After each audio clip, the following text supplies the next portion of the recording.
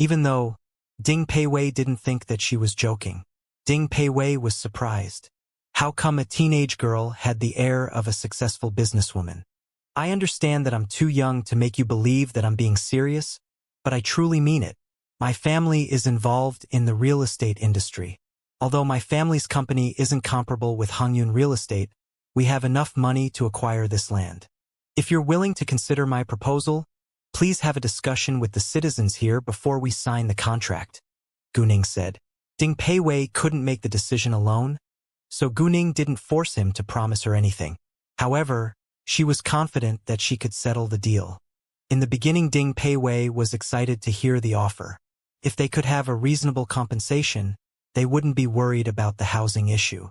However, he soon calmed down and asked with doubt, "Since it's your family business, can you, a child, make the decision?" And the chairman of Hangyun Real Estate is Fang Chongxing, whose brother-in-law is the director of the Roads and Traffic Authority. Moreover, the director's cousin is the vice mayor. Are you sure your family can handle them? Anyone who wanted to acquire this land had to have the permission of the government. Although Ding Peiwei believed Guning to some extent, he doubted her ability. He didn't know Guning or her background after all.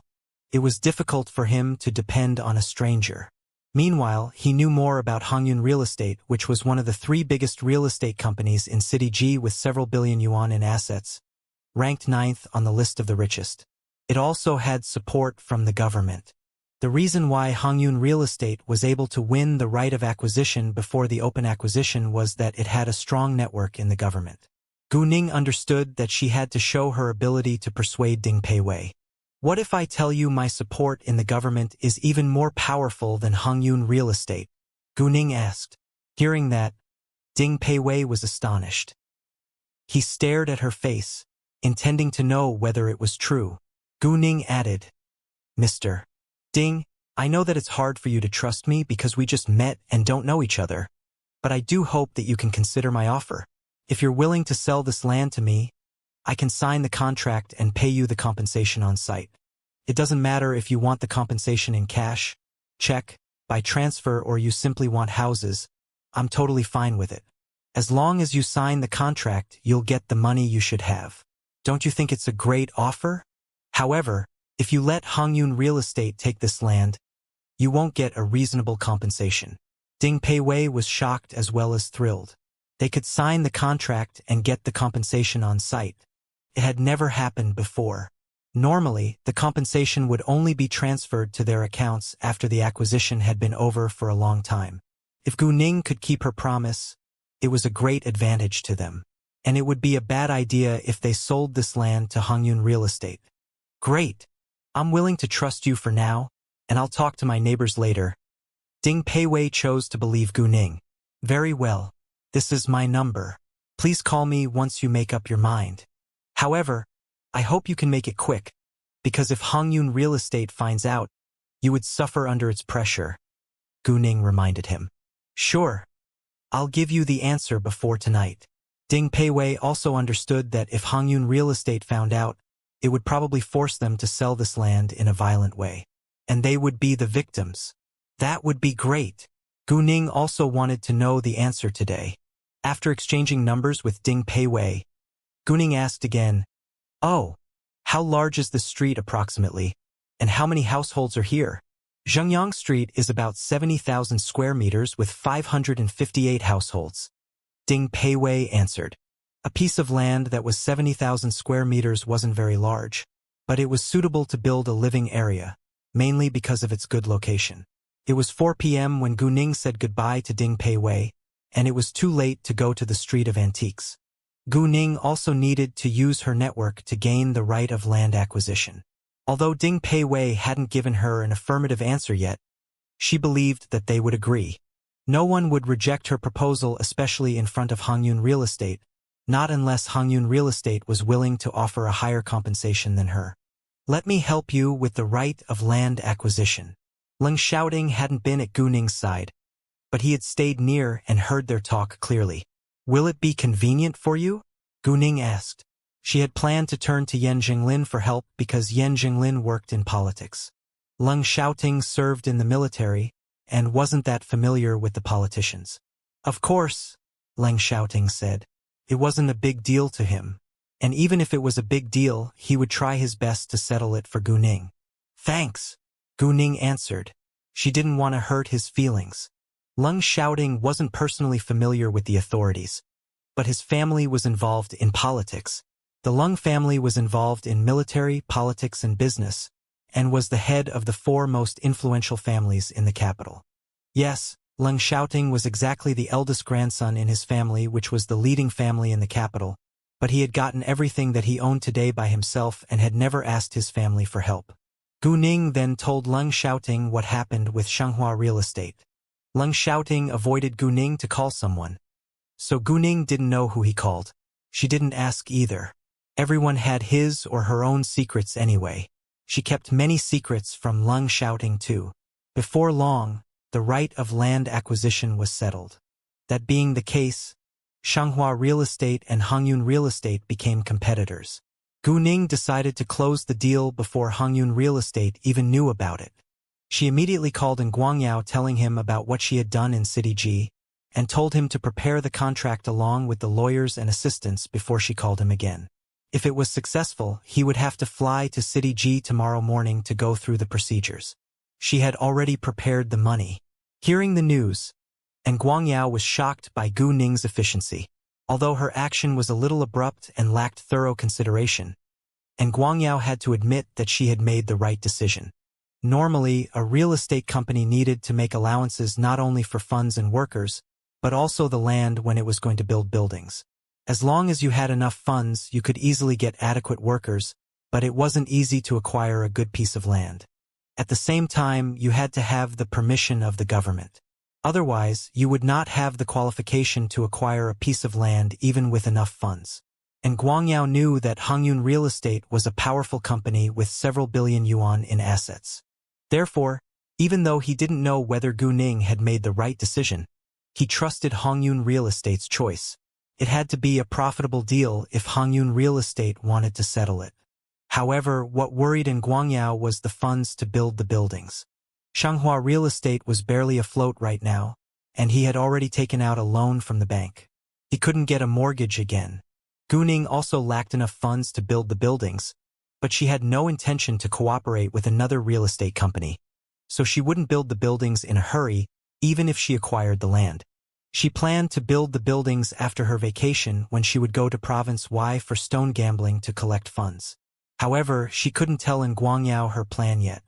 She would have to introduce him to Zhou Zhenghong before Guangyao found out about her outstanding ability at stone gambling. In that case, it wouldn't confuse him if she suddenly had a large amount of money later. And Guangyao thought that it wasn't a completely secure deal, but he chose to believe Gu Ning. After he hung up, he immediately prepared the contract and informed the lawyer along with several reliable assistants. They were all as shocked as Guangyao, but Guangyao didn't explain further, so they didn't ask why. Gu Ning received a call from Situyi later. Leng Xiaoting's face changed at once, but he didn't stop Gu Ning. Gu Ning understood that Leng Xiaoting wasn't happy that she kept a close relationship with Situyi, but she had to answer the call. Hi, how are you? Great. Are you free tonight? May we dine together? Situyi asked. Hearing that, Leng Xiaoting was displeased. Gu Ning didn't know what to say. She hadn't even answered yet. I'm so sorry. I'm busy tonight. May we have the meal another day? Gu Ning declined because of Leng Xiaoting. However, it was unavoidable that she was going to have a meal with Situyi. He had done her a favor and sent her a precious gift after all. She couldn't play dumb. Fine, I'll wait. Situyi didn't insist, but Leng Xiaoting thought that Situyi was flirting with Gu Ning. Men probably became sensitive when it came to a competition for love. Leng Xiaoting knew nothing about romance before, but now he was able to sense any hint of threat. Gu Ning, instead, didn't think that Situyi had any special feelings towards her, so she seriously had no idea how to handle Leng Xiaoting's changing emotions. There's nothing between us. Why did you suddenly become so upset when he called me? Gu Ning asked resignedly. He is chasing you, Leng Xiaoting replied. He sounded like an unhappy child. That's insane. The one who chased me isn't him, Gu Ning said. She didn't realize that Leng Xiaoting had misunderstood her until now. Then who did? Leng Xiaoting asked. I've already rejected him. Gu Ning still didn't tell Leng Xiaoting who the one who chased her was. Hearing that, Leng Xiaoting was finally relieved. He didn't ask further because Gu Ning had already rejected the person, and it was meaningless to know who he was now. However, Leng Xiaoting still felt uneasy.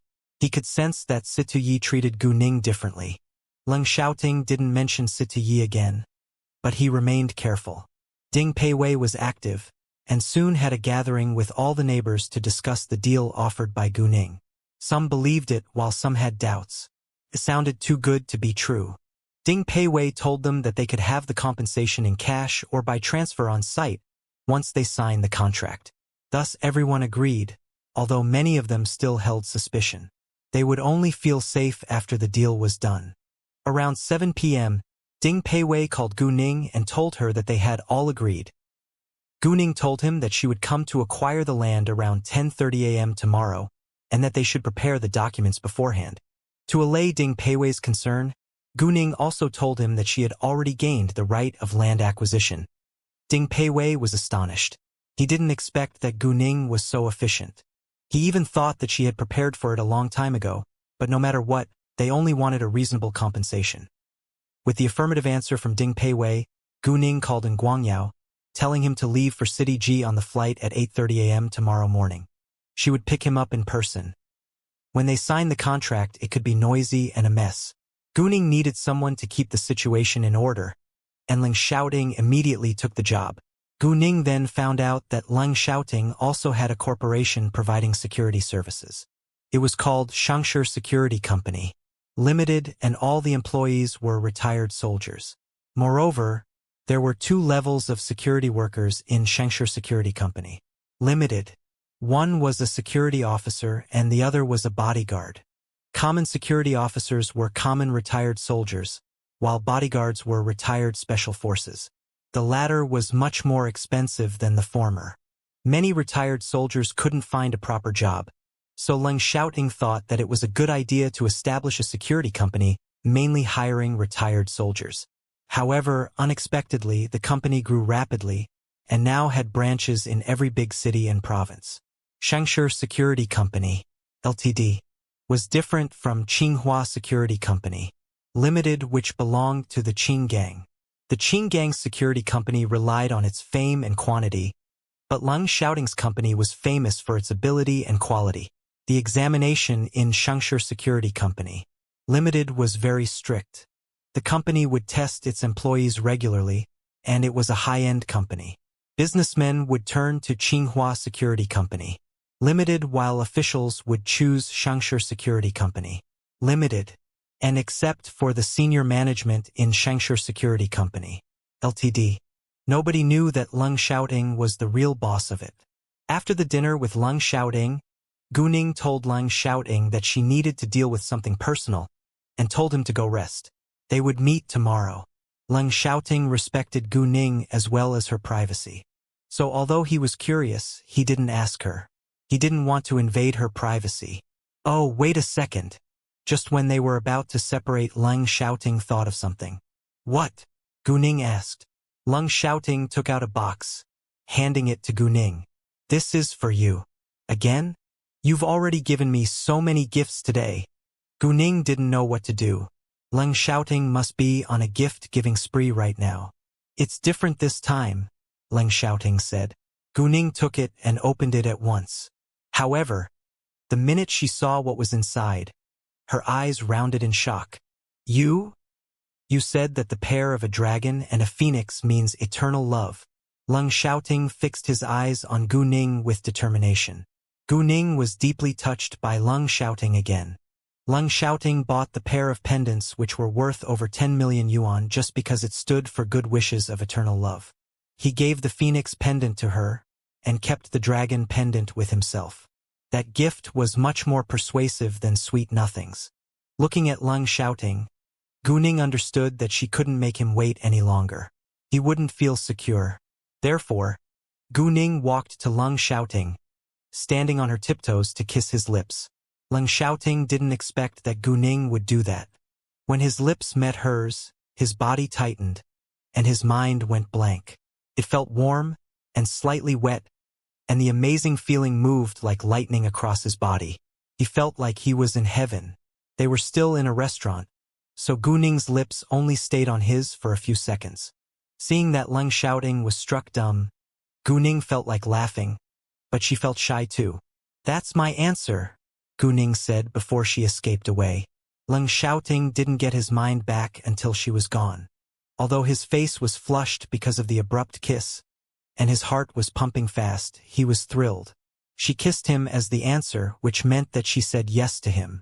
Even after she had run far from the restaurant, Gu Ning still blushed scarlet. She then went to change her outfit and ended up looking like a mature woman. She headed to Yongla Club afterwards. Yongla Club was a high-end entertainment place in City G. Guests here were either the rich or the authorities, because common people couldn't afford the bill. Gu Ning arrived at Yongla Club at 9 p.m. She had no idea whether Li Zhenjin was here or not, but she knew the number of the private room, so she walked straight to it using her jade eyes to see whether Li Zhenjin was inside. The private room was dimly lit. There was soft music playing in a medium volume. Gu Ning noticed that Su Jing and her boyfriend along with another man were already sitting in it.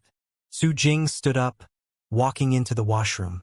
Meanwhile, Lin Wensong, Su Jing's boyfriend, immediately took out a small paper packet, handing it to the other man. "Even if you can't win Lin Zhenjin's heart, you can have her body first. Take a video of it. She wouldn't dare to sue you." Yuan Sen, who was the one that Su Jing had mentioned earlier today, wore an evil expression. "I know that she won't agree to be my woman anyway, and I also know that you're interested in her too. Why don't we play together later? If you just want to play with her, of course I'm willing to." Lin Wensong wore a greedy expression too. Indeed, he had always wanted to sleep with Li Zhenjin. The music wasn't loud inside, so Gu Ning heard most of their talk with her acute hearing. After hearing their scheme, Gu Ning was satisfied. She had actually had the same idea to pay Li Zhenjin back, but unexpectedly, someone did it for her now. Gu Ning decided to be an onlooker. If their scheme didn't work well, she would then help. She ordered a room adjacent to this one, drinking a glass of red wine, waiting for what was going to happen next. Li Zhenjin arrived soon after Gu Ning sat in the near private room. In fact, Li Zhenjin was unwilling to come, but Qin Yifan ignored her all day. She wanted to relax by drinking. The four drank while chatting. Neither Lin Wensong nor Yuan Sen showed any hint of misbehavior. They were like good friends, gathering together in harmony. Leng Xiaoting went back to his room in the hotel. He couldn't help thinking about the kiss. It was like a dream come true. When Su Jing and Li Zhenjin were a little drunk, Yuan San and Lin Wensong secretly put the drug into their glasses of wine and let them drink it. Before long, Su Jing and Li Zhenjin were unconscious. Yuan San and Lin Wensong pushed them a little to check whether they had really lost consciousness. Seeing that they didn't move at all, Yuan San climbed onto Li Zhenjin without delay, like a hungry wolf. He crazily kissed her face, and his hands were moving violently across her body. He was already turned on. However, within a few seconds, Lin Wensong stopped him. "Why are you rushing? We could be discovered here, so we better leave now." Although Yuan Sen was reluctant to remove his hands, he knew that it wasn't the right place. Thus Lin Wensong and Yuan Sen laid Su Jing and Li Zhenjin on their backs respectively, and left. Gu Ning immediately stood up following them. They came here often and were familiar with the waiters here. All the workers knew that they were friends, so no one stopped them. Everyone thought that Su Jing and Li Zhenjin were simply drunk. Lin Wensong and Yuan Sen carried Su Jing and Li Zhenjin to the parking lot, driving away. Gu Ning immediately got into a taxi and told the driver to follow their car. "Miss, why do you want to follow the car?" the driver asked. He didn't want to be involved in any trouble. Facing the driver's concern, Gu Ning pretended that she was heartbroken, saying in anger, "My fiancé cheated on me, and I need to get pictures as proof to leave him." Gu Ning acted well, and the driver immediately believed her. He sped up, following the car without hesitation, and even comforted Gu Ning. "Miss, I don't think it's a bad thing that you found out about it before you got married. You can dump him now that you found out that he's dishonest. If he did it in your marriage after you had children, you would be in a painful dilemma. The taxi followed Lin Wonsong's car closely. To Gu Ning's astonishment, they drove to clean water blue sky. There were so many coincidences today. Gu Ning was of course happy to know that. It saved her a lot of trouble. Their car went into clean water blue sky. Gu Ning immediately got out of the taxi, striding into clean water blue sky. Seeing that Gu Ning used a key to open the gate, the taxi driver couldn't help thinking to himself that her fiancé must be a terrible man who even brought his mistress back home. As a man, the taxi driver was sometimes also sexually excited by other women, but he had never done anything to hurt his family. He was a man of principles. Gu Ning followed them along to the villas in the middle of clean water blue sky. There was a circle of tall buildings at the outer edge of clean water blue sky with around 20 villas in the middle. Lin Wensong's car stopped in the garage on the first floor of the number 08 villa before they carried Su Jing and Li Zhenjin inside. Gu Ning avoided the surveillance cameras and slid inside. She used her jade eyes, seeing that Lin Wensong put Su Jing on a sofa in the living room before he followed Yuan San, who had Li Zhenjin on his back, to the upstairs master bedroom. Gu Ning checked the position of the master bedroom, then climbed onto its balcony. Lin Wensong and Yuan Sen had no idea that someone was monitoring their behavior. They even didn't bother to close the curtains. Make her take this. It'll be funnier. Lin Wensong took out another packet. Handing it to Yuan Senator, Yuan San smirked. He knew what it was without asking. He took it and went to put it in water, while Lin Wensong set up the camera. Before long, Yuan Sen came back and forced Li Zhenjin, who was still unconscious, to drink the water. Li Zhenjin soon reacted. She felt like she had caught a fever and her body was so hot. She kept tearing at her clothing. Yuan San couldn't wait for a second longer, jumping onto Li Zhenjin's body, followed by Lin Wensong.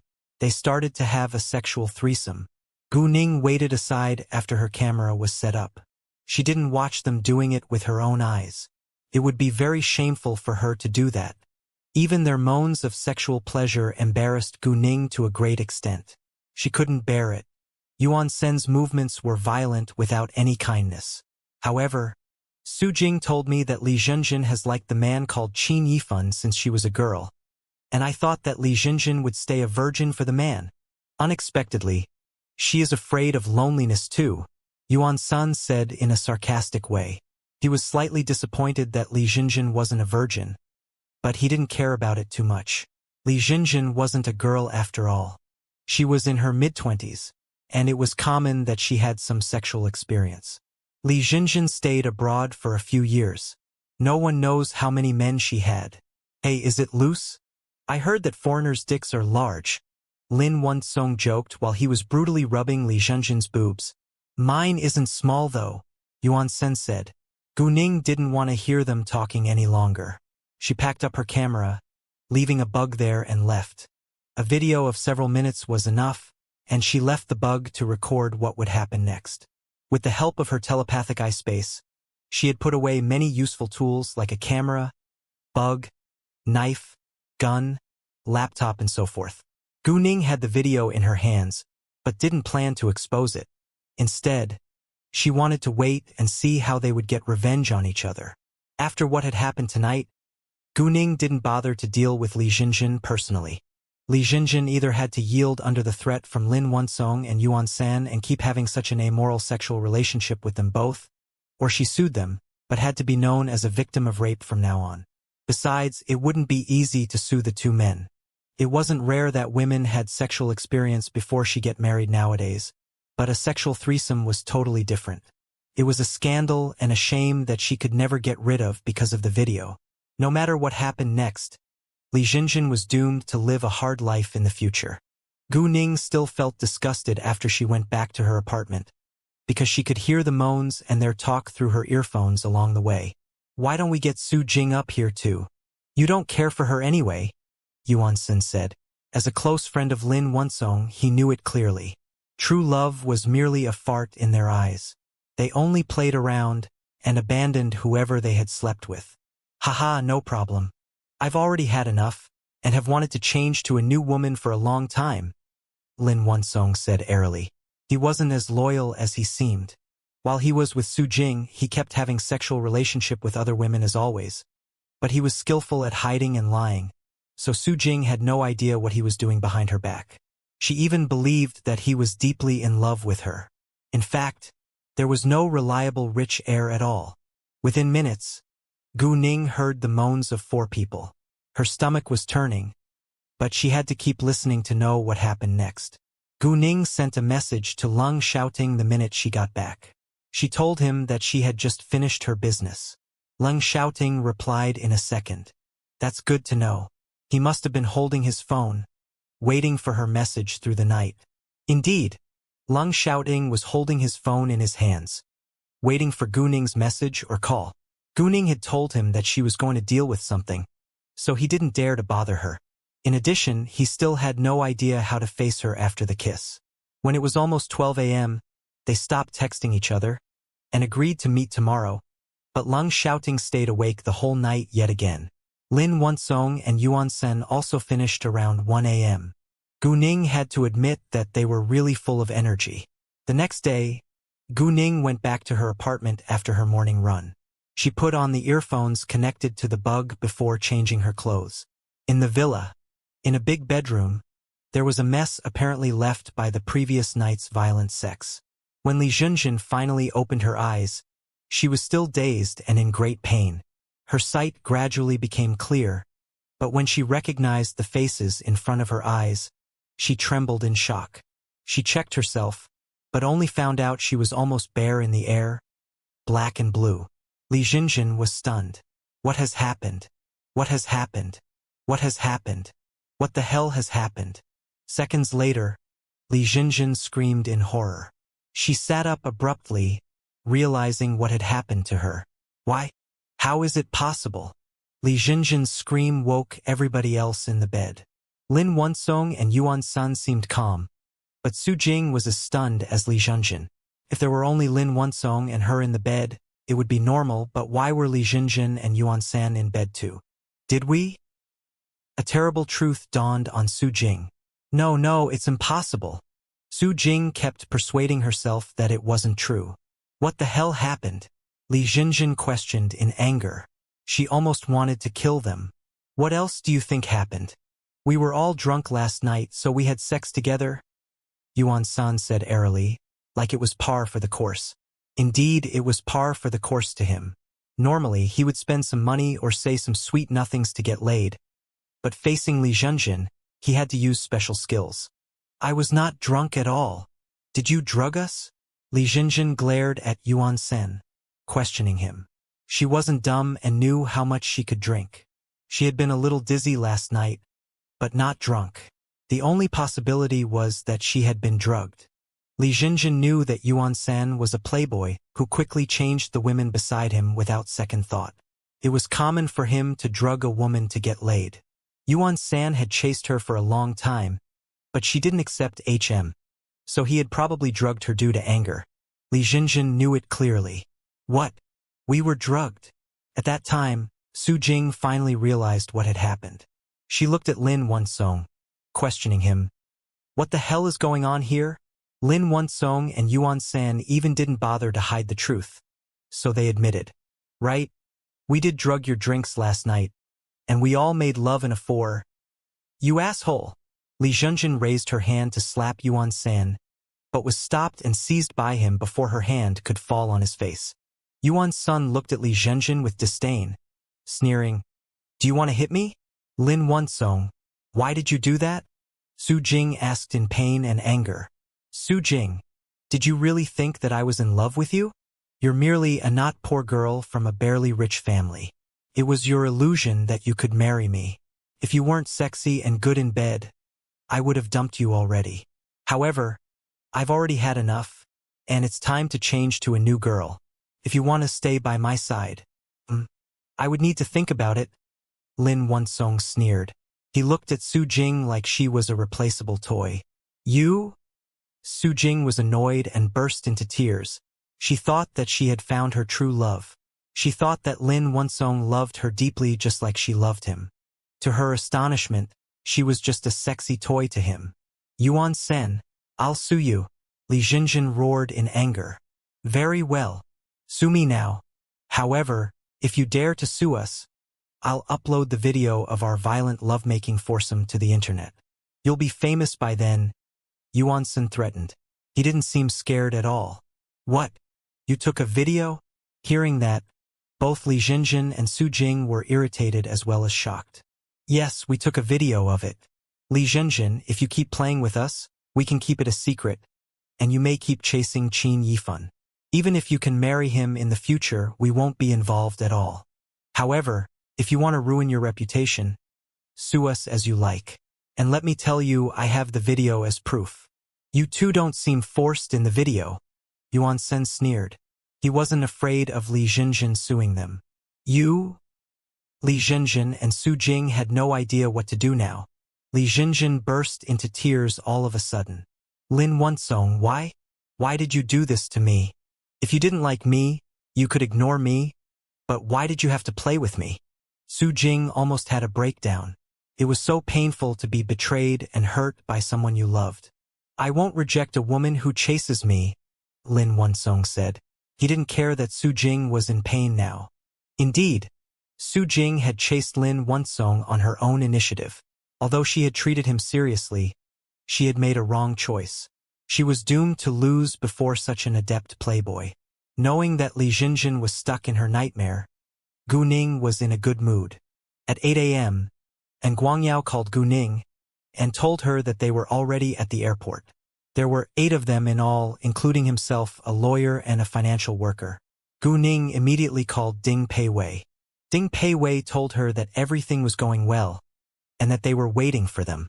After receiving Gu Ning's call, Ding Peiwei felt that it was becoming more of a reality now, and his neighbors all relaxed, but the deal wasn't settled yet, so they didn't feel completely safe. Then Gu Ning called Leng Shouting around 9 a.m. and they headed to the airport together. Seeing Gu Ning, Leng Shouting was still a little nervous. Gu Ning actually had the same feeling. Thus Leng Shouting immediately changed the topic. The bank has already prepared the cash. You can go and get it. Security guards and government workers will be arriving at 10:30 a.m. Thanks, you've helped me a lot, Gu Ning said. She sincerely appreciated Leng Shouting for what he had done for her. You don't need to thank me, Leng Shouting said. Aren't you afraid that I'll completely rely on you if you keep doing everything for me? Gu Ning joked. As long as you want, and as long as I am able to, I'm willing to give you my everything, Leng Shouting said with sincerity. Well, I hope you won't regret it. While Gu Ning and Leng Shouting were on their way to the airport, Li Jinjin and Su Jing were already passed out after a seemingly endless sexual assault by Yuan San and Lin Wonsong. They took many photos this time as well. When Gu Ning and Leng Shouting arrived at the airport, the plane would be landing after a few minutes. Gu Ning let Leng Shouting wait in the car and she went to fetch in Guangyao and others. And Guangyao and the others arrived at City G. He, along with the lawyer, Li Zuan, got into Leng Shouting's car, and the rest took another MPV. Both Guangyao and Li Zuan were surprised by Leng Shouting's outstanding appearance and air of coldness. Gu Ning introduced Guangyao, Li Zuan and Leng Shouting to each other, before she began to tell Guangyao about the land acquisition in detail. 40 minutes later at 10:20 a.m., they arrived at Zhengyang Street. The appointed place was the middle square in Zhengyang Street. All the neighbors were already waiting for them with anxiety and excitement. Shangshi Security Company Limited sent 20 normal security guards, who had arrived at Zhengyang Street at 10:10 a.m. However, they didn't enter until their employer came. Leng Shouting gave Gu Ning the number of the security leader, and she called the security leader the minute they arrived. They met each other for the first time just before their cars drove inside. Gu Ning's group arrived in a Porsche and 3 MPVs. Gu Ning called Ding Peiwei while they were at the entrance of the street. Ding Peiwei also told his neighbors that the representative of the new real estate company was coming. Unexpectedly, 4 cars arrived at the same times. They were shocked that almost 30 people came to settle the deal. The group consisted of too many people in different positions. All the neighbors couldn't help feeling nervous. Are they going to use violence? Ding Peiwei also panicked a little. He didn't know Gu Ning very well after all, and had no idea why she gathered so many people to be here. However, he stayed calm. It was too early to jump to conclusions. Therefore, Ding Peiwei welcomed Gu Ning with a broad smile. Miss Gu, it's so nice to meet you all. Nice to meet you too, Mr. Ding. This is the chairman of Shanghua Real Estate, and Guangyao. He's responsible for this land acquisition. Gu Ning introduced Guangyao to Ding Peiwei. Nice to meet you, chairman. And Ding Peiwei greeted Guangyao, reaching out his hand to him. Nice to meet you, Mr. Ding. And Guangyao shook hands with Ding Peiwei. Meanwhile, another 3 private cars arrived. The neighbors living in Jingyang Street were even more nervous now. But Gu Ning knew that they were just government workers. The 3 cars stopped behind the MPVs. Ding Peiwei was astonished when he recognized the people getting out of the cars. The leading men were the secretaries of the Housing Authority and Land and Resources Bureau. The 2 secretaries must be arriving here on behalf of the 2 directors of the Housing Authority and Land and Resources Bureau. And the rest were all their assistants. Ding Peiwei walked to them at once. It's so nice to meet you, Secretary Chong and Secretary Gao. Facing Ding Peiwei, the 2 only nodded slightly, but they behaved kindly and didn't seem arrogant at all. The 2 were often shown in the news conferences, so many people living in the Zhengyang Street were familiar with their faces. It's him. Yes, I've seen him on TV. They're the secretaries of the Housing Authority and Land and Resources Bureau. Jesus, they came in person. I think that they are seriously going to acquire this land. And Guangyao and Gu Ning were both astonished as well. They didn't expect that such important figures would arrive too. Gu Ning didn't know whom the government would send, so she had only told Guangyao that the government would help them. To Gu Ning's surprise, the secretaries of the Housing Authority and Land and Resources Bureau came. She had thought that the government would only send a random office leader to be here. Gu Ning gave Guangyao a glance to remind him to welcome the secretaries. He was in charge of this deal after all. And Guangyao then immediately walked to the 2 secretaries. It's my honor to meet you here, Secretary Chong and Secretary Gao. I'm the chairman of Shanghua Real Estate, and Guangyao said to them. Nice to meet you too, Secretary Chong said with politeness. As the secretary of the Housing Authority, he understood that a person in a position higher than the director demanded this land acquisition. The Shanghua Real Estate had a greater support from the government, so he had to be polite and careful. He also knew that this deal was of great help to the development of the new city. And Hongyun Real Estate's behavior had already annoyed the citizens living in this street. However, Shanghua Real Estate was willing to acquire this land at a reasonable price, which those citizens agreed on. All they needed to do now was to go through the procedure. Then they started to sign the contracts. The citizens were divided into 3 groups according to house number. In the beginning, it was chaos, but with the help of the security guards, it was soon in good working order. The compensation was decided by the living space on the premises permit. Workers from the Housing Authority would also check the documents that they brought here with them. The foundation was 20,000 yuan, and the building area was 10,000 yuan per square meter. Self-built houses had the right of foundation property, while that of the tall buildings naturally belonged to the state. Therefore, Gu Ning had to buy the right of foundation property from the government later. In the beginning, many thought that they should be paid in cash, but now all agreed to be paid by transfer. It wasn't safe to carry millions of yuan in cash after all. Some also wanted a house as compensation. The house price was 8,000 yuan per square meter in this area. If one wanted to use the compensation to buy a house, he could have a 20% discount of the actual house price. A 20% discount could save a lot of money, so many were willing to buy a house with the compensation. Moreover, some used the major living space of their place to exchange for a house, and used the rest of the living space to exchange for money. Every house owner was handed a piece of contract to read first. If they had any questions, they could ask now.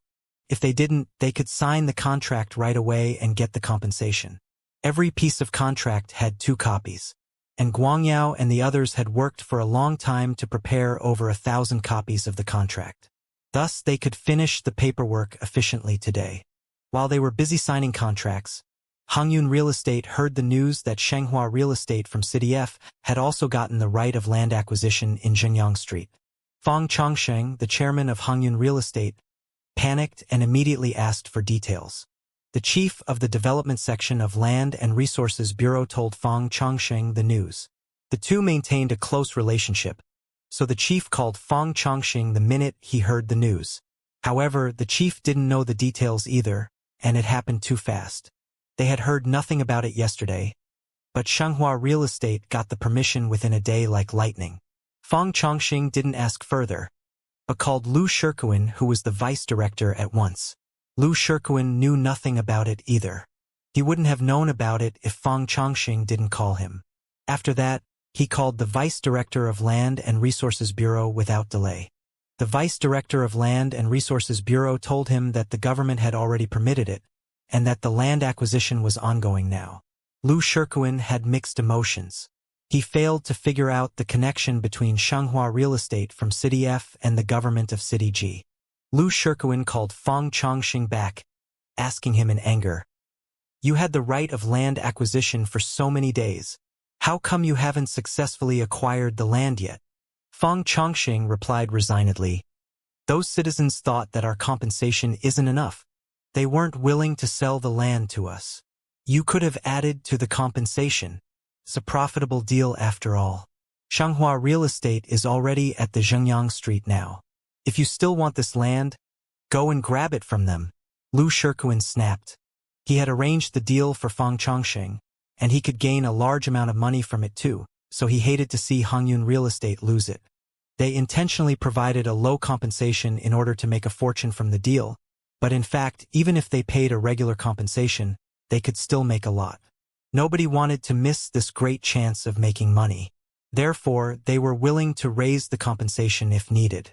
To their surprise, Shenghua Real Estate had already made an agreement with the citizens living in Zhengyang Street, and they were signing the contracts today. Fang Chongsheng was also shocked that the government of City G supported Shenghua Real Estate. However, Shenghua Real Estate only had 700 million yuan in assets.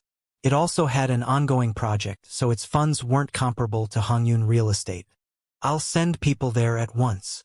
Fang Chongsheng knew the benefits of the deal, so he naturally wouldn't let it go. During the lunchtime, Gu Ning bought many lunchboxes from a nearby fancy restaurant, handing them out to the workers. And the citizens who were still at the back of the lines would eat at home. It took time to sign the contract anyway. However, at the same time, another 3 private cars arrived one by one, and attracted a lot of attention. Many citizens changed their expressions when they recognized the people getting out of the cars. The man leading them was Fang Chongsheng's secretary, whose name was Sun Kai. He was followed by Zhang Guangda, who was the leader of this area. Seeing Zhang Guangda, Gu Ning knew that the newcomers must be people from Hongyun Real Estate. They had to be here to compete with them. No businessman would tolerate the fact that someone grabbed a deal away at the last second. But it was meaningless for them to show up now, because Zhengyang Street had already been bought by Shenghua Real Estate. Hongyun Real Estate had almost settled the deal, but hadn't settled it yet. It was a common business competition between Hongyun Real Estate and Shenghua Real Estate. If Hongyun Real Estate had already settled the deal, Gu Ning wouldn't have grabbed it from them. It wouldn't have been legal either. They're from Hongyun Real Estate. Why are they here? Do they want to compete for this land? I'm afraid so. Everyone started to discuss Hongyun Real Estate with hatred. Hongyun Real Estate had planned to acquire their land at a low price, so they had no positive comments towards it. The people from Hongyun Real Estate were all shocked by the scene before their eyes. They didn't expect that Shenghua Real Estate was so efficient that the citizens were already signing the contract. What are you doing? How can you sign the contract right now? Zhang Guangda was mad. If Shenghua Real Estate won this competition, he couldn't get benefits from Hongyun Real Estate either. Zhang Guangda slightly blamed Hongyun Real Estate because they had given a too low compensation. If they had provided a reasonable price, the citizens wouldn't have resisted. In that case, he could have smoothly gotten his share from the deal, but now everything was gone. Hongyun Real Estate wouldn't give us a reasonable price, but other company will. Ding Peiwei sneered. He was more than happy to see Zhang Guangde being so mad. Exactly, Shanghua Real Estate's acquiring price is much higher than yours. Only idiots would sell this land to Hongyun Real Estate. Another citizen agreed. We can discuss it, Sun Kai said, although he knew that it was too late to say that. Bullshit. We protested for several days, but you weren't willing to raise the price. You simply wanted to snatch this land from us because no other real estate companies dared to compete with you due to your network in the government. Now Shanghua Real Estate is willing to give us a reasonable price, and you come here wanting to discuss with us? No way. They only want benefits. Agree. Sun Kai knew that Shanghua Real Estate must have the government support, so he didn't waste time arguing, but left afterwards. If Shanghua Real Estate hadn't already signed the contracts with the citizens, they could compete for it. But now it was too late to do so. Although the people from Hongyun Real Estate left now, Gu Ning understood that they wouldn't give up easily. They didn't dare to cause them trouble in public, but they would probably try to hurt them secretly. Gu Ning was sure now that they would come back. Nevertheless, she wasn't afraid of them. She wasn't a naive girl to be trifled with. Nobody thought that the people from Hongyun Real Estate would leave so quickly. Everyone thought that they would cause some trouble before leaving. Sun Kai called Fang Chongsheng the minute he was in the car. Boss, Shanghua Real Estate has already signed the contracts with the citizens, Sun Kai said. What? How could they be so quick? Fang Chongsheng jumped up from his chair in anger. He couldn't believe it. Shanghua Real Estate had settled the deal like lightning. They hadn't gotten the right of land acquisition until yesterday, but they had persuaded all the citizens living in the Zhengyang Street this morning. I don't know the details, but they are truly signing the contracts, and I had to leave. Sun Kai sighed. Hongyun Real Estate lost a lot this time. Damn the Shanghua Real Estate. How dare they act against me? I'll make them pay for it. Fang Chongsheng was in a rage. He hated Shanghua Real Estate to death now, and he wouldn't give it up. Since Fang Chongsheng failed to get the land, he planned to prevent Shanghua Real Estate from having it. Li Jinjin and Su Jing didn't wake up until 2 p.m. Yuan Sen and Lin Wunsong had already prepared lunch for them. Lin Wunsong and Yuan Sen only wanted to have sex with them, and had no intention to abuse them, except in bed. Have the meal first. Then you can take a shower before we go back, Yuan Sen said to them. Li Zhenjin and Su Jing glared at them, but didn't dare to resist, because they weren't able to do so. Thus they had to follow his order. After that, Lin Wunsong and Yuan Sen sent them back. On the way, Lin Wunsong warned them, "You two better keep it quiet, or you'll be the only people who will be punished. As long as you play with us these days, we'll let you go once we lose interest." At that time, Li Jinjin's family wasn't at home. There was only a housemaid in the house. "Are you all right?" The housemaid asked Li Jinjin with care, seeing that she looked so exhausted. "I'm fine. I'm just a little tired. I need some sleep. Please don't bother me for dinner," Li Zhenjin said to the housemaid in a low voice while she tried to curb her mental breakdown. Luckily, it was winter, and she was wearing many layers of clothes. Otherwise, the housemaid would have found out about the injuries around her body. "Sure," the housemaid answered. Li Zhenjin went upstairs, hiding herself in her room. She locked the door and collapsed on the bed crying in pain, but not aloud. She had wanted to die when she had woken up after the sexual assault, but now she changed her mind. She wouldn't let them get away with it easily. She set herself to get revenge. Since she couldn't sue them, she would hire professional killers to kill them. At Zhengyang Street, they didn't finish signing the contracts until 5 p.m. Shanghua Real Estate wouldn't be building buildings on this land soon, so the citizens had a month to find new houses. After this Sunday, the final exams were only a month away. Gu Ning planned to leave for Province Y to collect money during the winter vacation. "Do you need me to help support you financially?" Leng Shouting asked Gu Ning. "It needs hundreds of millions of yuan. Aren't you afraid that I can't pay you back if you lend me the money?" Gu Ning asked. "I don't need you to pay me back. Leng Xiaoting said seriously. He already treated Gu Ning like his family. Haha. It seems like I'm already married into a super rich family, Gu Ning joked. However, I can handle it myself, thanks. Well, if you need something, just tell me, Leng Xiaoting said, respecting Gu Ning's decision. Sure, Gu Ning replied. Gu Ning told Zhou Zhenghong to order 2 large private rooms in the Huangdang Hotel, and Guangyao invited the 2 secretaries and other government workers to dine together, but was declined. And Guangyao knew that they had their own concerns, so he didn't insist.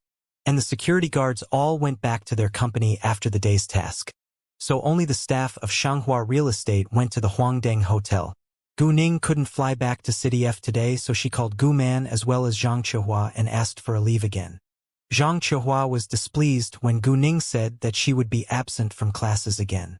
She wanted to criticize Gu Ning, but Gu Ning promised that it wouldn't affect her studying. So Zhang Chihua compromised. They arrived at Huangdang Hotel around 6 p.m. Zhou Zhenghong was already waiting for them. Gu Ning arranged the staff of Shanghua Real Estate in a private room, and Guangyao and Li Zuan followed Gu Ning and Leng Xiaoting, walking into another private room where Zhou Zhenghong was. Gu Ning planned to introduce Guangyao to Zhou Zhenghong, but she still didn't want others to know that she was the real boss, so they had to dine in different rooms. Zhou Zhenghong knew that Gu Ning was going to invite her friends to eat together, but he didn't know whether Gu Ning had told them about their relationship, so he simply greeted them when they came inside. Hi, nice to meet you all. Uncle Zhou, let me introduce you. This is the chairman of Shanghua Real Estate, and Guangyao.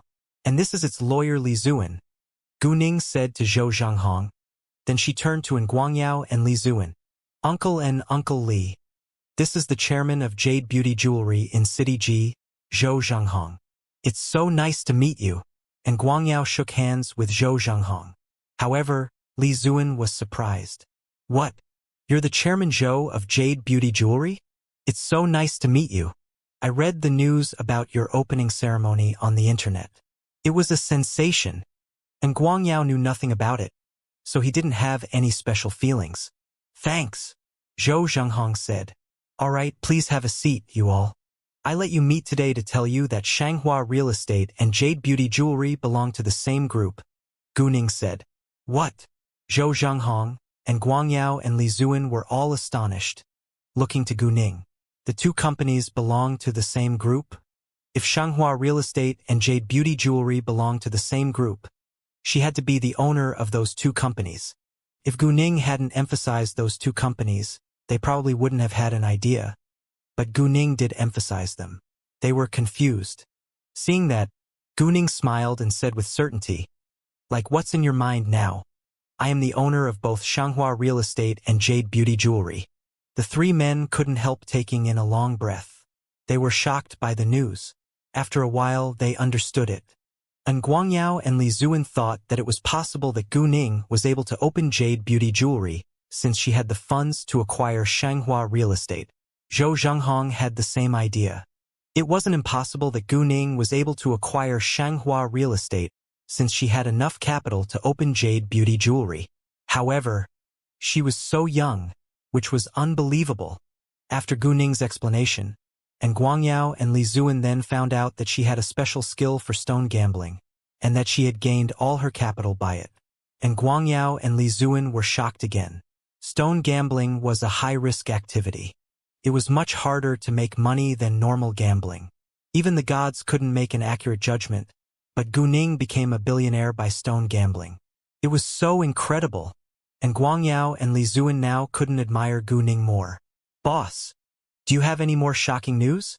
And Guangyao joked. He now believed that Gu Ning must be an extraordinary human being. Of course, and you'll know about it in the future, Gu Ning replied, half joking. She absolutely could do more than that. It seems like we better be mentally prepared for the coming shock. Zhou Zhenghong joked as well. They all enjoyed this gathering, except Leng Xiaoting, who was always silent. Leng Xiaoting's phone vibrated all of a sudden. He told Gu Ning that he needed to answer the call before he went out. Before long, Leng Xiaoting came back. He stared at Gu Ning with affection, but said with determination, I'm sorry, but I have to leave right away for a task. What? It was so abrupt that Gu Ning was reluctant to let him go. But she also understood that ad hoc assignments happened often. Is it an emergency? Do you have time to eat first? I don't think that I have time to eat right now. I'll come to you once it's done. Leng Xiaoting answered. Sure, let me walk you out, Gu Ning said. Hearing that Leng Xiaoting was leaving, and Guangyao and the others all wished him good luck, Gu Ning walked Leng Xiaoting to the parking lot. She reminded him to be careful. At the same time, Leng Xiaoting suddenly bent to place a kiss on Gu Ning's lips. Although he still felt shy because of the last kiss, he loved the feeling of it, which made him want it more. Since they were going to be apart, only a kiss could alleviate the love sickness.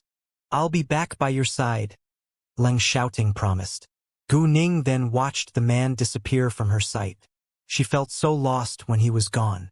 However, it was unavoidable that they both had to work and would be apart once in a while. When Gu Ning went back to the private room, the dishes were already on the table. The rest of the people around the table were all curious about Leng Xiaoting's identity, but no one asked. None of them liked drinking, so they didn't drink at all. During the meal, they kept discussing. Uncle Lin, I plan to build an office building outside of the living area on Zhengyang Street. It doesn't need to be very big. 300 square meters with 5 or 6 stories will be enough. It'll be the branch of our group and the office building of Shanghua Real Estate, as well as Jade Beauty Jewelry in City G. I've already made up my mind to set the headquarters in the capital, because I'm going to apply at the capital university. I also plan to live there afterwards. I'll leave for the capital to see whether there is a suitable office building on sale or appropriate foundation to build one this vacation. The name will be the Shengning Group. I decided to run the real estate and jewelry business across this country. There will only be branches in City F and City G. In addition, I'll also be involved in other industries in the future, including entertainment, Gu Ning said to them. The reason why Gu Ning aimed at the real estate and entertainment industry was that the Tang family was mainly involved in those two industries. Hearing Gu Ning's blueprint, the three of them all rounded their eyes in shock. If another teenage girl said that to them, they probably would think that she must be crazy or naive, but the girl was Gu Ning. They instead believed that she was more determined than ambitious. And no one doubted her ability. It was the truth. She seemed to be an ordinary high school student, but owned a real estate company with around 700 million yuan in assets and a jewelry company with several hundred million yuan in assets. All within a month. And the value of the jewelry company's assets wasn't less than that of the real estate company. Currently, she had over 1 billion yuan in assets. Moreover, when her jewelry store opened, most of the important figures in City G attended its opening ceremony. Actually, no one dared to question her ability. Although it was much harder to run a business in the capital than in City F and City G, it didn't mean that Gu Ning couldn't make it. They could be concerned about the future of the group, but they should encourage Gu Ning more to conquer any problems ahead. They belong to the same group after all. Uncle Lin, if you're free, please send some people to inspect the sources concerning real estate in the capital. If there is any suitable land, you may bid for it. You don't need to worry about the money. I'll leave for Province Y to collect enough funds by stone gambling during this vacation, Gu Ning said. The house price in the capital was nothing like that in any other first-tier cities. It was around 20,000 yuan per square meter in the suburb, and it could be dozens of thousand yuan per square meter near the downtown. In a normal city, a land the size of 70,000 square meters was worth lower than 100 million yuan, but in the capital it was worth several hundred million yuan. In a normal city, a businessman could use around 100 million yuan to build a common living area, but in the capital it was only enough for a single office building. Therefore, if you planned to build a medium-level living area on a piece of land that was 70,000 square meters, you had to prepare at least 1 billion yuan. Sure, and Guangyao answered. Since Gu Ning could collect enough funds by stone gambling, there was no need for him to worry about the money. Uncle Zhou, please start searching for qualified talent these days. When Jade Beauty Jewelry is working well, you can prepare to open other branches, Gu Ning said to Zhou Zhenghong. No problem, Zhou Zhenghong answered. In fact, Zhou Zhenghong had also had the idea to open branches because Jade Beauty Jewelry Store had made great profits till now. But he thought that they had just opened the flagship store. so he had better take it slow. However, after Gu Ning's order, Zhou Zhanghong suddenly realized that they could hire and train qualified talent beforehand. After the meal, Gu Ning told Guangyao and the others to stay in the Huangdeng Hotel tonight, and they would go back together tomorrow morning. Then Zhou Zhanghong drove Gu Ning back to clean water blue sky. When Gu Ning was back in her apartment, she brushed her teeth and washed her face before lying in her bed to check their Family of Fighters WeChat group. There were thousands of messages, and many had mentioned her. However, Gu Ning had been so busy these past 2 days that she forgot to reply. Many of the messages that had mentioned her all asked where she was and why she disappeared. They of course understood that Gu Ning had her personal affairs to deal with, so none of them had called to bother her, but they had no idea what Gu Ning was doing. Gu Ning was very mysterious to them now. If Gu Ning didn't tell them on her own initiative, they wouldn't ask either. Gu Ning simply explained to them that she was running a startup, but she didn't tell them any other details. Yu Mixi and Chu Peihan were mentally prepared already. Thus they weren't very surprised, but how Ran and other boys were astonished. They were also disappointed that Gu Ning refused to tell them more. Gu Ning then told them that she would be absent from classes tomorrow. At that time, an idea dawned on Gu Ning. She asked them to send her their Chinese zodiac signs.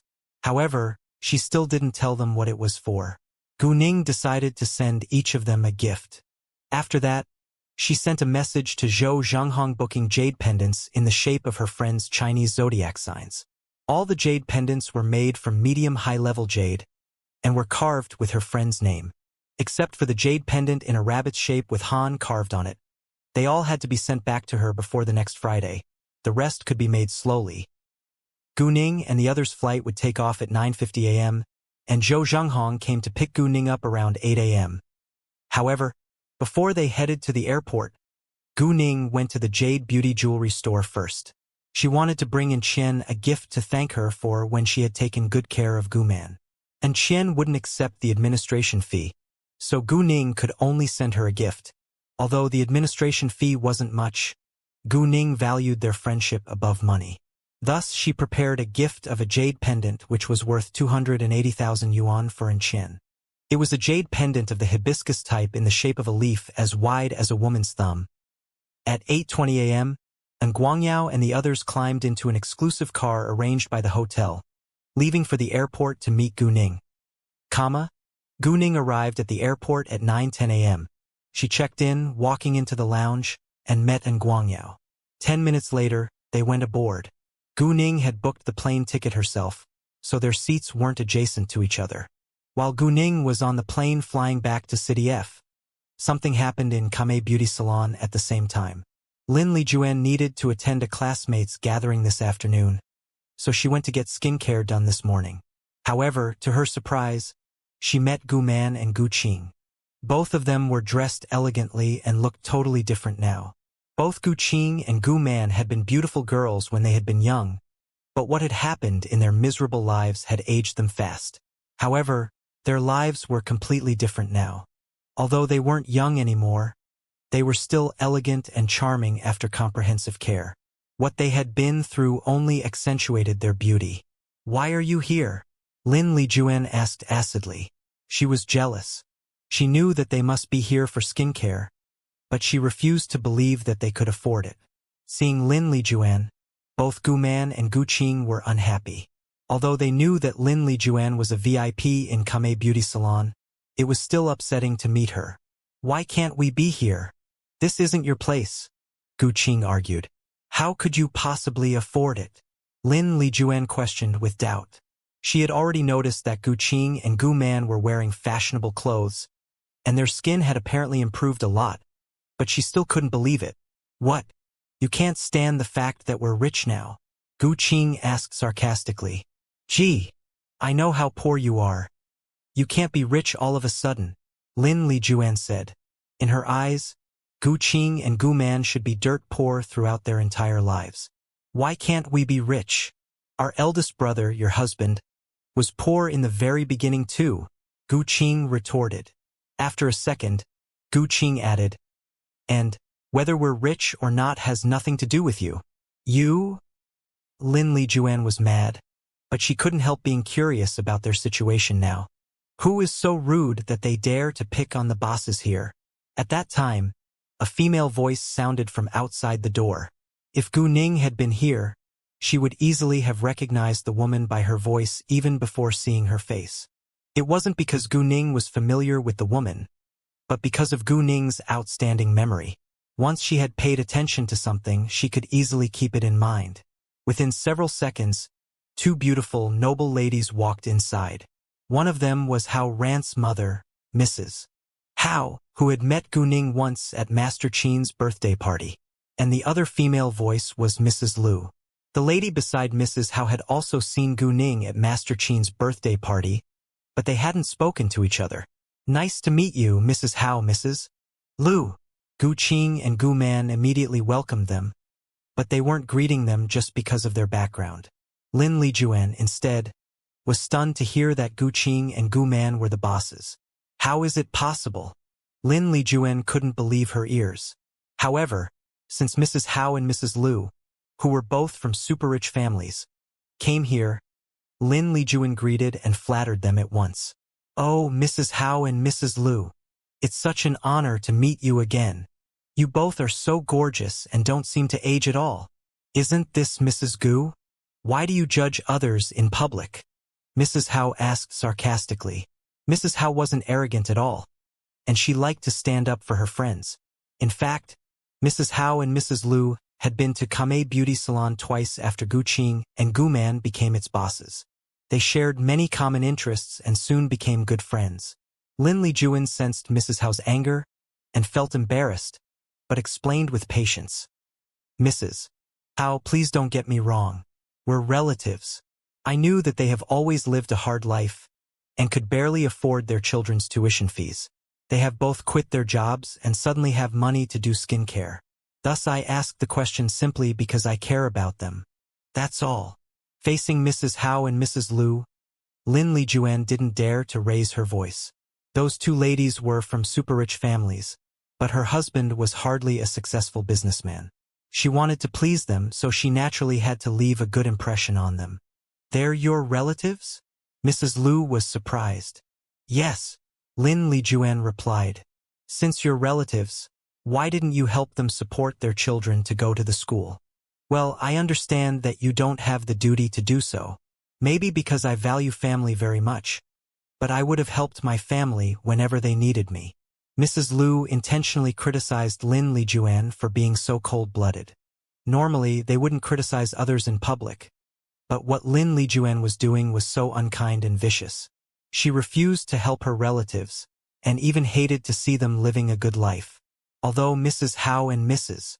Lu didn't know much about Gu Qing and Gu Man's family, they got to know some during small talks with Gu Qing and Gu Man.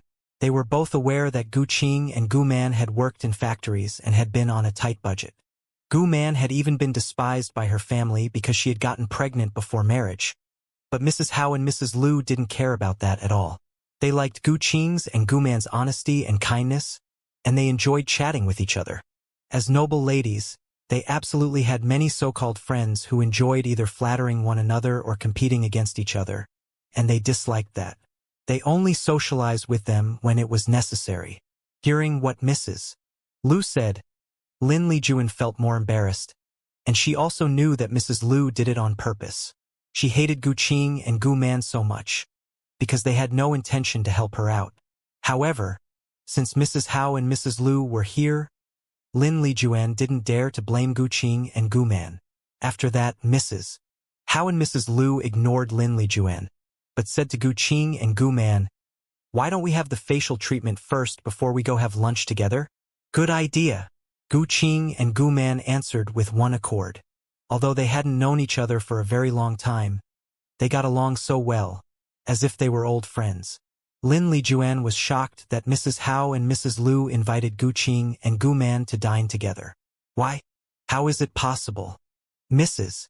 Gu, please help yourself, and sorry but we're busy right now," Gu Qing said to Lin Lijuan airily, then guided Mrs. Hao and Mrs. Lu into a private room along with Gu Man. Lin Lijuan was mad, but didn't dare to stop her.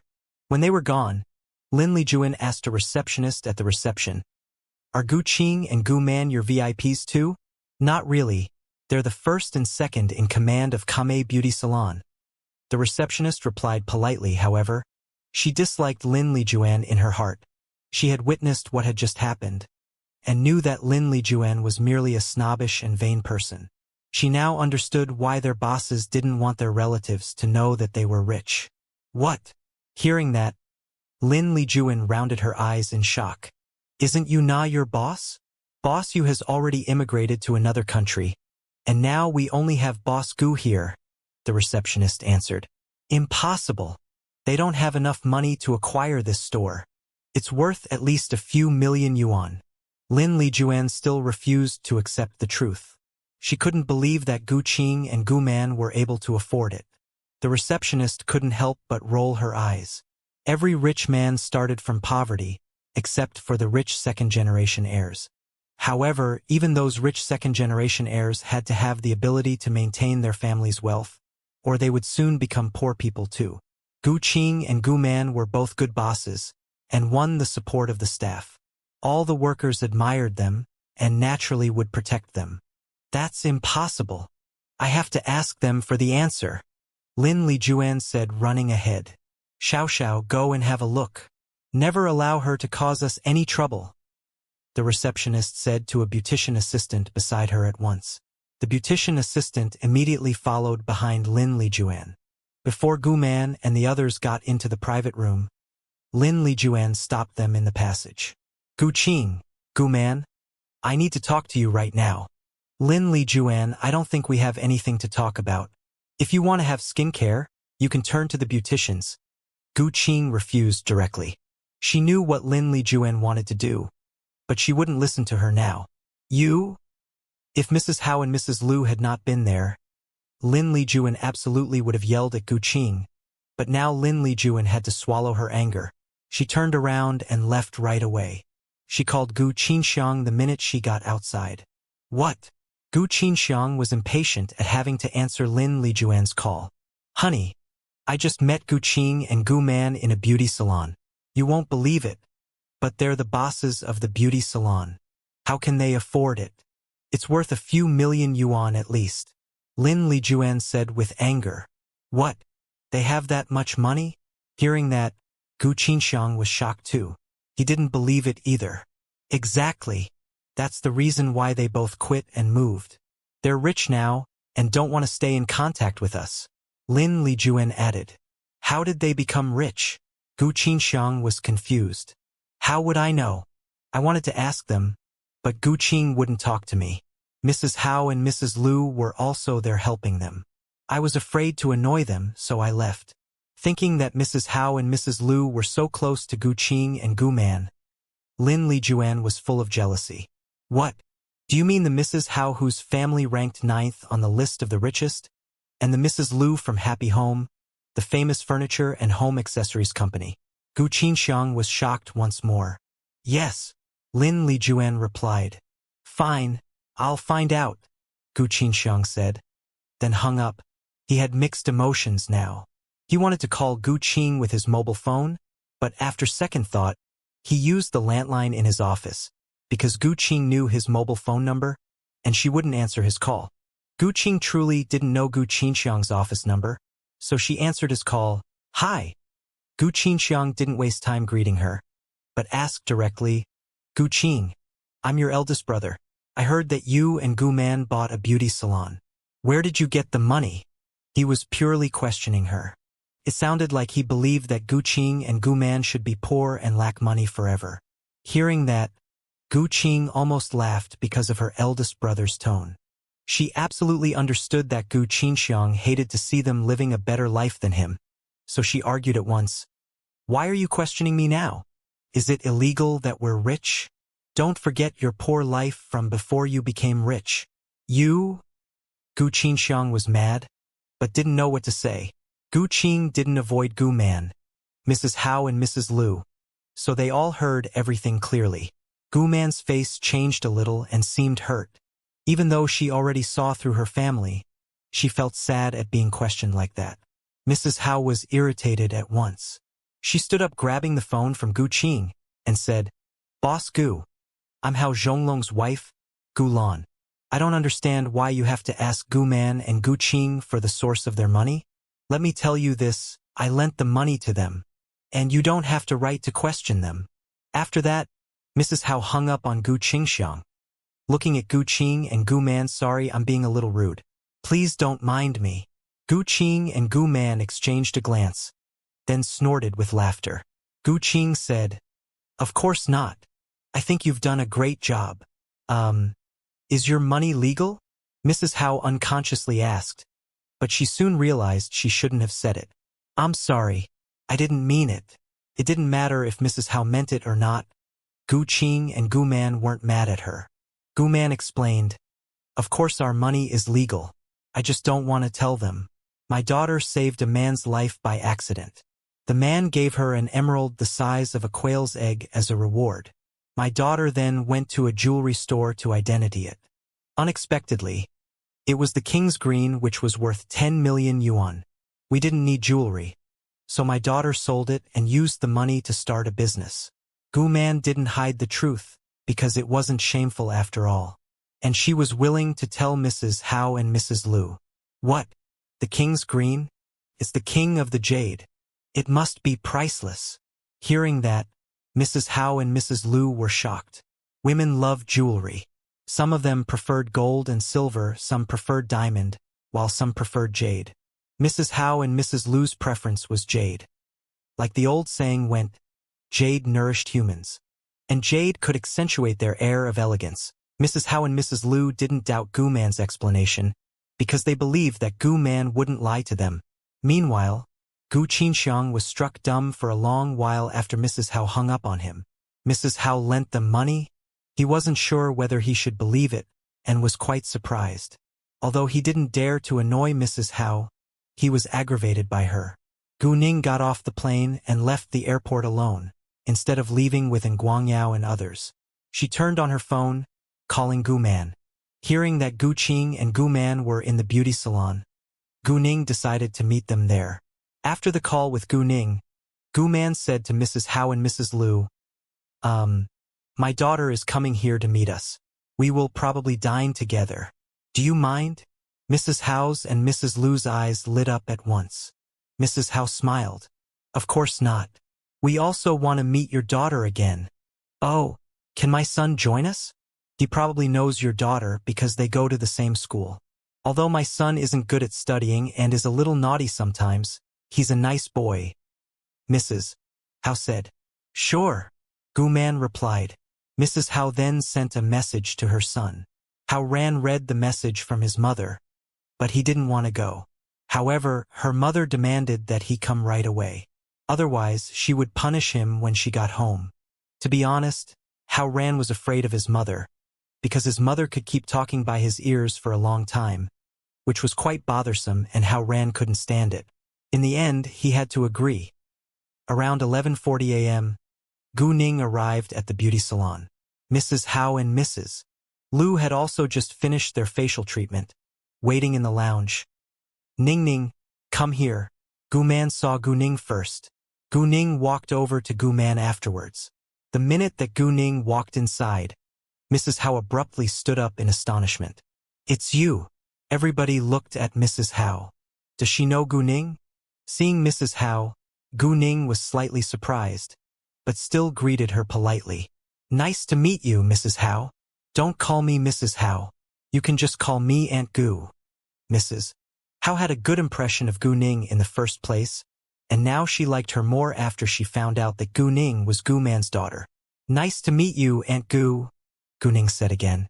"Gu Lan, do you know Gu Man's daughter?" Mrs. Lu asked with confusion. Gu Qing and Gu Man were also confused. "She is the girl who attended Master Qin's birthday party with Hao Ran and the other boys the other day. She also sent a gift of, wait a second, oh, the glass with deer heads. You told me that the girl had a good air at that time," Mrs. Hao explained with delight. "Oh, it was you." Mrs. Lu was surprised. Gu Ning had impressed her that day. "Yes, it was me. And nice to meet you too, madam." Gu Ning greeted Mrs. Lu.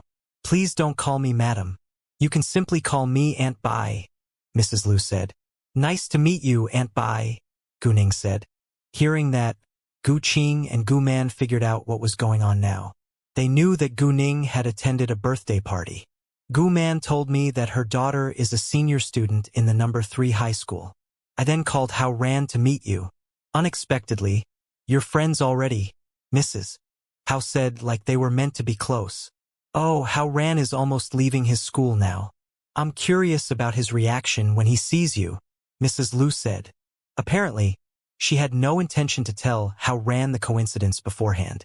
Gu Ning had the same idea, so she didn't tell Hao Ran either. The group of them went to the hotel after that. Mrs. Hao called Hao Ran and told him its location. Half an hour later, the dishes were gradually placed on the table. At the same time, Hao Ran arrived. The minute he walked into the private room, he noticed Gu Ning, because Gu Ning was more noticeable among those mature ladies. He rounded his eyes in great shock. Boss, why are you here? Boss. Everyone was surprised, glancing at Hao Ran and Gu Ning. Why is Hao Ran calling Gu Ning his boss? Gu Man also recognized Hao Ran when he came in. This boy had visited her in the hospital before, but she didn't remember his name. Now, Gu Man truly believed in fate. Well, it's nothing. I just had a bet with Gu Ning, and I lost, so I call her in that way. Hao Ran realized that he had said something wrong, so he gave them a perfunctory answer. In case they would ask further, Hao Ran immediately turned to Gu Man and asked, Nice to meet you, Aunt Gu. Do you remember me? Mrs. Hao clearly knew that her son fought a lot in his school, but she only knew that Hao Ran fought with boys. If Mrs. Hao found out that Hao Ran had fought with a girl, and that it had been 3 versus 1, she would punish Hao Ran severely. Even if he hadn't won, it was shameful. Mrs. Hao hated people without manners. Of course. You visited me when I was in hospital, Gu Man said, smiling. Hao Ran successfully removed the other's attention from his bet with Gu Ning. After greeting Mrs. Lu and Gu Qing, Hao Ran took a seat. Actually, Hao Ran was indeed a good boy. Except for fighting and being absent from classes, he was a well-educated boy with good manners. Teenagers were always disobedient after all. I have always wanted to buy a high-end set of jade jewelry, but there's only common jade in City F. The jewelry in Itsue Jade Store isn't bad, but I don't like its style. And I'm too lazy to fly to a first-tier city, Mrs. Hao said resignedly. Hearing that, an idea dawned on Gu Ning. This was a good chance for her to advertise her jade jewelry brand. Aunt Hao, there is a jade jewelry store in City G that opened the day before yesterday. It is called Jade Beauty Jewelry, which is a high-end brand. Its jade is all medium high level and above. A big King's Green was open for reservation at its opening ceremony, and it was fully reserved within minutes. The store made at least 100 million yuan that day. Although the King's Green is sold out, there are many other rare types of jade, like Old Pick Glass, Double Happiness, Purple Violet, the water type, the hibiscus type, and so forth. It also provides a customization service. In addition, all the consumers can have a 10% discount during the first 3 days after its opening ceremony. Gu Ning said. It was quite persuasive. Really? Mrs. Hao's and Mrs. Lu's eyes lit up with excitement. Yes, I was been there last weekend. You can also search for it on the internet. There's a lot of news about it. Many important figures in City G attended its opening ceremony, Gu Ning replied. Mrs. Hao and Mrs. Lu immediately used their phones to search Jade Beauty Jewelry, reading through the news. When they saw the advertisement post, both Mrs. Hao and Mrs. Lu were thrilled. The King's Green seemed so attractive. It was a pity that they missed the chance to see it in person. And there were many photos of other jade jewelry. The jewelry made of high-level jade was indeed different from cheaper ones. They could even feel its nobility through the screen of their phones. Gu Qing and Gu Man were curious too, but they knew less about jade, so they searched it for fun. The design actually looks simple, but the high-level jade is indeed special, Mrs. Hao said. Exactly, and there are so many types of jade which are hard to find. The boss of the Jade Beauty Jewelry must be wealthy and has a rich source of jade, Mrs. Lu added. They loved jade, and naturally knew the source of jade. Jade was from stone gambling. Stone gambling was much harder than normal forms of gambling. 99% of the time people could fail. Only 1% could win. Professional skills and knowledge were reliable, but they only slightly raised the possibility to win. Why don't we go to City G together? Mrs. Howe proposed. Good idea. I'll book the plane tickets right now, and we're leaving this afternoon. Mrs. Liu was also excited. Mrs. Howe and Mrs. Liu were so efficient, and Gu Ning was happy that she had successfully promoted her brand. City G wasn't far away from City F, and it only took an hour to fly there. Hao Ran, who was already used to his mother's behavior, stayed silent. After the meal, since Mrs. Howe and Mrs. Liu were leaving for City G, they dispersed. Hao Ran asked Gu Ning whether she wanted to go back to school with him. Gu Ning declined because she had already asked for a leave and would go to school tomorrow. The minute that Lin Lijuan got home, she told her mother-in-law about what had happened today. The old lady was shocked that Gu Qing and Gu Man were suddenly rich and had even acquired a beauty salon. How can they do that? They're rich now and disappear right away. They should respect and think about me, the old lady said, as if she was the one who had always been treated unfairly. She even took it for granted that Gu Qing's and Gu Man's money belonged to her. The old lady didn't care about her daughter's life, but only wanted them to pay her back because she had brought them up. All in all, the old lady hated Gu Qing and Gu Man and didn't want them to live a better life than her. Lin Lijuan had an evil idea all of a sudden. Mom, Gu Man is still unmarried according to the law, and she is still your daughter. Her money should be yours too. Although Gu Man's money was barely comparable to Gu Qingxiang's wealth, Lin Lijuan merely wanted to prevent Gu Qing and Gu Man from living a good life. Especially Gu Man, Lin Lijuan hated her to death because of what Gu Ning had done to Gu Xiaoxiao. The old lady immediately called Gu Man, but Gu Man wouldn't answer. Undoubtedly, the old lady was calling her for nothing good. Gu Man wouldn't answer her call, and the old lady was furious. She called Gu Qing, but it was still the same. The old lady was in a rage now. They both won't answer my call. They totally forget that I am their mother. Where is the beauty salon? I'll go and find them in person. Lin Lijuan didn't stop her and told her mother-in-law the address. The old lady left the house right away. Gu Ning was free today, so she went back to the beauty salon along with Gu Qing and Gu Man. In fact, Gu Ning was worried that her grandmother would cause them trouble again, because the old lady had just called Gu Qing and Gu Man. If the old lady came to them right now, Gu Ning was afraid that Gu Qing and Gu Man wouldn't be able to handle the situation. Gu Ning was right. Only half an hour after they were back in the beauty salon, the old lady arrived. And the minute she walked in, the old lady shouted, "Gu Qing, Gu Man, come out now." Her shout attracted a lot of attention from people around her. Everyone instantly knew that she must be a troublemaker. "May I ask your name? Why do you want to meet our bosses?" The receptionist immediately walked over to comfort her, in case the old lady ran amok. However, the old lady was shameless and didn't care about her face at all. She stood at the door swearing loudly, "Gu Qing, Gu Man, you're so unfilial. You're rich now, and you forget about your mother. You're shits." Within seconds, many people gathered around, and those who didn't know the truth all blamed the so-called unfilial daughters. However, the staff in the beauty salon all believed that Gu Qing and Gu Man wouldn't do such a thing. Gu Ning, Gu Qing and Gu Man were sitting in a nearby office room. They heard it clearly, walking out at once. Seeing her grandmother, Gu Ning was extremely displeased. Gu Qing and Gu Man were also unhappy. Their mother meant nothing to them now. Before they came out, Gu Ning told Gu Qing as well as Gu Man to stay quiet and let her solve this problem. "What did you just say?" Gu Ning said coldly. She didn't have any respect towards her grandmother because her grandmother didn't deserve it at all. "Isn't it true? You became rich and suddenly disappeared. You quit your job, moved to another place, and won't even answer my calls. If my eldest son's wife hadn't encountered you here, I would probably still have no idea that you're rich enough to run a salon now," the old lady said angrily. "Really? They disappeared once they became rich. They abandoned their mother." Some criticized Gu Qing and Gu Man. "Shut your mouth," Gu Ning snapped.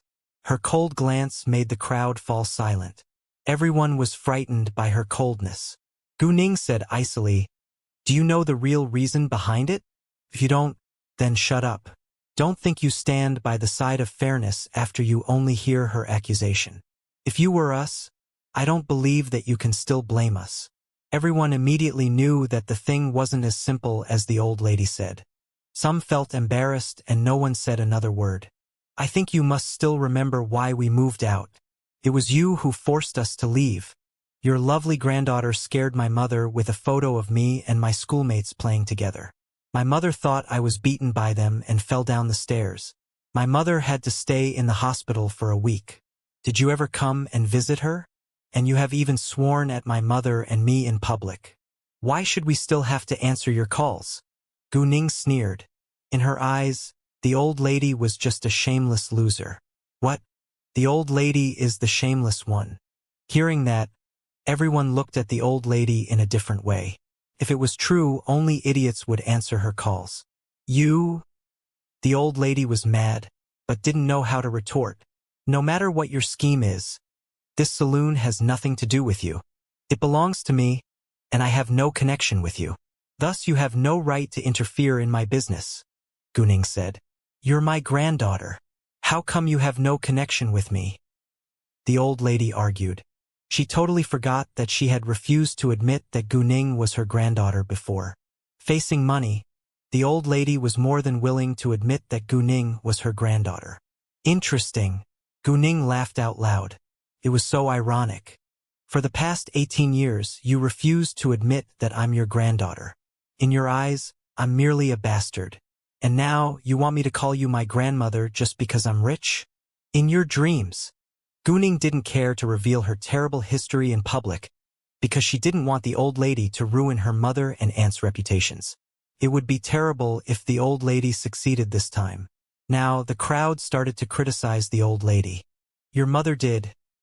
However, before the old lady could finish, Gu Ning interrupted her saying coldly, "I told you not to humiliate my mother and me again. Otherwise, you'd pay for it. Don't ever try to restrict me with moral standards. It's useless." Hearing that, the old lady lowered her voice, but she was reluctant to give up. "Your mother is my daughter, and you're obliged to support me when I'm old. You're rich now, and you have to let me share your money. Well, my eldest uncle has a company with dozens of million yuan in assets. If his wealth isn't enough to provide you a good life, I won't stop my mother and aunt from supporting you," Gu Ning replied. The old lady was so greedy. What?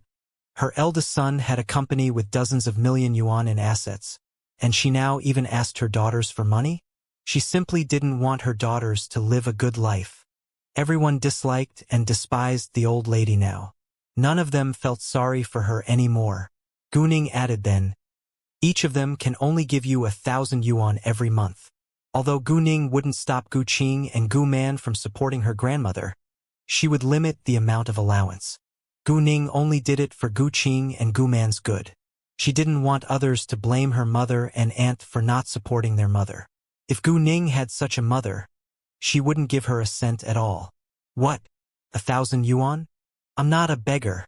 Gu Man is still unmarried, and she's still my daughter.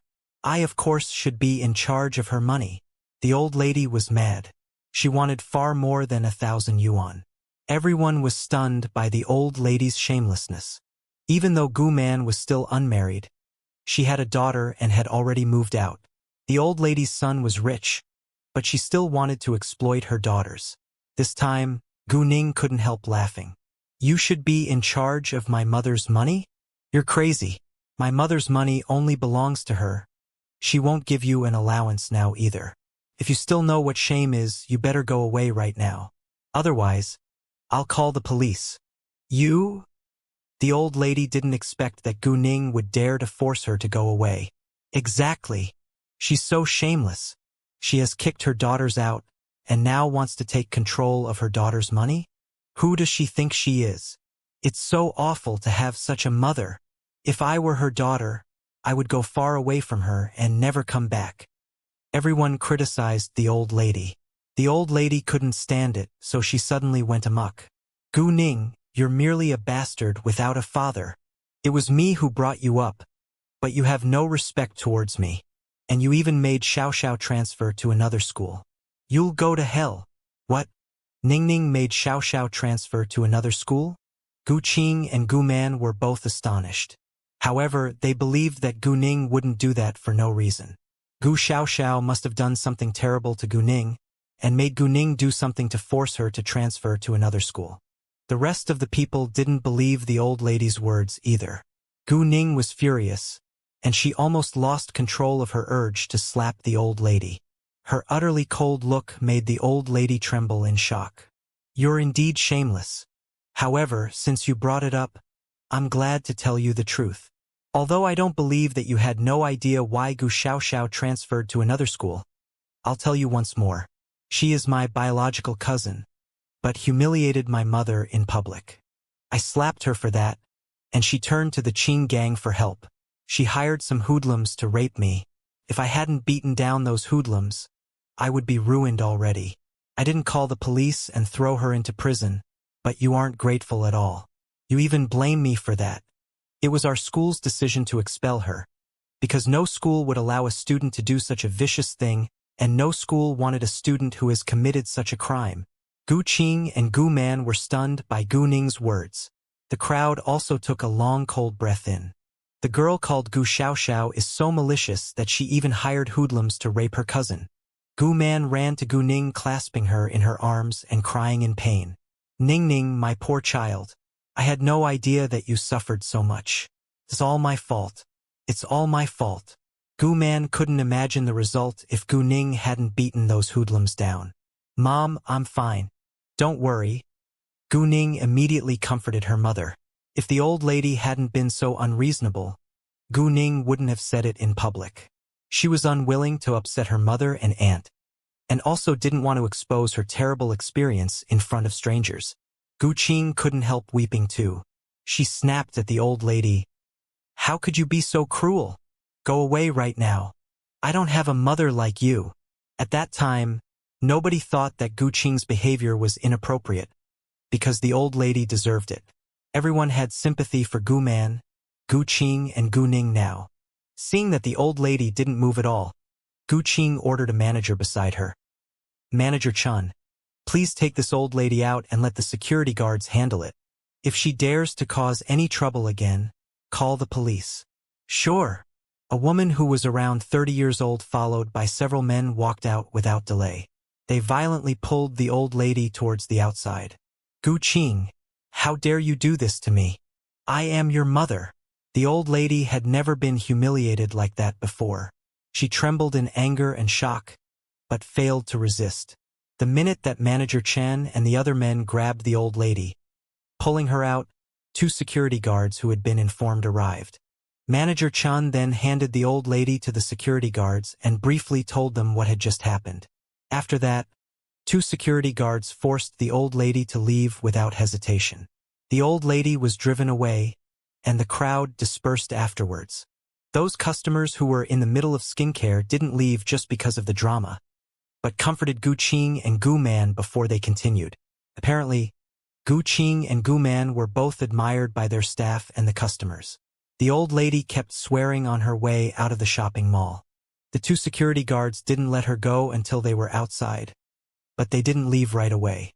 Instead, they fixed their eyes on the old lady in case she tried slide in and cause any trouble again. Although the old lady was mad, she could do nothing under the surveillance of security guards. She called Gu Qingxiang, telling him what had just happened. The old lady kept blaming Gu Qing, Gu Man, and Gu Ning, and didn't think that it was her fault at all. Gu Qingxiang was shocked by his mother's stupid behavior and demanded that she go back home right away. What his mother had done was so shameful, and Gu Qing as well as Gu Man had Mrs. Hao's support now. The Gu family was barely comparable to the Hao family. The old lady knew nothing about it, but she listened to Gu Qingxiang and went back home. She decided to wait for another chance. When the old lady got back home, Lin Lijuan immediately understood that she had failed. Lin Lijuan was so disappointed. However, she still asked, Mom, how was it? She wanted to know how Gu Qing and Gu Man managed to handle the old lady. Gu Ning the bastard. She said that Gu Man's money has nothing to do with me. She would even only allow Gu Qing and Gu Man to give me 1,000 yuan every month. I'm not a beggar, the old lady said in anger. Although she already lived a good life in Gu Qingxiang's place, and even had a savings of around 100,000 yuan, she simply wanted to seize Gu Man's and Gu Qing's money. Gu Ning. Lin Li Juan was full of anger when she heard Gu Ning's name. If it hadn't been for Gu Ning, Gu Xiaoxiao wouldn't have had to transfer to another school. The national college entrance exam was just around the corner, and the school transfer could affect Gu Xiaoxiao's studying. It was meaningless and useless to talk about reason with a selfish person, because she was so self-centered and didn't care about others at all. It was her fault, but she would still blame others for that. The old lady couldn't calm down. She went back to her room, calling Gu Qingyang, and told him everything. What? Gu Qing and Gu Man are rich now? They acquired a beauty salon? Where did they get their money from? Gu Qingyang was more than shocked and felt jealous when he heard the news. Gu Qing and Gu Man had always been the poorest in the Gu family, but now they had a salon with millions of yuan in assets, while Gu Qingyang himself only had 100,000 yuan. I have no idea where their money came from, but they're suddenly rich now. That's the reason why they quit their jobs, moved into another place, and even refused to answer our calls. They totally forgot us, the old lady complained. Gu Qingyang absolutely knew what his mother liked. She must have said something terrible and was driven away by Gu Qing and Gu Man. However, he was also mad at Gu Qing and Gu Man because they had abandoned him too once they became rich. He felt like he lost the respect from his two sisters. Thus, he immediately called Gu Qing after he hung up the call with his mother. Gu Qing understood why Gu Qingyang called her. She didn't want to answer it in the beginning, but she was also clear that if she didn't answer it, he would keep calling her forever.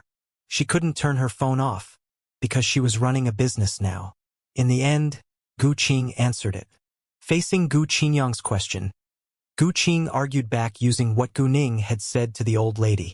She even asked Gu Qingyang whether he would still be quiet if the old lady and Gu Qinxiang's family humiliated them like usual. The old lady aimed at Gu Man and Gu Ning, but she also hated and always swore at Gu Qing too. Gu Qing, therefore, had no good feelings towards her mother, but had a close relationship with Gu Man naturally. Gu Qing stood with Gu Man and Gu Ning. Gu Qingyang didn't know what to say, because he was so used to discriminating against Gu Qing and Gu Man, especially when Gu Qing had married Jiang Su, who was poor, and Gu Man had gotten pregnant before being married. Gu Qingyang despised them more. However, he had only laughed at Gu Man and Gu Qing, and hadn't hurled abuse at them. It was his mother who had always treated them so unfairly. Gu Ning was right by Gu Qing's side. She told Gu Qing to give the phone to her. Gu Ning then said, "Uncle, this Gu Ning. I call you my uncle just because there isn't a considerable grudge between us. And let me tell you this, except for my aunt's family, I hate all the rest in the Gu family. We haven't cut your family off yet, but it doesn't mean that we won't. You probably think that I'm being too proud, but that's the truth. You better face it. If you still take my mother and my aunt as your sisters, please stop interfering in our personal affairs. If you want to scheme against us like Gu Qinxiang's family, I'll pay you back. I'm not just saying that. Gu Xiaoxiao is a great example." Gu Ning said it calmly, but Gu Qingyang was anxious. "What did you do to Xiaoxiao?" Gu Qingyang asked. "Gu Xiaoxiao hired some hoodlums to rape me, but I know kung fu and I beat them down onto the ground. She was then expelled by our school. I spread the news across City F, and no school was willing to accept her. She had to leave City F. I didn't call the police and throw her into prison, but her family still blamed me. I don't care about them now. If anyone dares to hurt me, I'll definitely pay him or her back." Gu Ning didn't mind telling Gu Qingyang the details, because she planned to remind him to behave himself. Gu Ning had no intention to cut Gu Qingyang's family off. For now, Gu Qingyang's family had invited Gu Qing and Gu Man to dine together when they had been in City F last time, which meant that Gu Qingyang still treated Gu Qing and Gu Man as his family, although he disliked his sisters. Gu Ning didn't care about the Gu family, but they were Gu Qing and Gu Man's family after all. Although Gu Qing and Gu Man were already disappointed in them, they still longed for care and love from their family deep down in their hearts. As long as Gu Qinyang behaved himself, Gu Ning wouldn't cut him off. However, if he schemed against her like Gu Qinxiang's family, Gu Ning wouldn't be kind to him either. Hearing that, Gu Qinyang couldn't help taking a long cold breath in. Gu Qinxiang had only told him that Gu Xiaoxiao had annoyed a student from a powerful family, so Gu Xiaoxiao had transferred to another city for her own safety. If what Gu Ning told him was true, Gu Xiaoxiao was really evil, but Gu Ning wasn't simple either if she had been able to spread the news across the city. Although Gu Qinyang still doubted Gu Ning's ability, he couldn't ignore the possibility. Thus, he wasn't willing to be involved in this mess for now.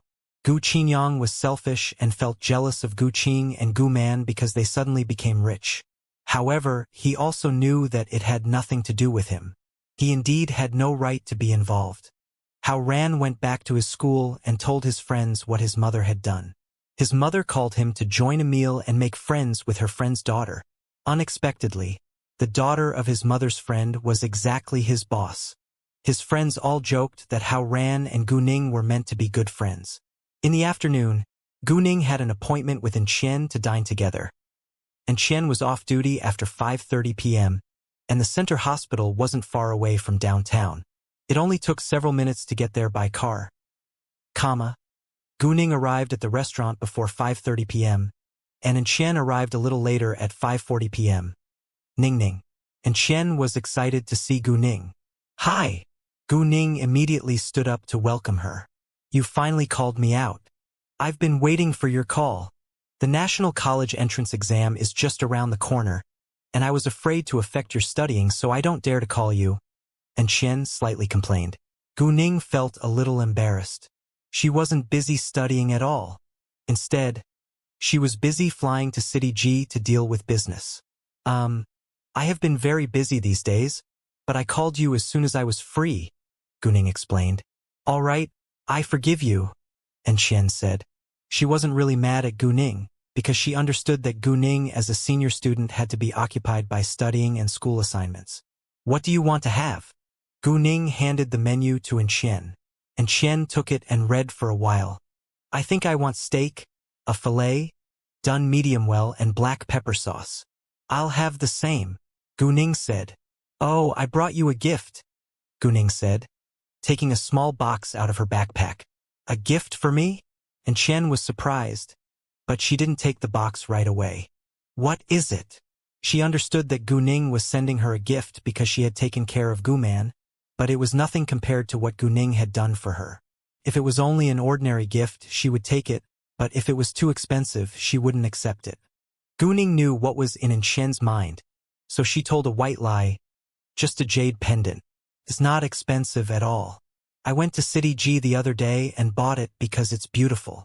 Since Gu Ning said so, and Qian didn't reject. "Thanks." The minute she saw the jade pendant in the shape of a leaf, and Qian liked it a lot. "Wow, it's so pretty." She put it on afterwards and even took a photo with it.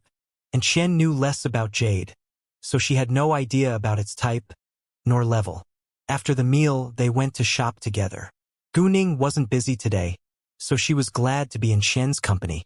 Just as Gu Ning and Qian entered the store, 3 young women around 26 years old came inside too.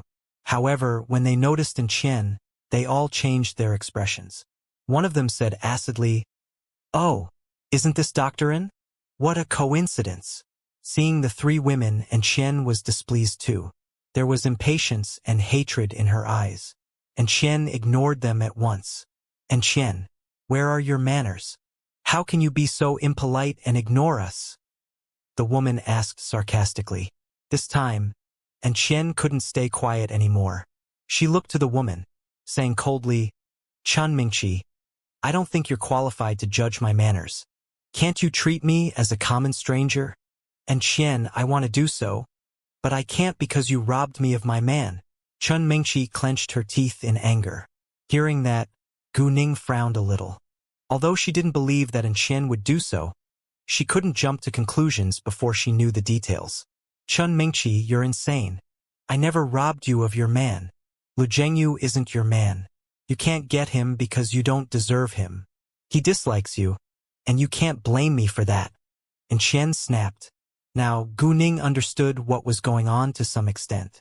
If it hadn't been for you, he wouldn't have rejected me. You know that he likes you, but you don't like him. Then why do you have to be so close to him and give him hope? Chun Mingqi criticized. Chun Mingqi, don't you think that you're being ridiculous? It has nothing to do with you if I stay close to him. He isn't your boyfriend, and you have no right to interfere in his personal affairs.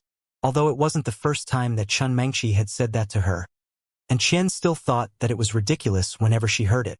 Nevertheless, he said that he only likes you. Chun Mingqi was jealous. So what? It has nothing to do with you, and Chen replied. You? Chun Mingqi didn't know how to retort. Who Lu Zhengyu liked indeed had nothing to do with her. But because Lu Zhengyu only liked Chen, she had no chance. She could only blame and hate Chen. At that time, a saleswoman walked over and reminded them, "Please do not argue in our store. There are other consumers here. Thanks. As long as this miss shuts her mouth, we'll be fine." And Chen said, it was Chun Mingqi's fault, not hers. As long as Chun Mingqi didn't pick on her, she wouldn't argue with her in public. After that, Chen ignored Chun Mingqi, turning around to shop for clothing. Although Chen's mood was affected, she was still interested in the fashionable clothes in front of her eyes. And Chen pointed a dress hanging on the wall. "Please let me try this one." Chun Mingqi was furious, but it wasn't the right time to continue arguing. She had already lost her face, so she left right away. After Chun Mingqi was gone, and Chen said to Gu Ning, "I met Lu Zhengyu when I was only 10. Our families have known each other for generations. Lu Zhengyu and I aren't family, but we are more than family.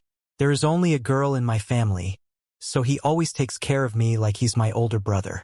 Thus I'm used to having him by my side as my older brother. I can't face his affection towards me for now, but I'm not running away from it either. He also knows that he's only an older brother in my eyes, but he's unwilling to give up. In that case, we have an agreement. If I can't meet a man that I love before I turn 30, we'll get married. I know it's unfair to him, but the rules in love indeed aren't fair.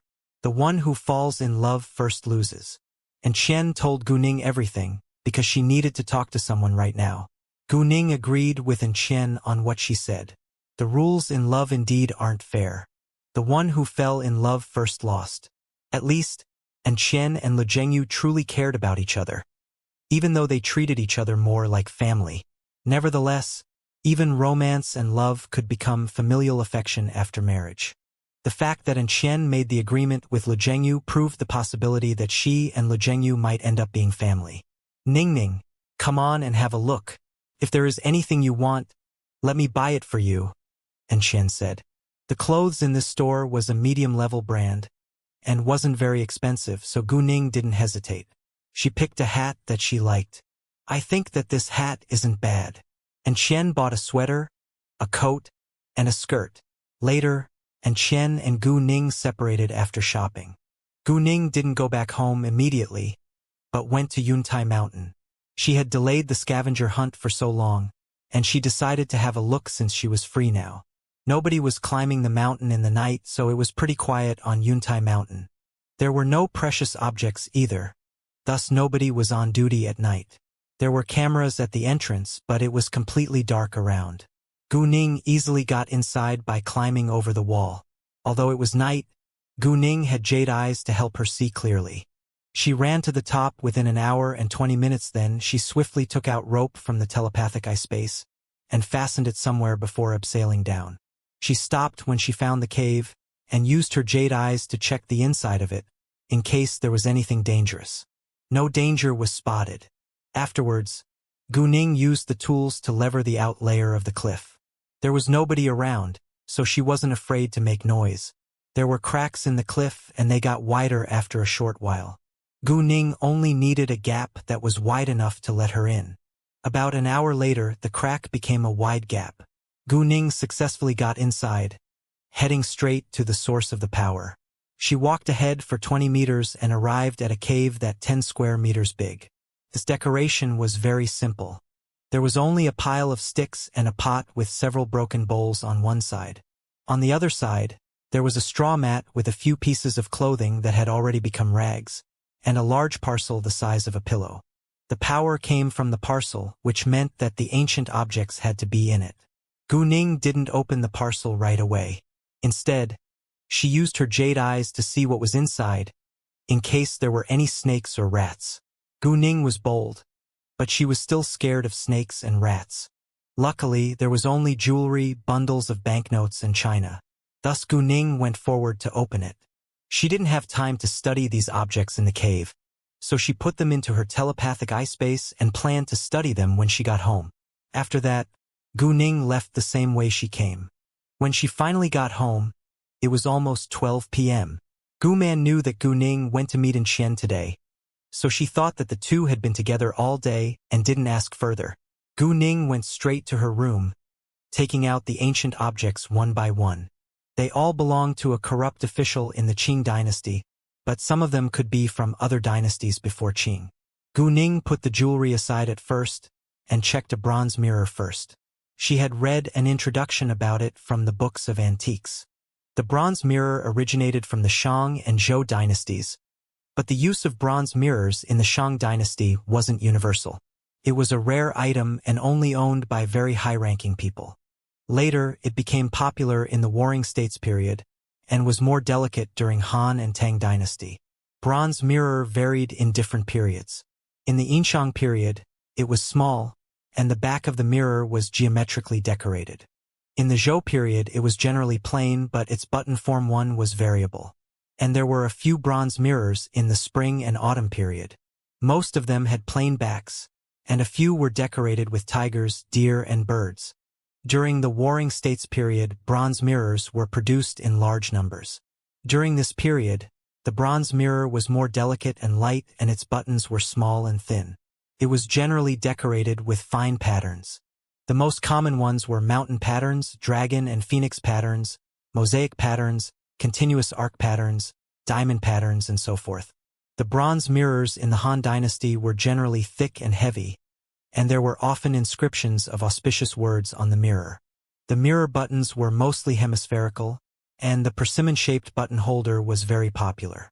At that time, there was also a kind of light transmission mirror called light of seeing the sun. When the mirror surface was exposed to sunlight, the wall reflected the pattern corresponding to the mirror back. From the middle of the Han dynasty to the Wei and Jin dynasty, there were embossed portraits and oracle mirrors. The Tang dynasty was the peak period of the development of bronze mirrors in this country. It wasn't only delicate, but also broke the traditional mode of the traditional bronze mirror as a circular button. There were many forms such as square, rhomboid, sunflower, and handheld mirrors. Its patterns also became variable and colorful, like butterflies, grapes, birds and beasts, and character stories. During this period, gold-silver flat mirrors also emerged. In the Song dynasty, the technique of casting mirrors gradually began to decline. The mirrors in the Song dynasty were mainly composed of tangled flowers and peony. Huzhou was the most famous center for casting mirrors. Their mirror backs were often marked with a mirror workshop. The bronze mirror in Gu Ning's hands was exquisite and light. Its buttons were small, and there were diamond patterns on it. It had to belong to the Warring States period. As for its price, Gu Ning couldn't estimate it, but it should be worth a few million yuan. The next ancient object was a white, thin porcelain jar with a height of 10.3 centimeters, a diameter of 5.2 centimeters, and a bottom diameter of 6.6 centimeters.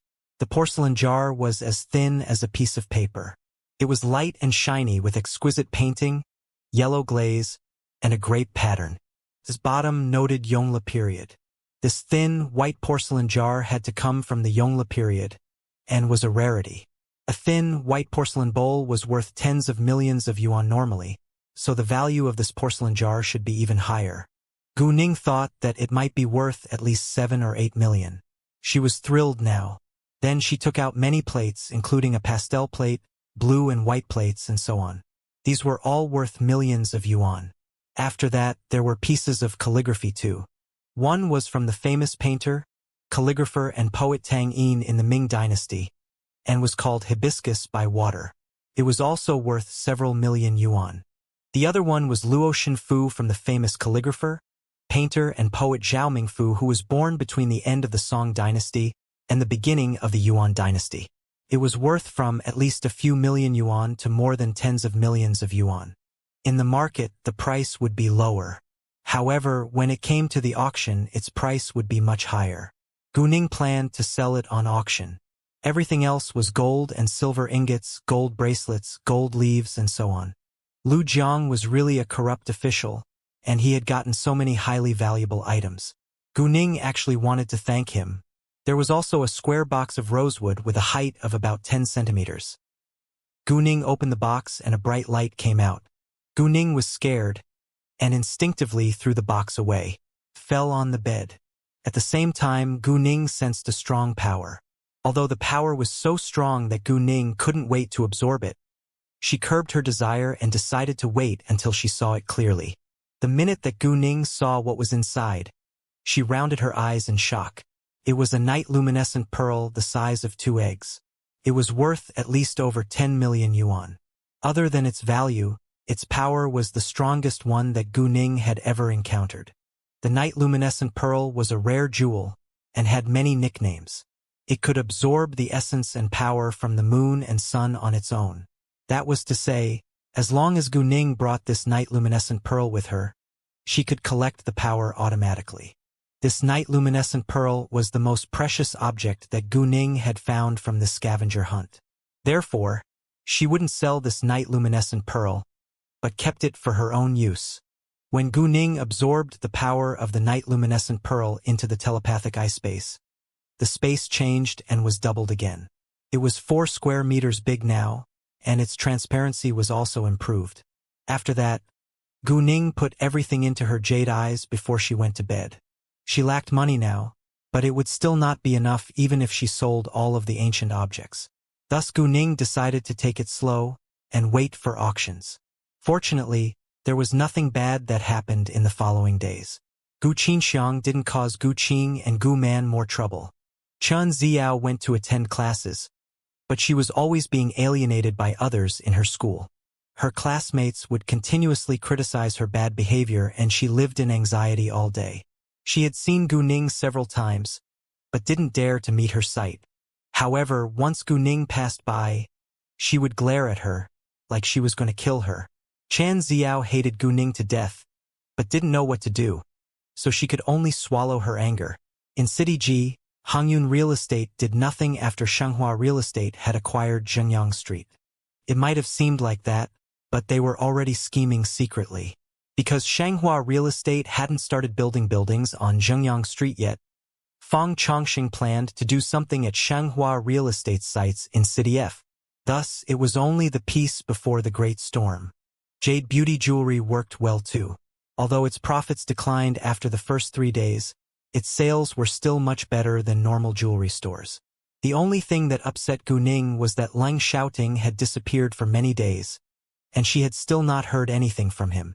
She was concerned, but the man was fulfilling his tasks, so she wasn't willing to bother him. However, it wasn't peaceful in the Li family. Li Jinjin had locked herself in the room for 2 days. She didn't eat, nor drink, which terrified her family. She wouldn't open the door, so Li Zhenyu had to break it. He found Li Jinjin almost passed out, and immediately sent her to the hospital. Her family asked Li Jinjin why she did that, but Li Jinjin wouldn't say a word. Her family even though that she did it because of Qin Yifan, but it didn't make sense because Qin Yifan had rejected Li Jinjin many times, and Li Jinjin had never behaved like that before. Then why? Her family failed to figure out the reason. Li Zhenyu suddenly thought of Su Jing, who was Li Zhenjin's best friend. So he called Su Jing without delay. Knowing what had happened to Li Zhenjin, Su Jing wasn't surprised at all, because she was also in a terrible condition right now. But to prevent her family from finding out, Su Jing tried her best to eat in front of them. Thus her physical condition wasn't as bad as Li Zhenjin's. She hated Lin Wunsong and Yuan Sun so much that she was eager to kill them, but she also knew that it wasn't practical. Facing Li Zhenyu's questions, Su Jing replied that she wasn't clear, but that she was going to visit Li Zhenjin. Su Jing carefully put on makeup to cover her wan look before she left her home. When she arrived at the hospital, there was only Li Zhenyu by Li Zhenjin's side. Su Jing said that she wanted to talk with Li Zhenjin alone, so Li Zhenyu walked out. Zhenjin, I'm so sorry. If I hadn't called you out to drink, it wouldn't have happened. Su Jing apologized to Li Zhenjin sincerely. Li Zhenjin naturally hated Su Jing because, just as she had said, if she hadn't called her out to drink, none of it would have happened. Nevertheless, she had agreed to drink with them on her own, and Su Jing was a victim too. Li Zhenjin stayed quiet, so Su Jing didn't know what to say next. After a long while, Li Zhenjin opened her mouth. Su Jing, do you want to get revenge? Yes, but how? Su Jing sounded upset. They had videos and photos in their hands. As long as they're dead, no one will know about it, Li Zhenjin said. There was a sense of murder in her empty eyes. Hearing that, Su Jing trembled. How can they be dead? She didn't want to risk her life. Li Zhenjin, of course, understood what was in Su Jing's mind, and she had the same thought too. Relax, we'll be fine. During lunch on Thursday, Gu Ning's phone rang suddenly. Seeing the caller, Gu Ning's face immediately lit up. Hi, she said in a soft tone. Gu Ning's unusual reaction raised the others' curiosity. It seemed like their boss was in love. Have you eaten? Leng Xiaoting asked gently. Yeah, I'm eating right now. How about you? Gu Ning asked. Not yet, but soon, Leng Xiaoting said. Have you finished your task? Gu Ning asked.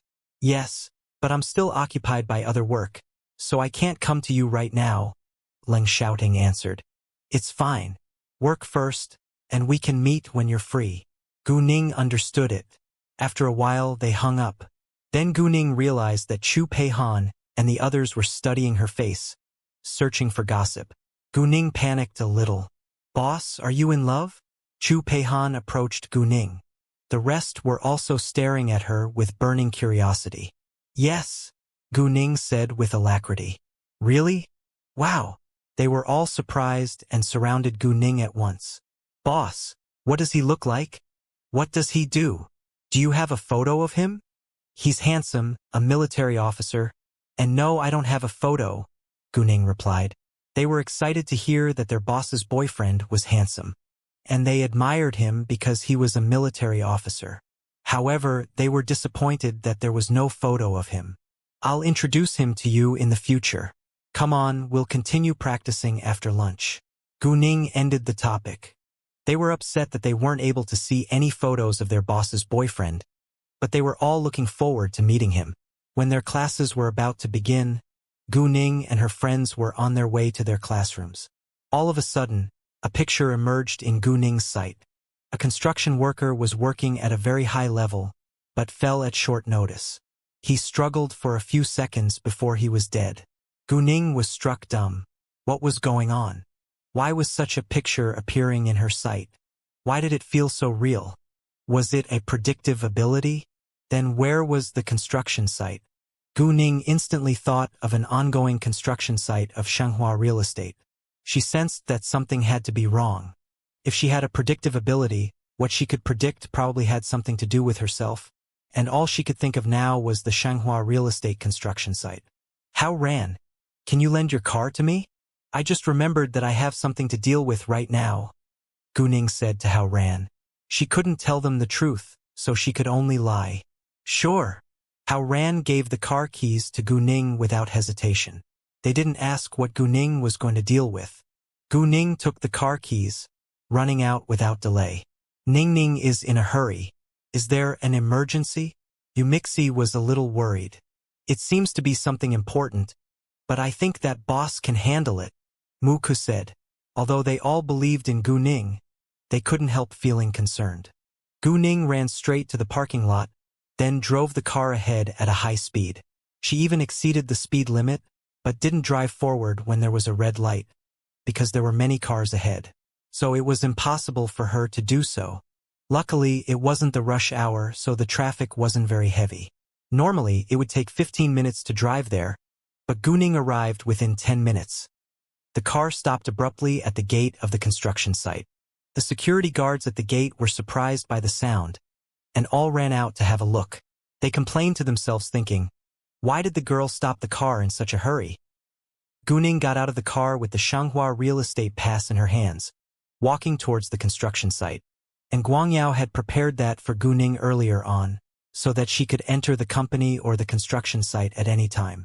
A security guard noticed that she was a student in a school uniform, so he wanted to stop her. Unexpectedly, once he moved near, Guning showed him her pass. The security guard of course didn't believe that she was a worker here, but he didn't ask any further questions because she had the pass. Thus he let her in. However, before she could go inside, she had to put on a helmet. The minute that Guning walked into the construction site, she ran to the building that had appeared in the picture. Everyone around her was confused and had no idea what was going on. They indeed didn't know that an accident was going to happen soon, and how serious it would be was totally up to Guning now. However, Guning was still late. Just as she got near the building, she heard a horrified exclamation followed by a man falling from the 5th floor. From the predictive picture, the construction worker would be dead within seconds, but he had already fallen down and Guning failed to stop it, so she could only administer first aid within the few seconds before his death. The horrified exclamation attracted people's sights. However, before they could realize what had happened, they heard a loud sound from the body hitting the ground heavily. Now everyone was stunned by the scene. Guning arrived at the building just as the worker fell down, so she immediately laid her hands on his chest, giving him her power. Seconds later, people around them finally realized that an accident had happened, and everyone gathered around. "Hey, what are you doing here?" "Exactly. What are you doing?" People questioned Guning continuously, but Guning immediately snapped at them. "Shut your mouths, and call the ambulance right now." Hearing that, someone immediately took out his phone, calling the ambulance. The construction worker's ribs were broken, his internal organs were all damaged, and his right leg was broken too. He would be dead in a normal situation, but Guning's power soon cured his injuries. Although it cost Guning a lot of power, it was an emergency and the construction worker was her own employee. Guning naturally couldn't do nothing. Moreover, if anyone died at the construction site and the news went aboard, the reputation of the company would be affected and the feng shui of its buildings would be in doubt. Guning didn't cure the employee completely, but only prevented him from dying. If he wasn't injured at all or just slightly damaged after falling from such a high level, it would be strange. The construction worker was surprised to find out that he was still alive after he woke up, and there was a touch of disappointment and unwillingness that flashed through his eyes. He's disappointed and unwilling to be alive? Guning noticed his unusual reactions. Apparently, it wasn't an accident, but more like a scheme. The question was why? Guning didn't have time to think about that right now, and she called in Guangyao without delay. "Boss, what's up?" And Guangyao asked like usual. He obviously had no idea about what had just happened at the construction site. "Uncle In, an accident happened at our construction site. A worker fell from a high level and he's injured. Come over right now," Guning said. "What? Sure. I'll be right there." And Guangyao stood up from his chair in shock. He didn't have time to ask how Guning found out about it, and told his secretary to arrange a car and to inform the construction director. And Guangyao didn't receive the report of the accident until he was about to leave the company, because a worker at the construction site needed to tell the security room first, and a security guard then called the company. Then a worker in the company reported this bad news to the management. After all that, and Guangyao was finally able to hear about it. The ambulance arrived earlier than in Guangyao and the others. A doctor checked the injured worker for a short time, then took him to the hospital. Guning told a leader at the construction site to go with the doctor, then called in Guangyao telling him to head to the hospital, and she drove the car, heading to the hospital too. And Guangyao ordered the construction director to investigate this accident at the site, and he went straight to the hospital. They arrived at the hospital and needed to register first. The manager of Shanghua Real Estate hadn't arrived yet, so Guning had to handle everything in the hospital, and Guangyao arrived soon after. His secretary went to take care of the injured construction worker, and he went to have a discussion with Guning. "Boss, how did you know that there was going to be an accident at the construction site?" And Guangyao asked with curiosity. "I had a dream when I was having my break at noon. I dreamt that someone fell from a high building. Although it sounds strange, my dreams and senses are always accurate. Thus I went to check on it myself. Unexpectedly, the accident truly happened. Gu Ning lied with a serious expression, and Guangyao still believed Gu Ning's explanation without any doubt. Gu Ning was able to win at stone gambling easily, so she had to be an extraordinary human being. Boss, I can handle it here. Please go back to your school now. And Guangyao then realized that Gu Ning still had classes to attend. It's no big deal, Gu Ning replied. She decided to find out the real reason why the worker fell. And Guangyao didn't insist then. Before long, the examination report of the injured worker was out. One of his ribs were broken, his internal organs were slightly damaged, and his right leg was broken too. Fortunately, his injuries weren't severe, and his life was saved. After that, he had to have surgery and stay in the hospital for a few days. Gu Ning told Guangyao to arrange a common separate ward for the injured worker, and Guangyao agreed. There were common separate wards and VIP separate wards, but even a normal separate ward was much better than a ward shared by many patients. Gu Ning then made a round in the separate ward. She set a bug at the bedside and a hidden camera under the TV before she left. When Gu Ning went back to her school, their classes were already over. Gu Ning didn't walk inside, but sent a message to Hao Ran. She was waiting for him at a nearby parking lot. It wasn't convenient that she didn't have a car, but Gu Ning planned to buy one after she entered college in the capital. Gu Ning was wearing Bluetooth earphones since she left the hospital. The earphones were connected to the bug in the separate ward, but she hadn't heard anything useful yet. When Hao Ran and others walked out, Gu Ning gave the car back to Hao Ran, and she ran back to Fenghua Luxury Mansion afterwards. On the way, Gu Ning received a message from a delivery company. Her parcel had already been put into a storage locker on the first floor. Zhou Zhenghong sent the parcel to her. The jade pendant that Gu Ning had ordered was in the parcel. Tomorrow was Chu Peihan's birthday, and this jade pendant was her birthday gift. A gift which was worth hundreds of thousands of yuan was delivered by a common delivery company. And Gu Ning really didn't worry about its safety. Gu Ning collected the parcel when she got home, and she sent a message to Zhou Zhenghong telling him that it arrived safely. She then took out her laptop from the telepathic eye space in her room and opened the video being sent from the hidden camera. Everything looked fine. The injured construction worker was called Wang Mao. His family came to visit him and got the compensation from Shanghua Real Estate. That such a terrible accident had happened at the construction site scared some of the workers, but the company promised to find out the real reason and keep them safe, so they quickly calmed down. Around 8 p.m., Wang Mao's wife left the ward to buy food for him. Wang Mao was alone in the ward now. He took out his phone, calling someone. "Hi, it's Wang Mao. I've done what you asked, but I'm still alive," Wang Mao said. Hearing that, Gu Ning squinted. The real troublemaker finally appeared. It was obvious that Wang Mao fell from a high level on purpose, but who was behind this? "You trash. Since you failed, I won't give you the rest of the 150,000 yuan. You can take the 50,000 yuan deposit as your administration fee, but don't ever betray me.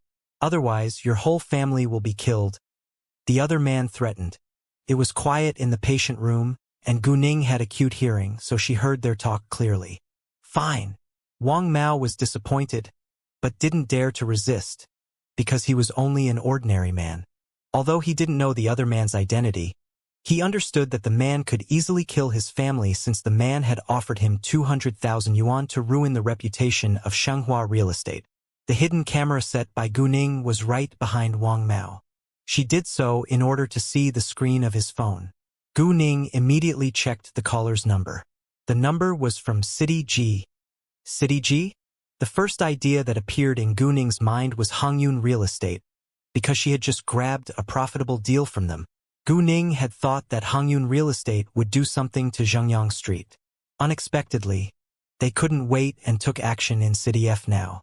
Although she didn't have solid proof, Gu Ning was sure that Hongyun Real Estate was behind this scheme. She planned to collect evidence first. Since Shanghua Real Estate and Hongyun Real Estate were enemies now, she made up her mind to beat Hongyun Real Estate down. Gu Ning then called in Guangyao. "Uncle In, Is it convenient for you now? I have something important to discuss with you, Gu Ning said. Sure, please, and Guang Yao replied. It wasn't because of an accident, but because of a scheme that Wang Mao fell from the building, Gu Ning added. What? A scheme? And Guang Yao was astonished. Yes.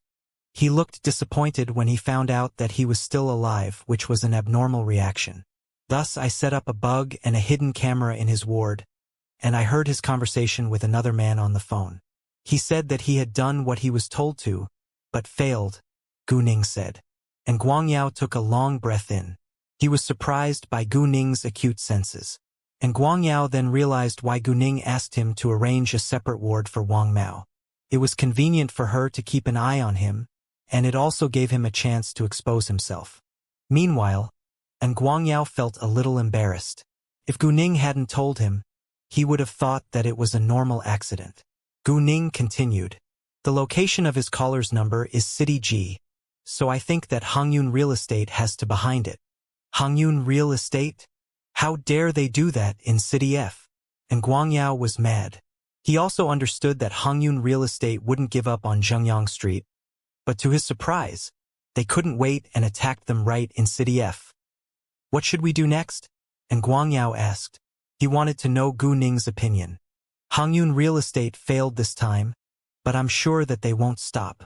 You have to be more careful. If some workers try to cause trouble or create a mess at the construction site, write down their names and keep a close eye on them to collect evidence. If they want to quit, let them go, but put their names on the blacklist. Never hire them again, Gu Ning said. It was common that accidents happened at construction sites. As long as the company could handle it well, it would be fine. Sure, and Guang Yao answered. The next day, the news spread aboard. It wasn't actually a serious accident, but some people deliberately made up rumors and it suddenly became big news.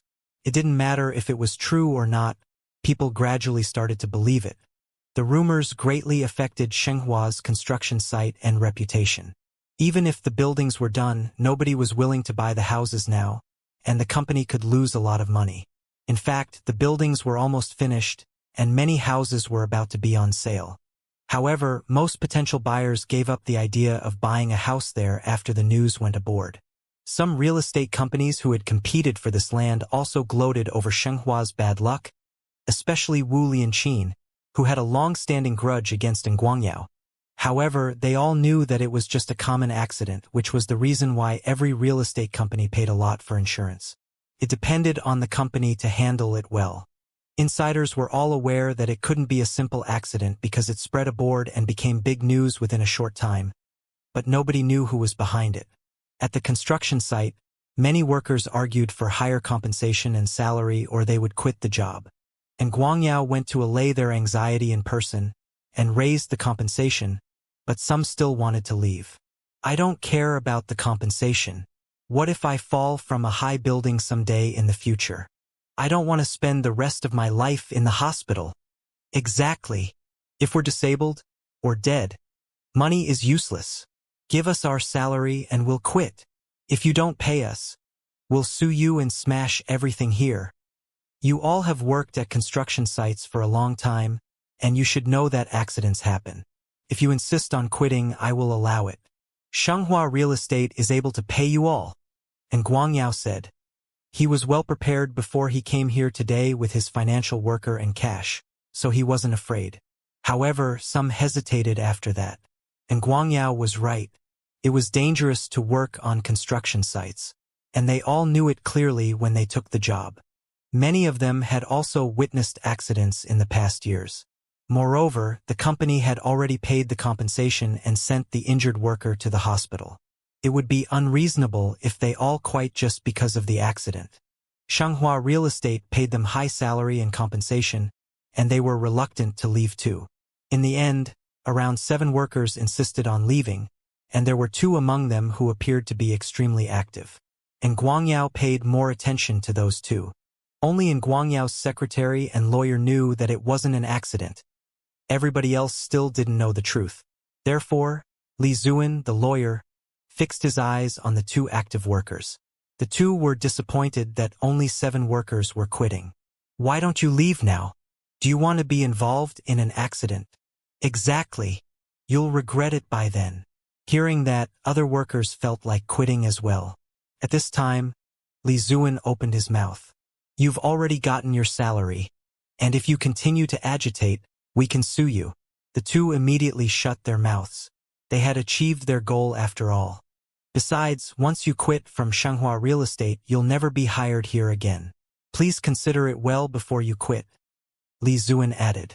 Hearing that, the workers hesitated. A few days later, another rumor that Shanghua Real Estate was going to go bankrupt went aboard. The company had already invested a large amount of money, but the project was stuck. It was likely that it would go bankrupt. However, some also held the opinion that Shanghua Real Estate was different now. Its real boss who could easily acquire it must have the ability to keep it afloat. The company would lose this land at most, but wouldn't go bankrupt. Either way, Shanghua Real Estate was under the spotlight now. Since it caused a sensation, the government sent someone to investigate the case too. The rumor not only affected Shanghua Real Estate, but also affected the government, because the government had sold this land to Shanghua Real Estate. If the rumor was true, the government had made a bad decision. The case wasn't over yet, so the construction site went into a rest period. All the construction workers had paid vacation and would be notified later to resume working. Chu Peihan's birthday was today. She had already booked the hotel and went straight to the 5-star hotel with her friends after classes. And Yi was still in a bad mood because of the bad news of Shanghua Real Estate. Although the Shanghua Real Estate didn't belong to his family now, his father still worked for it. However, today was Chu Peihan's birthday, and he couldn't be absent. In addition, he could do nothing to help his father now. His friends all comforted him that the real boss of Shanghua would handle it if his father couldn't solve the problem. And he then relaxed a little. Chu Xianfeng didn't show up to Chu Peihan's birthday party because he was on a business trip. As the leader of Zhuke Group, Chu Xianfeng was busy dealing with all kinds of business. He barely stayed in City F every month. Chu Xianfeng was also not happy to leave on his sister's birthday, but it wasn't the first time, so he got used to it to some extent. Except for Gu Ning, none of the rest knew about Chu Peihan's background. Chu Peihan always kept it a secret, so they only knew that she had an older brother, but had no idea about her parents' jobs.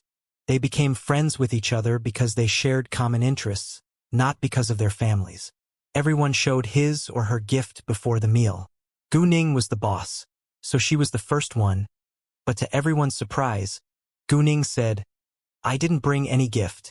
"What? No. Boss, you said that you would give me a precious gift. Do you know how excited I was to receive your gift?" Chu Peihan was upset at once. The rest didn't know what to say, but they didn't believe that Gu Ning came with empty hands. "You said that you didn't care about gifts," Gu Ning said, like she was innocent. "I was just kidding. Don't take it seriously." Chu Peihan felt like crying now. She now understood the feeling of shooting herself in the foot. It was her birthday, and she was so looking forward to the gifts. There, I'm kidding too." Gu Ning laughed. She then took out a box from her backpack. Hearing that, Chu Peihan's face lit up at once. "Boss, I knew it." However, everyone else was surprised. Chu Peihan grabbed the box from Gu Ning without delay. Gu Ning only smiled gently. She opened it immediately. It was a jade pendant in the shape of a rabbit.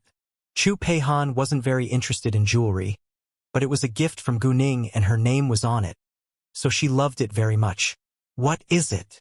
Everyone surrounded her. "It's a jade pendant in a rabbit's shape. Boss, you asked us for our Chinese zodiac signs. Are you going to send each of us a jade pendant?" Hao Ran immediately realized why Gu Ning had asked them the question. "Really?" Mu Ku and others all looked to Gu Ning with anticipation. "You're smart and right. I did prepare a jade pendant for each of you, but Peihan's birthday was so near, so hers was finished first. And everybody else will need to wait for a while longer," Gu Ning answered.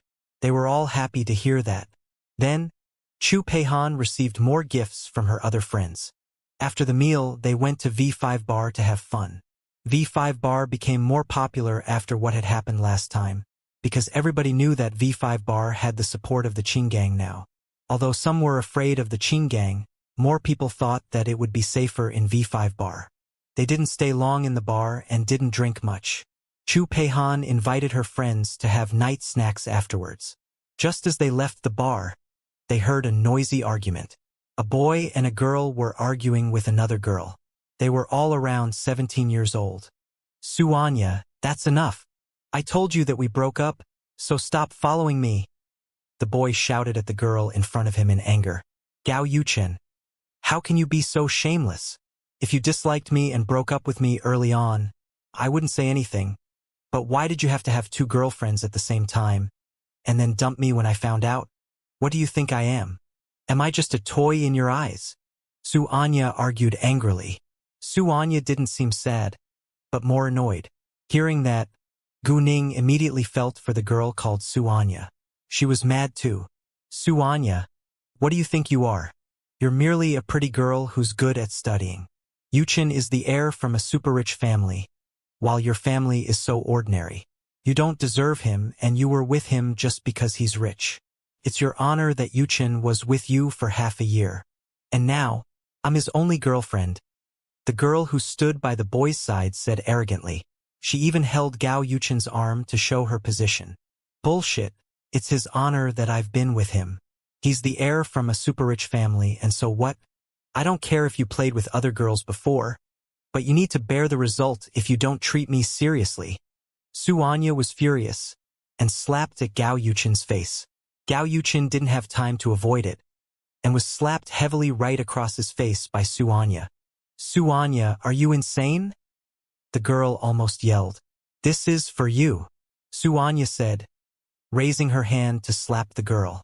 However, before her hand fell down, Gao Yuchen pushed her with great force. Suanya was pushed away and stumbled on the curb, falling into the middle of the road. At this time, a private car drove over at a high speed. It was already too late to stop. Everyone around was shocked. The car almost hit Suanya, but they were all struck dumb, standing still. However, right at this second, a hand grabbed Suanya's hand, pulling her back to the sidewalk without hesitation. The car just missed Suanya and stopped right away. If Suanya hadn't been pulled back, she would have been killed. Everyone looked at the person who had just saved Suanya with admiration. Suanya was so scared and trembled in shock. She could barely stand. And the person who just had saved Suanya was exactly Gu Ning. Boss, are you all right? Hao Ran and others ran to her at once.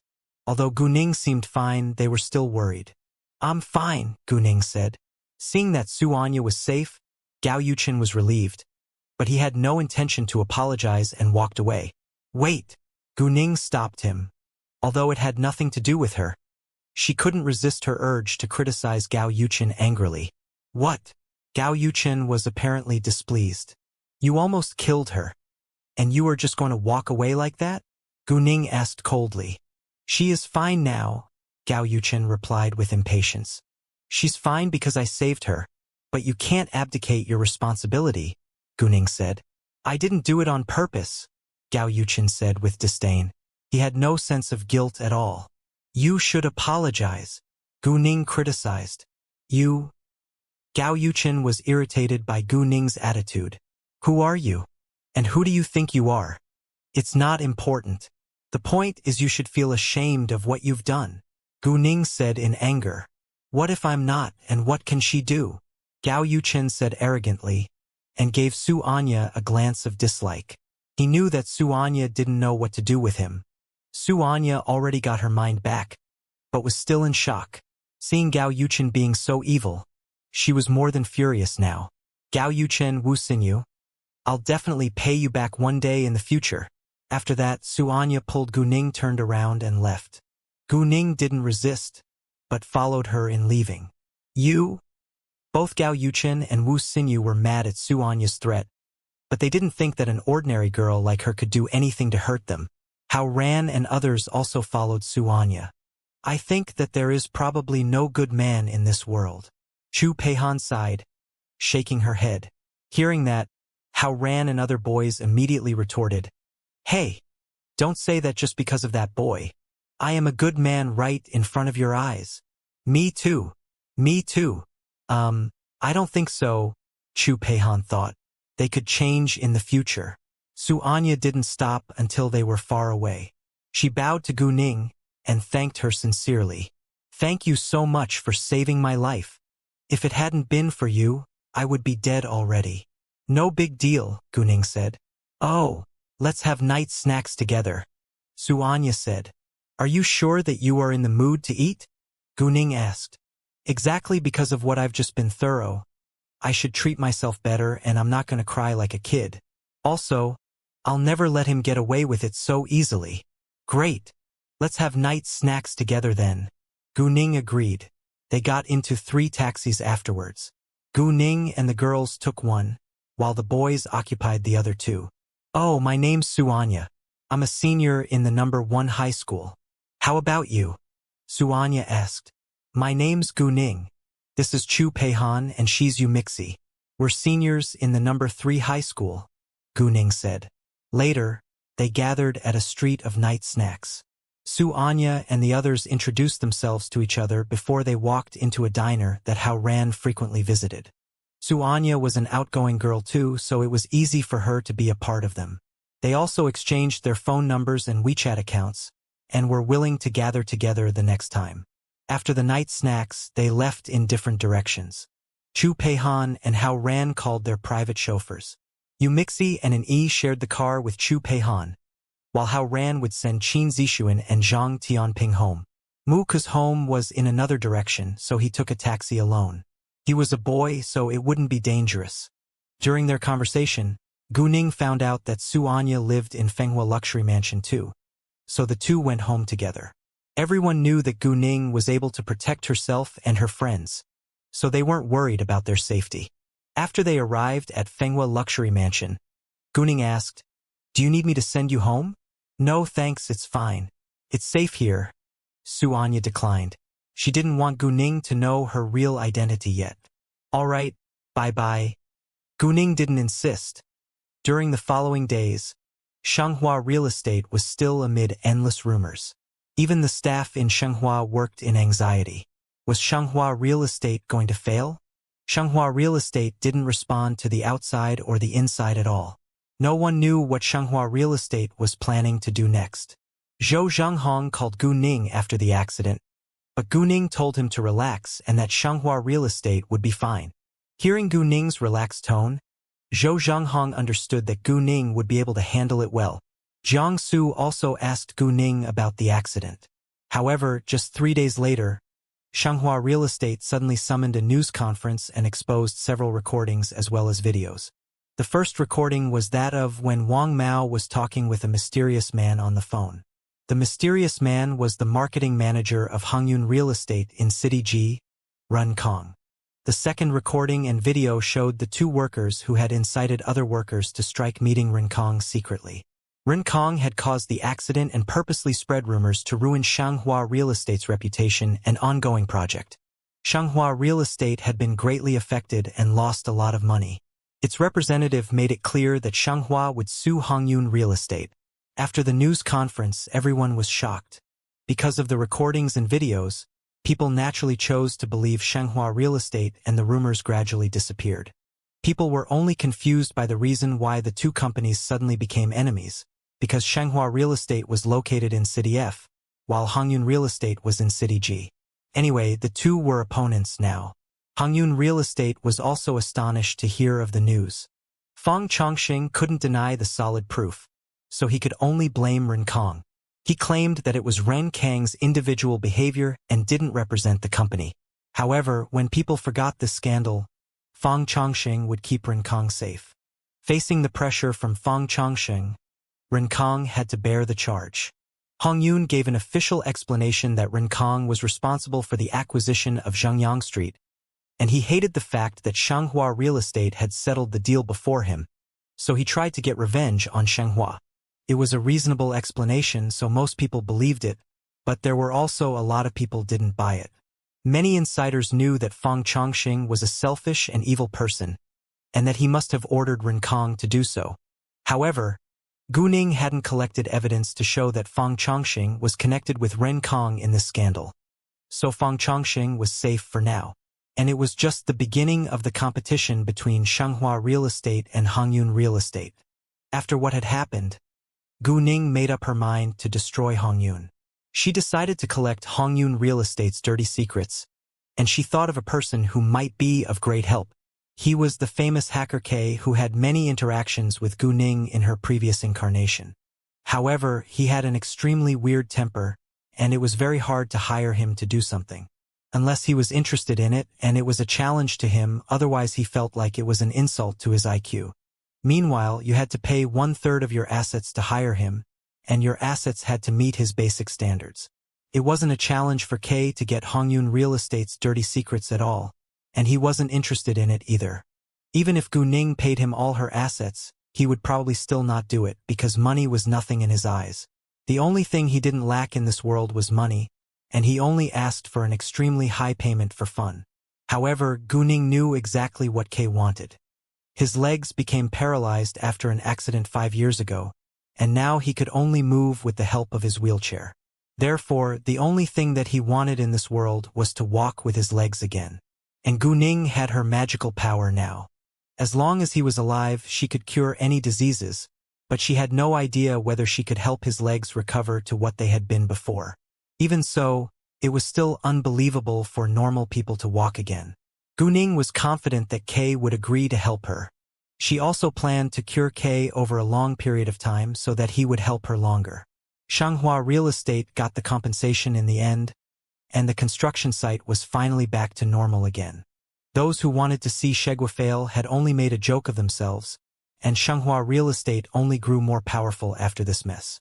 It had successfully grabbed the land from the real estate tycoon in City G. At the same time, those construction workers who had left Shanghua Real Estate were highly regretful now. As for Wang Mao and the other two who had accepted a bribe from Rincong, they were also punished according to the law. Only Rincong got away with it. Although he was mainly responsibility for this mess, he couldn't afford the full compensation himself. So Fang Chongqing used an excuse to help Rincong pay the compensation to Shanghua Real Estate. After that, Fang Chongqing turned to the vice mayor, Lu Shirkuan, to protect Rincong. Unexpectedly, Lu Shirkuan didn't dare to help him because he didn't want to be involved. Lu Shirkuan didn't dare to be involved. Neither would Fang Chongqing. He was so mad that he wanted to ruin Shanghua Real Estate right now. He had tried once but failed, and now was even more determined to destroy Shanghua. It took almost a week before this problem was solved. During this week, Shanghua Real Estate wasn't the only company that was amid troubles. The Gao family, which was ranked 10th on the list of the richest in City F, had to close 3 restaurants under its name because of poor sanitation. Its reputation was greatly damaged. And the Su family, which ranked 2nd on the list, suddenly stopped cooperating with the branch of Dongheng Real Estate in City F, and the latter lost a fortune. Wu Lianqin, who was the president, was even demoted. City F had suffered a lot in this week. Gu Ning instantly figured it out when she heard that the Gao family, the Su family, and the Wu family were involved. Su Anya was from the Su family, and she had gotten revenge on Gao Yuchen and Wu Xinyu. Su Anya didn't seem like an ordinary girl when Gu Ning had met her for the first time. However, to her surprise, Su Anya's family was extremely influential. The Su family was ranked 2nd with 4 billion yuan in assets on the list of the richest in City F. Gu Ning was also surprised to hear that Wu Xinyu was Wu Lianqin's daughter. Hao Ran and the others also had the same idea that Su Anya wasn't an ordinary girl, and that all the news couldn't be a coincidence. Although they were all astonished by Su Anya's real identity, they were more curious to know Gao Yuchen's reaction after he found out his so-called ordinary ex-girlfriend was from the Su family. He must be genuinely regretful. Nobody blamed Su Anya for her revenge, because she could have been killed that day. Although Gao Yuchen hadn't done it on purpose, he had indeed hurt Su Anya, and the Su family of course would punish the Gao family. And the Wu family suffered too. On Thursday night, Gu Ning dialed a number. Someone answered it after a long time. A cold male voice sounded. "Who is it?" "Kay, let's make a deal. I think you'll be interested in the reward," Gu Ning said plainly and without delay when she recognized Kay's voice. "Really? Tell me, what is it?" Kay was curious. I can cure your legs and you can get rid of the wheelchair, walking like a normal man. However, I can't promise that your legs will be exactly the same as they were. What? Hearing that, Kay was shocked. He was more astonished that she was aware that his legs were paralyzed than that she was able to cure his legs, because there were only a few people who knew his secret. How did she know about it? However, as long as she could cure his legs, he didn't mind how she found out about his secret. Meanwhile, he still doubted whether she could really do it. He didn't care if his legs couldn't fully recover. He only wanted to walk again. Kay tried his best to stay calm, and asked, "Are you sure you can cure my legs? Why should I believe you? You can have a try and you'll know. I can administer primary treatment to you first. If it works, you can make your decision then," Gunning said. "Sounds good. What's your aim?" Kay asked. "Work for me for a year and help me investigate whatever I want. I won't make you threaten this country's safety or investigate state secret. I'll only deal with my enemies," Gunning said. "Sure, as long as you can cure my legs. I'll work for you for a year," Kay answered with alacrity. Gunning had hit the mark. All he wanted was to walk like a normal man. He wanted to visit many places in this world and finish his bucket list. He did not want to spend the rest of his life in this wheelchair. Although he doubted Gunning's ability, he wasn't willing to miss any chance. "Where shall we meet?" Kay asked. He sounded calm, but he actually couldn't wait. "I live in City F. We can meet wherever you want," Gunning said for the sake of Kay's condition. "I'm in City D."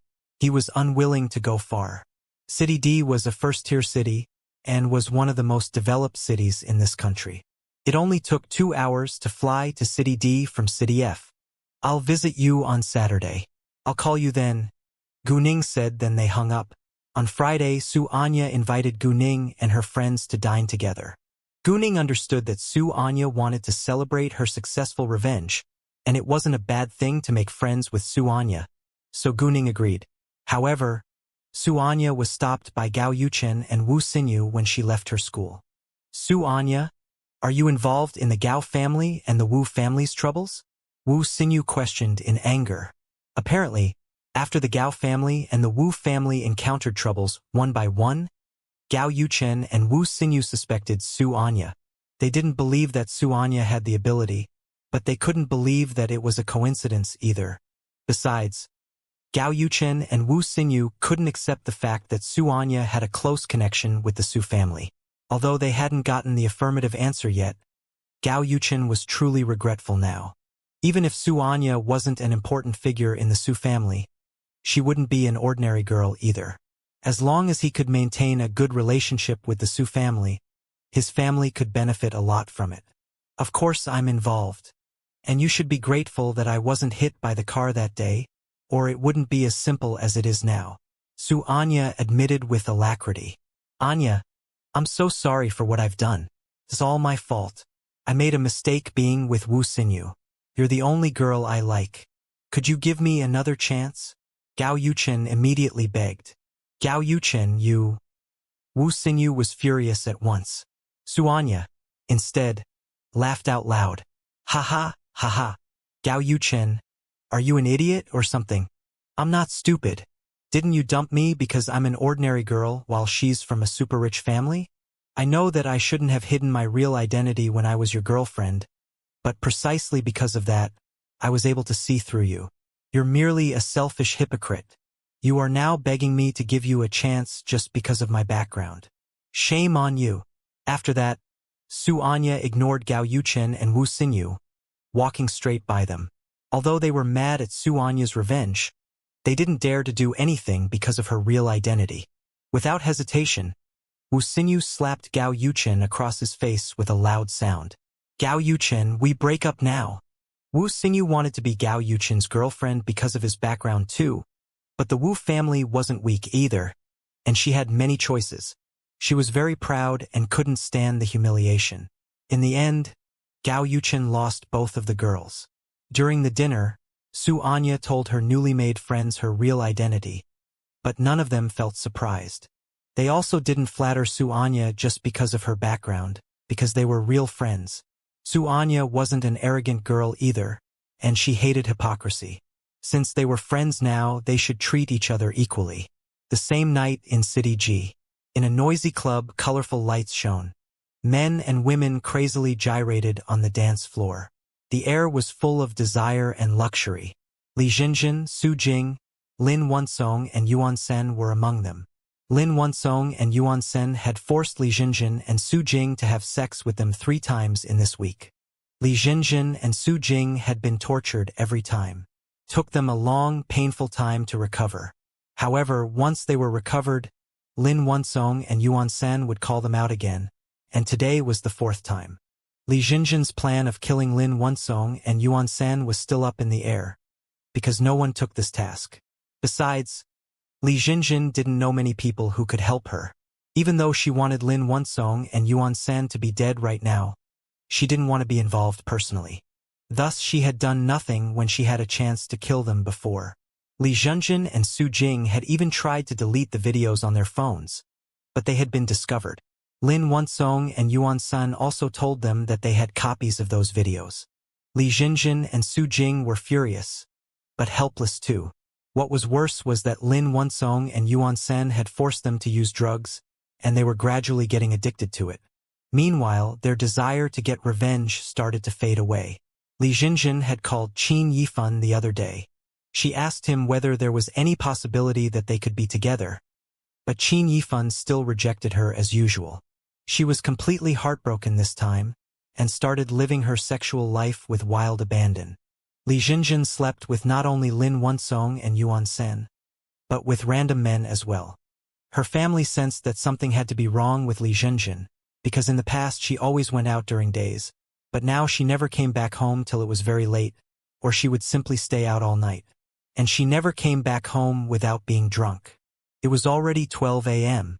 Li Jinjin was still playing crazily in the bar, and she wouldn't answer her parents' calls, which deeply worried her families. Li Jinjin's parents and her older brother, Li Zhenyu, were still awake, sitting in the living room. Li Jinjin's father looked upset while holding his phone in his hand. "Zhenyu, what happened to your younger sister? She's totally changed." They thought that Li Jinjin was a grown-up now, and that they shouldn't interfere in her personal affairs. However, she behaved in an increasingly wild and uncontrolled way. "I'm not clear about it. Maybe it's because Qin Yifan likes another girl, and she's unhappy," Li Zhenyu said. Hearing that, Li Jinjin's parents could only sigh. Although they all wished that Li Jinjin could marry Qin Yifan didn't like Li Jinjin and wasn't willing to marry her either. They couldn't do anything about it. If they annoyed the Qin family because of that, it would be the last thing the Li family wanted to see. Gu Ning flew to City D early in the morning on Saturday. However, while Gu Ning was on her way to City D, Leng Xiaoting arrived at City F at the same time. He planned to surprise her, but her phone was turned off. Leng Xiaoting thought that maybe Gu Ning was not in City F. She had a company in City G and went to City G often, so Leng Xiaoting guessed that Gu Ning could be in City G. He wasn't sure yet, so he didn't fly to City G abruptly. It was also possible that Gu Ning's phone was dead. Around 11 a.m., Gu Ning arrived at the airport in City D. She didn't notice that Leng Xiaoting had called her until she turned her phone on later. "Hi, where are you now?" Leng Xiaoting asked the minute he answered Gu Ning's call. "I'm in City D now and I just got off the plane," Gu Ning replied. "I just arrived at City F," Leng Xiaoting said. He sounded a little upset. "What?" Gu Ning was surprised. "Why didn't you tell me earlier?" "I wanted to surprise you," Leng Xiaoting said, feeling disappointed. Gu Ning didn't know what to say, but she was moved. "Wait for me in City F. I'll be back tomorrow morning." "Fine," Leng Xiaoting answered. After that, Gu Ning called Kay to make an appointment with him. Kay and Gu Ning were going to meet in an exclusive resort called Quanlin Resort. Although Gu Ning had never been there before, she had heard of it and read news about it on the internet. It was a beautiful resort with an outstanding natural view, and it was a place that was safe for celebrities to meet, eat, or discuss business. Only the rich or the authorities could afford it. Gu Ning didn't know how much wealth Kay had, but she knew that he was far richer than her. On the way to the resort from the airport, a picture again emerged before Gu Ning's eyes. A big red truck suddenly lost control and hit a black Kian into the guardrails on a highway. The black Kian fell from the 10-meter high road and crashed into pieces, which resulted in the death of the 3 people in the car on site. Gu Ning's heart tightened. Since she could see the picture, it must have something to do with her, and she had to stop it from happening. Before long, Gu Ning noticed that a red big truck was driving ahead not far away. She checked its plate, and it was exactly the same one that had shown in the picture before her jade eyes. She immediately used her jade eyes and saw that a black Kian was driving right ahead of the big truck. There was a 10-meter or so gap between the 2 cars, and the big truck was speeding up. They were still 1,000 meters away from the highway. "Hey, would you please drive faster and catch up with the Kian? It's my friend's car." Gu Ning urged the driver and told him a lie. "Sure." The driver agreed and sped up immediately. Although the driver sped up, it was still difficult for him to catch up because they were all driving at a high speed. Why is the big truck driving so fast? It is already exceeding the speed limit and is getting near to the Kian. If it doesn't slow down right now, it could be dangerous, the driver complained. Hearing what the taxi driver said, Gu Ning frowned. Even the taxi driver knew that it could be dangerous if the big truck didn't slow down, so why did the driver of the big truck still do it and even sped up? The big truck must be doing it on purpose. Why? Was it a murder?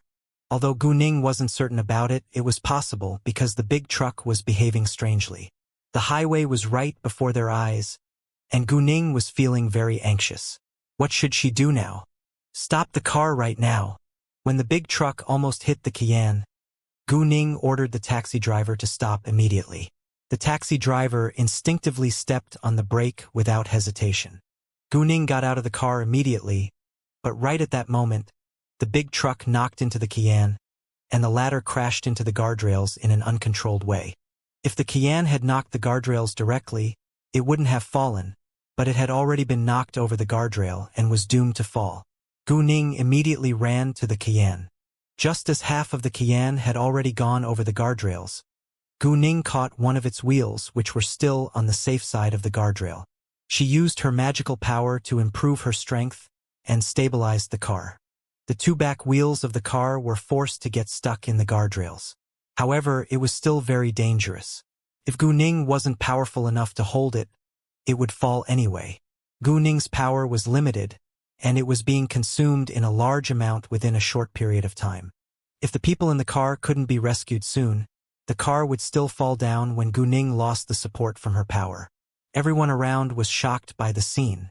How powerful this girl is, and she must be super brave to risk her own life to catch the wheel. She could fall too.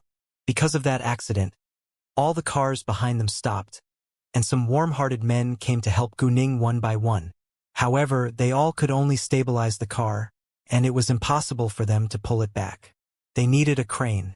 Some called the police and some called the ambulance, while some were busy taking pictures as well as videos of the unusual scene. A piece of news soon appeared on the internet: a car accident on a highway in City D. A brave and powerful girl caught its wheel. Pictures attached. The first picture was Gu Ning holding the wheel alone, and in the second picture, many went to help Gu Ning pull on the back of the car, but their faces weren't clear because of the long distance. 2/3 of the Kian was knocked over the guardrail, and it was highly possible to fall. Thus no one thought that it was a show and that Gu Ning was deliberately attracting people's attention. Instead, they were all astonished by Gu Ning's bravery and strength. Jesus, how does she do it? I think that she isn't an ordinary human being. She was able to grab hold of the wheel and stabilize the car right on time. Indeed, it's incredible. The news went viral on the internet and caused a sensation within a short time. When a government worker noticed the car plate in the picture, he was stunned and called the mayor's private number at once. The mayor was also shocked to hear the news. He immediately took a car, heading to the site in person. Moreover, he also called the directors of the public security department as well as the fire department and the head of the central hospital. It seemed that the people in the Kian were very important. However, the crowd had no idea of that yet. Around 10 minutes later, the fire brigade arrived and immediately started directing a rescue. Ambulances arrived soon after. Just as the Kian was pulled back, the The directors of the public security department as well as the fire department and the head of the central hospital arrived one by one. Everyone was astonished and curious about the people in the Kian's identity. The owner of the car must be an important figure. It cost Guning too much power, and she was exhausted, sinking to the ground. She was surprised too, but had no energy to think about it now. She planned to walk away quietly, but a nurse found her and put her into an ambulance without delay. Guning wasn't able to resist at all right now, and decided to have a rest first. Unexpectedly, she fell sound asleep afterwards, and missed the call from Kay. Kay had been waiting for her for a long time and lost his patience. He called her twice and a doctor answered it the second time. "Miss Gu, I've been waiting for you for a long time. Where are you right now?" Kay was apparently displeased. "Hi, the girl was in an accident just then, and she is in the hospital now. May I know your relationship with her?" The doctor said politely.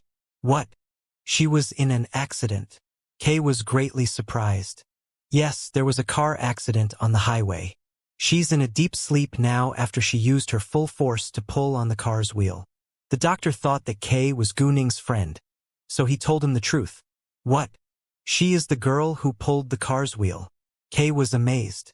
While he was waiting for Guning, he surfed the internet to kill time, and he had also read the news about the accident. To his astonishment, the girl in the picture was actually Guning. Kay now thought highly of Guning, and was even more interested in her. Which hospital was she admitted to? Kay asked. He planned to visit her. Guning had promised to cure his legs, so he didn't want to miss the chance. In addition, what Guning did had won his trust. "The center hospital, patient room V11, the doctor said. The atmosphere in another VIP patient room was depressing. A man who was around 50 years old was lying on the patient bed. He had a pair of sharp, bright eyes, and no one dared to meet his gaze. The man also had an air of power and coldness, which terrified people around him. Vice Governor, the driver of the truck is already in custody, but we haven't gotten his testimony yet," a middle-aged man said with great respect. The man who was lying on the patient bed was the Vice Governor of Province D, Xiao Changchun, and the middle-aged man was the Director of the Public Security Department, Fu Wenwu. "It has to be Lu Guolai or Zhao Feilong," another man in his early 40s said in anger.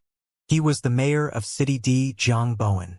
Lu Guolai was the deputy secretary of the Provincial Party Committee in City D, while Zhao Feilong was the governor of Province D. Zhao Feilong, Lu Guolai, and Xiao Changchun were competing against each other for a significant position, so they all wanted to destroy the other two.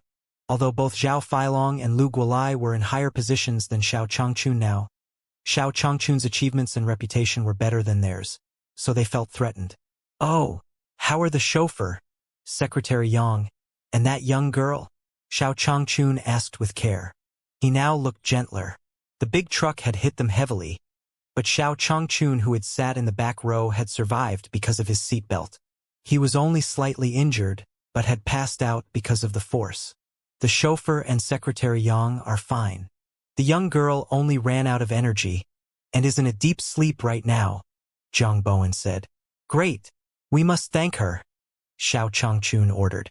Although he thought that the girl wasn't simple, he had no intention to investigate her, because she had just saved his life. "No problem, but how? Money or something else?" Jiang Bowen asked. "Give her 100,000 yuan as a reward and prize for her bravery," Xiao Changchun said. Money was probably the most practical reward, and it wasn't appropriate for a government official to give her a house or a car. "Sure, I'll arrange it right away," Jiang Bowen said. He immediately called his secretary to handle it. Guning opened her eyes, and a young, good-looking face came into her sight. She got a fright and sat up abruptly. "Kay, why are you here?" Kay felt a little dissatisfied at Guning's great reaction, but he was surprised to hear what Guning had said. He squinted and seemed dangerous. "Do you know me?" There were only a few people who knew who he was. How come she knew him? Guning immediately regretted saying that, but she couldn't tell him that they had met before in her previous incarnation. If she did, she would expose her secret of being reborn.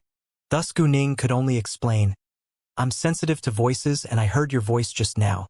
So I assumed that it had to be you when I opened my eyes. Gu-ning did hear someone talking, but she wasn't sure whether it was Kay or not.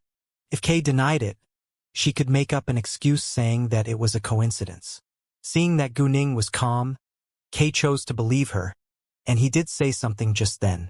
Hey, how come you're so strong and brave to pull the car and prevent it from falling? Kay asked with curiosity. Because I'm willing to help others and I'm full of energy. Gu-ning replied with sincerity. Although she didn't want to be involved in trouble, she couldn't stand aside when she saw that others were in trouble. Fine, Kay said. And when can you cure my legs? Kay asked because he couldn't wait. We can try it now, Gu-ning said. She stood up, taking out a glass flask from her backpack. This is the medicine that I've prepared for you.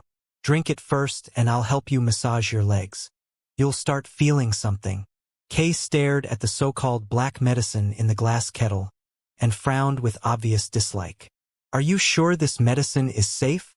Although he believed Gu-ning to some extent now, he didn't fully trust her. They were merely strangers after all. He came to meet her just because he didn't want to miss any chance.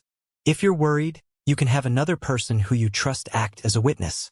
If you're in danger, he can capture me, Gu-ning said airily, like she didn't care. Kay also knew that nothing good came without risk. In fact, the medicine was only a normal medicine to improve a person's sleep. Gu-ning used it as a cover. The major part was the massage. Guahao, come on in, Kay called at someone outside. A young man walked in at once and Kay ordered, I'm going to take this medicine that she gave me.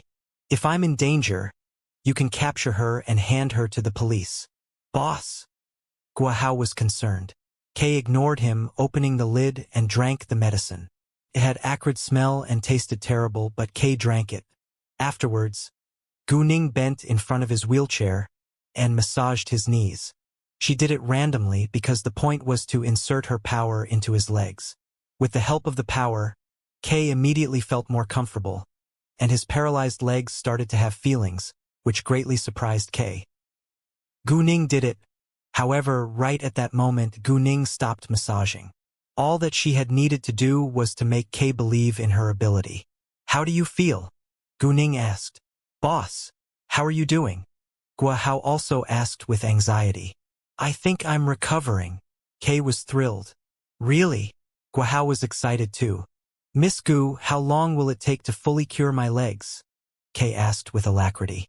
We'll do the treatment 3 times in alternate weeks. Your muscles will recover the first time, and your joints will heal the second time. The third time you'll be able to walk, Gu-ning said. Am I dreaming? Kay's body trembled slightly in surprise. It was too good to be true for him. You're not, Gu-ning said with confidence. Very well, I trust you, and I'll work for you for a year, Kay said. Great. Although Gu-ning was confident that Kay would agree, she was finally relieved to get his affirmative answer. Kay reached out his hand to shake Gu-ning's. It's very nice meeting you. Then, Gu-ning inserted her power into Kay's legs again to recover his muscles. Kay's legs regained its feeling, which made Kay and Guahao feel extremely excited. However, the joints in Kay's legs were still badly damaged, so he couldn't walk for now. After the first treatment, Gu-ning said, I need your help right now, but I don't think that it is a good place to discuss it here. I'm starving right now. Why don't we talk on the way to the restaurant? She hadn't eaten in a long time. Sure, let's go now. Kay agreed. Then Guahao pushed Kay's wheelchair followed by Gu-ning, heading outside. They had to tell the doctor first before leaving. However, just as they left the patient room, Zhang Bowen met them face to face and stopped them. Hi, you're finally awake. Where are you going now? Zhang Bowen asked Gu-ning. Nice to meet you, Mayor Zhang. I'm fine now, and I'm going to tell my doctor before I leave with my friends, Gu-ning replied. She behaved calmly in front of Zhang Bowen. You're leaving. Zhang Bowen was surprised that this young girl asked for nothing after what she had done. Nevertheless, you've done a great thing. We haven't rewarded you yet, Zhang Bowen said. He scrutinized Gu-ning to see whether she was truly modest. Gu-ning smiled and said, Mayor Zhang, I did it out of my own willingness, and I won't ask for any reward. However, I only hope that I've saved an honest and upright official. Very well, you're very kind and modest. I admire you. Jiang Bowen complimented her plainly. However, you've made a great achievement, and you deserve the reward. Well, how about this? I can fulfill a wish of you, as long as it's legal. If you encounter any trouble in the future, you can turn to me for help, Jiang Bowen said, handing his name card to Guning. That would be so great. Guning didn't reject and took the name card. Mayor Jiang, please do not expose me in this accident. I don't want to be involved in unnecessary trouble. This car accident was an attempt at murder. If the killer knew that she ruined his plan, he wouldn't let her get away with it. Jiang Bowen was also aware of it, so he agreed to protect Guning. Don't worry, I'll handle it, Jiang Bowen said to Guning. Thanks, Guning said. After that, they said goodbye to Jiang Bowen. Mayor, I think that she probably wanted your favor more than a reward, Jiang Bowen's secretary said behind him after Guning was gone. Jiang Bowen had the same thought, but he didn't care. She saved the vice-governor's life. And my favor is nothing compared to that. Indeed, Xiao Changchun's life was much more important than a little favor. If Xiao Changchun had been killed in the car accident, a powerful group in the politics would have lost an essential figure. Jiang Bowen added then, she didn't ask for my favor on her own initiative. I think she's an honest girl, and accepted my favor just because she didn't want to turn me down. In addition, he only promised to fulfill a legal wish for her. Even if she really turned to him for help one day in the future, he believed that it wouldn't be difficult for him to solve it. His secretary agreed with him. They were politicians, and it was necessary to be careful. You had to have done that on purpose. Even Kay had the same thought about Guning. The mayor owed her a favor, which was of great use in the future. It's not important. He proposed it himself, and why can't I take it? Guning said. Well, I'm surprised that you asked for nothing after you saved an important figure's life. Kay admired Guning for what she had done. He probably couldn't be so altruistic himself. I don't need their support right now, so I didn't ask for anything. However, I needed your help, so I offered to cure your legs for a reason, Guning said. Kay was stunned. Guning had rescued Xiao Changchun for nothing, but asked him to work for her for a year. Kay felt a little displeased, but he was even willing to work for her for 2 years as long as she could cure his legs. In the VIP patient room, Jiang Bowen reported his talk with Guning to Xiao Changchun. Xiao Changchun also believed that Guning was a good girl who took Jiang Bowen's name card just because she didn't want to reject his kindness. And it was Jiang Bowen who promised to help her in the future. Xiao Changchun had a good impression of Guning after this accident. She had saved his life after all. On the way to Quanlin Resort, Guning told Kay that she planned to investigate Hongyun real estate in City G, and she didn't hide her grudge with Hongyun. Kay was astonished after that. How old are you now? You must be younger than 20, and you have already started running a business? It's unbelievable, Kay said with amazement. Kay was an ace hacker, but he didn't know how to run a company at all, so he admired Guning. No problem. I'll send the materials to you once I find some, Kay said. After the meal, it was already 4 p.m. Guning checked the plane tickets back to City F, because Lung Xiaoting had just arrived in City F and she missed him. She had finished the deal in City D anyway. However, there were no plane tickets going to City F right now, and the last one would take off in half an hour. Guning couldn't catch it, so she could only wait till tomorrow. She then decided to stay in the Quanlin Resort, and Kay generously paid the fee for Guning. After Kay left, Guning decided to take a walk around the Quanlin Resort. Quanlin Resort was surrounded by beautiful mountains and lakes with a beautiful, natural view. It was indeed a pleasure to stay here. Guning took a photo and a selfie with the view, sending it to Lung Xiaoting. Lung Xiaoting had just wanted to call Guning when he received her message. Guning beamed in the photo, and Lung Xiaoting's heart lost a beat. He wanted to kiss her now. Lung Xiaoting, where is this place? Guning, Quanlin Resort. It's so beautiful.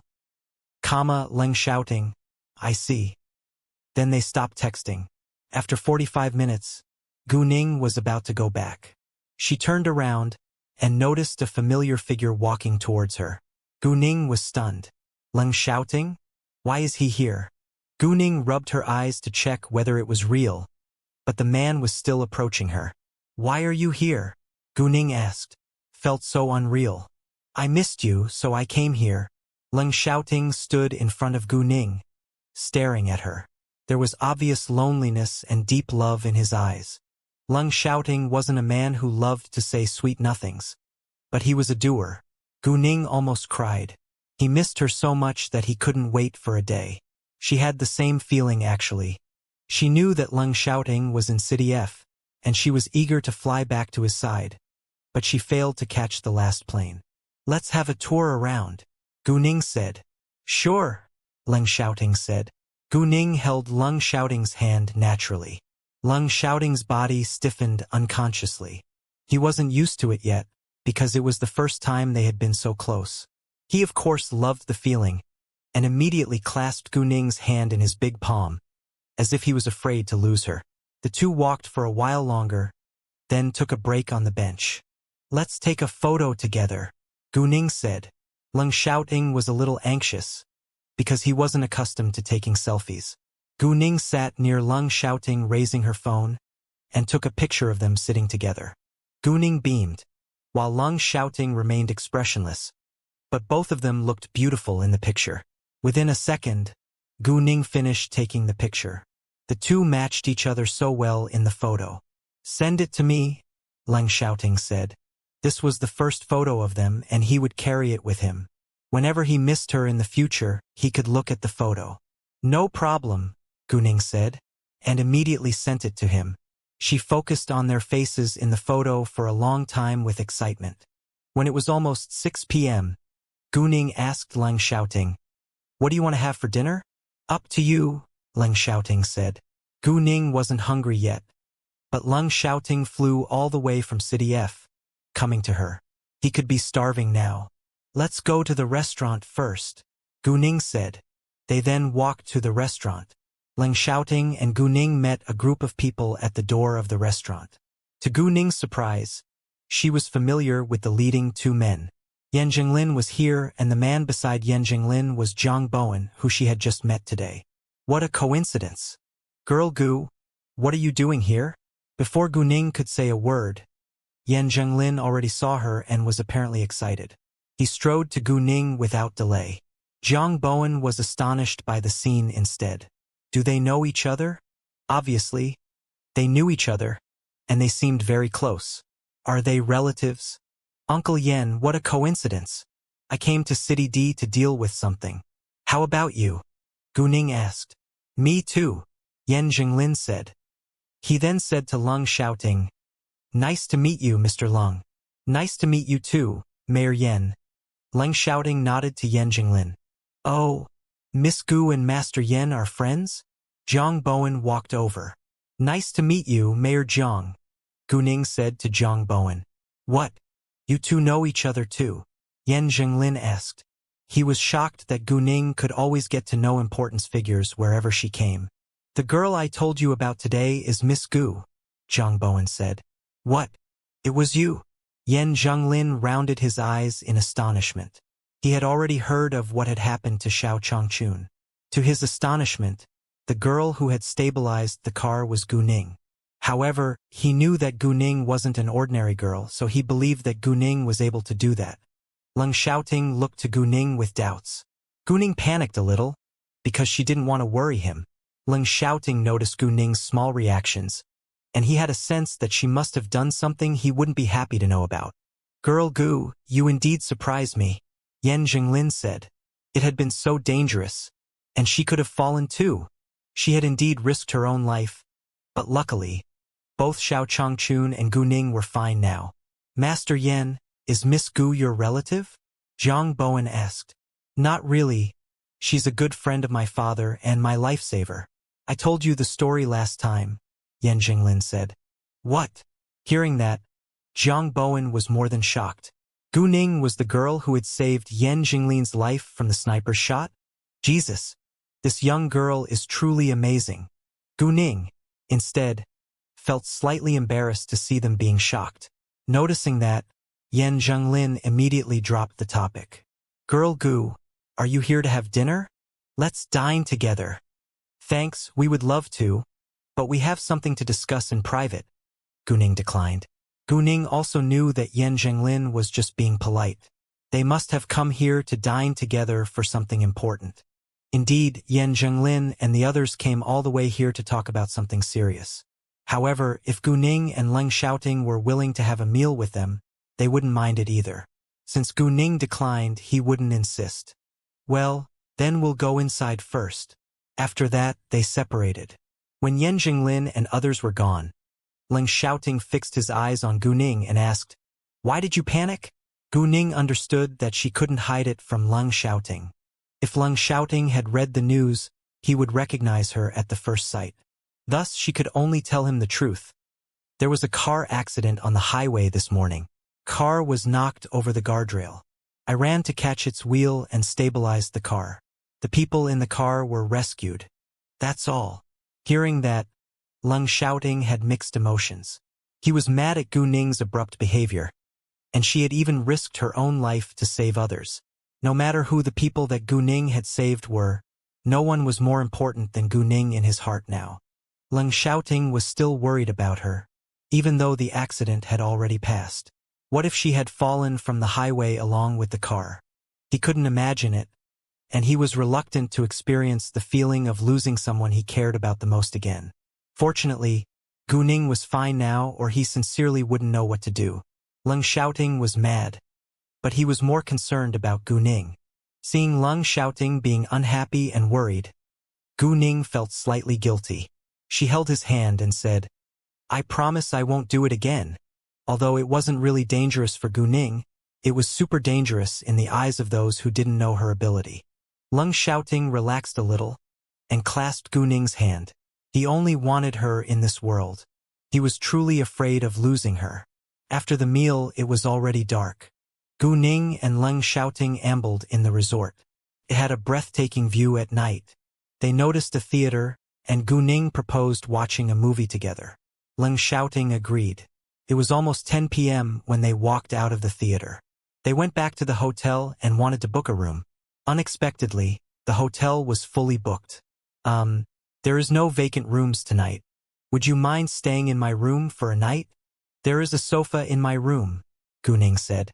She was nervous, and summoned up all her courage to say that. She didn't want Leng Xiaoting to think that she was an easy girl. Leng Xiaoting felt a little uneasy too, but there was no other room available tonight. He could leave Quanlin Resort, but he wasn't willing to, so he agreed. On the way to the room, the two couldn't help thinking about what was going to happen when they stayed in the same room for a night. Both of them flushed and their hearts were pounding fast. No one talked along the way. However, they were boyfriend and girlfriend now, so it was common that they stayed together. Even if they slept with each other, it was no big deal because they were in love. The minute that they walked inside the room, Guning said, "You're taller, and you can sleep in the bed. I'll sleep on the sofa. You can sleep in the bed, and I'll use the sofa." Leng Xiaoting wasn't willing to let Guning sleep on the sofa. It was uncomfortable. "The sofa is too small for you," Guning said. "It's fine," Leng Xiaoting said. Then he walked to the sofa and sat down. "There is no other quilt," Guning said, suddenly realizing it. "No big deal. The air conditioner is on. I'm not cold," Leng Xiaoting said. "Why don't we sleep in the bed together?" Guning said unconsciously, but she was soon shocked by her own words. Leng Xiaoting was struck dumb for a second. He felt the blood in his body was moving faster and faster, and didn't dare to look at Guning again. Guning added at once, "The bed is big enough for two," which meant that they wouldn't be touching each other, even if they slept in the bed together. Leng Xiaoting was struggling to make the decision. He was eager to be near Guning, but didn't want to scare her. In the end, Leng Xiaoting agreed. Afterwards, Guning and Leng Xiaoting only took off their coats, lying in the bed together. The bedside lamp was on, but it was a little dim. Maybe because it was still too early, or maybe because they were both nervous. No one was asleep, but they didn't talk either. All of a sudden, Guning's phone vibrated on a table beside her. The night was too quiet, so the abrupt sound scared Gu Ning for a second. The caller was Situ Yi. Why was he calling her at night? "Hi, Mr. Situ." Gu Ning answered it. Leng Xiaoting immediately felt a sense of being threatened. "Hey, are you home now? I'm in City F now. Why don't we have night snacks together?" Situ Yi invited gently. "Oh, what a shame. I'm not at home right now. I'm in City D," Gu Ning said. Leng Xiaoting, instead, was displeased with her tone. Situ Yi was disappointed. He came to City F to meet Gu Ning, but she was absent. He thought that if Gu Ning wasn't in City G, then she would be in City F. "When will you be back?" Situ Yi asked. "Tomorrow," Gu Ning replied. "Very well, then let's dine together tomorrow when you're back," Situ Yi said. "Sure." Gu Ning wouldn't reject since she was free tomorrow. Gu Ning also noticed that Leng Xiaoting wasn't happy about Situ Yi's call, but she wasn't clear why the man was displeased. She and Situ Yi were just common friends after all, and she couldn't stop meeting new men, because she needed to build up her network. Gu Ning rolled to face Leng Xiaoting and asked, "Are you being jealous just because I have a male friend?" "He is chasing you." Leng Xiaoting didn't deny the fact that he was jealous, but if Situ Yi wasn't chasing Gu Ning, he wouldn't be jealous. "What? No." Gu Ning was quiet surprised. She didn't believe it because she didn't think that Situ Yi treated her differently. "How do you know that?" Gu Ning asked. "Man's instinct," Leng Xiaoting said with confidence. "Ha ha." Gu Ning couldn't help laughing out loud. Even if Situ Yi was chasing her, she wouldn't accept him. "Do you lack self-confidence? Or don't you trust me?" Gu Ning joked. Leng Xiaoting looked at Gu Ning deeply, but remained quiet. He didn't know the answer either. Gu Ning knew what was in Leng Xiaoting's mind. Even if he didn't trust her, she wouldn't blame him. They had just been together for a short time, and it was normal that he felt insecure. If Gu Ning hadn't been familiar with Leng Xiaoting, she would have felt threatened too, because the man was so handsome and sexy. "Unless you betray me, I won't hurt you," Gu Ning promised with sincerity to allay Leng Xiaoting's worries. She then approached him and gave him a light kiss. However, Leng Xiaoting wasn't willing to let her go after he got to enjoy the taste. He immediately kissed her with great force. Leng Xiaoting wasn't skillful at kissing, so it took him a while to find the right way. His lips rubbed across hers for a long time before his tongue went in between her beautiful teeth and into her mouth. He pressed her to him, and her whole body was under his. It was the first time that Gu Ning had been so close to a man. She lost all her energy, indulging herself in the warmness. They shared a lingering kiss, and Leng Xiaoting started to get dissatisfied with the status quo. His hands began to move around her body. Gu Ning trembled out of sexual excitement. Although she didn't mind making love with Leng Xiaoting, she wasn't mentally prepared yet, so she wanted to push him away. However, she tried in vain because her body had already given up. She could only let Leng Xiaoting continue kissing her passionately. Feeling that Gu Ning was a little out of breath, Leng Xiaoting's kiss moved to her cheeks and neck. Her skin was smooth and smelled so good due to the nourishment of her power. Leng Xiaoting just couldn't stop. All of a sudden, a loud sound of someone closing a door outside surprised Leng Xiaoting. He got his mind back at once. Although this hotel had outstanding sound insulation, with his acute hearing, Leng Xiaoting was able to hear any sound outside. Seeing Gu Ning flushed with slightly swollen lips, Leng Xiaoting panicked. "Ning, I'm sorry, it's fine." Gu Ning took a long breath in to calm herself down and smiled gently. She didn't mind but was simply not mentally prepared yet. Leng Xiaoting didn't dare to continue and tried to fall asleep with Gu Ning in his arms. But it was very hard for a man to sleep right after such a long, passionate kiss. Gu Ning, on the other hand, fell asleep within a short time. Leng Xiaoting didn't fall asleep until it was very late. The next morning, Leng Xiaoting was standing in front of the floor-to-ceiling window thinking about something when Gu Ning woke up. "What are you thinking?" Gu Ning opened her mouth. Leng Xiaoting turned back, looking at her. "Oh, nothing. Do you want to have breakfast out or in here? Let's go out. The plane will be taking off at 9:30 a.m. We can have breakfast before we head to the airport," Gu Ning said. They packed up and went to the restaurant for breakfast. There were exclusive shuttle cars in the restore, so Gu Ning and Leng Xiaoting took the car arranged by the hotel. Gu Ning called Kay after her breakfast and told him that she was leaving for City F. Kay proposed to send her to the airport, but Gu Ning declined. Gu Ning didn't avoid Leng Xiaoting, so he got to know the reason why Gu Ning came to City D this time, from their talk on the phone.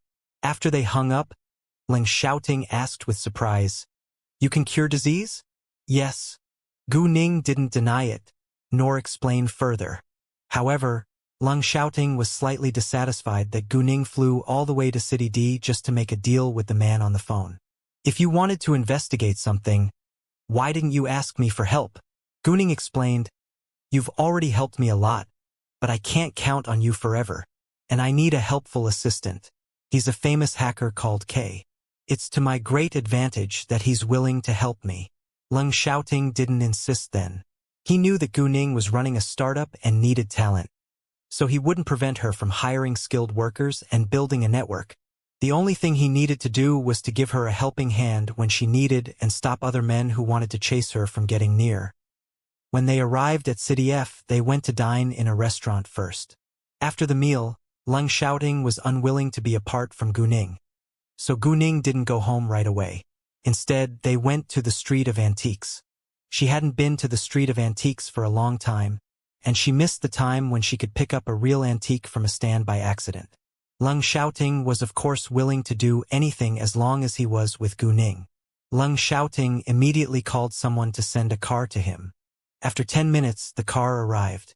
Leng Xiaoting then drove the car, going to the Street of Antiques with Gu Ning. On the way, Gu Ning called Gu Man and told her mother that she was back, and would be back home tonight. The Street of Antiques was still the same as the first time that Gu Ning had been here. Most of the objects were fake and it was hard to find a real one. "Do you like antiques?" Leng Xiaoting asked, seeing Gu Ning so focused on the objects. "Yes," Gu Ning answered. "I have some. I'll send them to you later," Leng Xiaoting said. "Well, I just enjoy discovering and picking up a real one from a mass of them. I'm not really interested in collecting them," Gu Ning said. After a long while, Gu Ning noticed an object with power. It was a 30-centimeter wide pastel plate with patterns of 9 peaches and 5 bats. The white plate was crystal clear with a smooth texture. It was a great advertisement for Yongjing pastels. The background color of the plate and the color of the painting around it were both pure and fine. The two colors combined together producing effects of elegance and nobility. Therefore, people might think that it was a fake and outsiders would never believe that it was real, even if there were 2 vertical lines of words saying Yongjing period, Qing Dynasty in blue and white on the bottom of the plate. The patterns around the plate were light and obvious at the same time. The color of the peaches was red, but not bright and changed naturally from yellow to red. Every touch of the painting pen was precisely accurate. The peach blossoms had long leaves with sides that were bright in the front and darker in the back. The front sides of the leaves were green, while the back sides were bluish and dark, which reflected the differences under the light. The leaves were densely distributed and reasonably dynamic, matching the iron-red bats so well. Gu Ning asked about its price. It only cost 2,000 yuan, so Gu Ning paid the money without hesitation. Leng Xiaoting wanted to pay for Gu Ning, but Gu Ning declined. It would be meaningless if he paid. Gu Ning and Leng Xiaoting continued walking ahead with the plate. Seconds after Gu Ning and Leng Xiaoting were gone, a middle-aged man came quickly with an old man who was around 70 years old. They stopped at the stand where Gu Ning bought the pastel plate. "Master, this is the middle-aged said. However, before he could finish, he was struck dumb when he glanced over the stand. Then he was shocked and raised his voice asking, "Where is the pastel plate with patterns of 9 peaches and 5 bats?" The stand owner didn't know why the man was so emotional, but he recognized the old man who stood beside him. He was the curator of the museum and the leader of the Antiques Association, Gu Changjiang. The middle-aged man had visited the same stand a while before. He had stared at the pastel plate for a long time, but still left in the end. Now he came back with an antique expert to check it again. All of a sudden, the stand owner had a sense that the pastel plate could be real. "Hey, I'm asking you something. the middle-aged man said again. The stand owner replied at once, "Oh, I sold it already."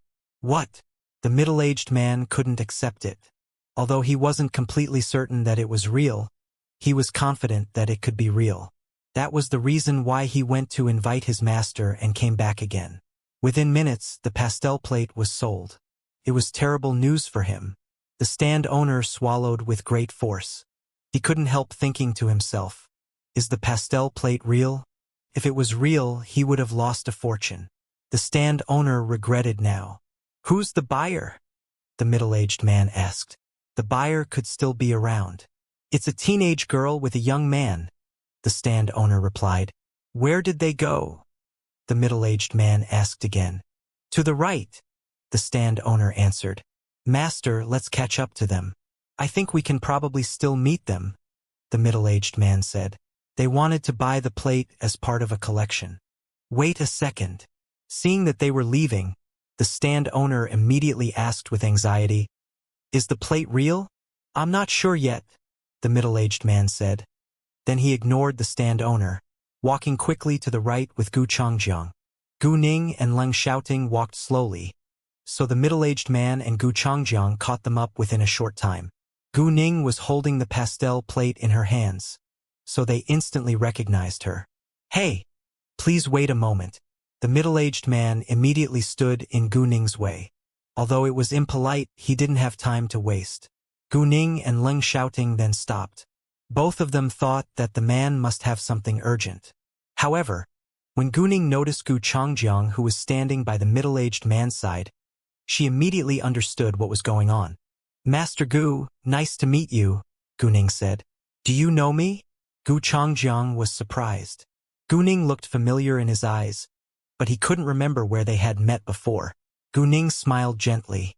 "We met at Master Qin's birthday party. I'm Gu Ning." "Oh, it's you." Gu Changjiang then got his memory back. Gu Ning had worn makeup back then, and now she didn't wear any makeup, so Gu Changjiang failed to recognize her in the beginning. However, he did remember her name.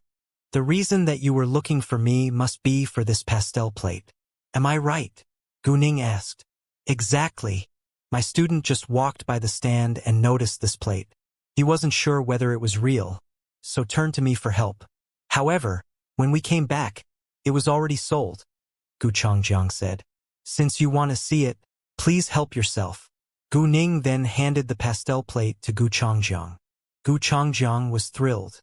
"I think that we better find a place to have a closer look at it." Gu Ning agreed, so they walked into a nearby tea house. Gu Changjiang looked at the plate closely for a long while, and he was more than excited after he was sure that it was real.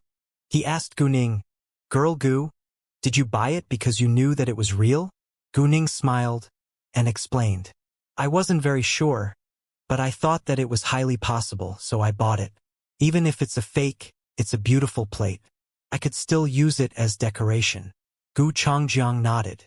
He thought highly of her courage and confidence.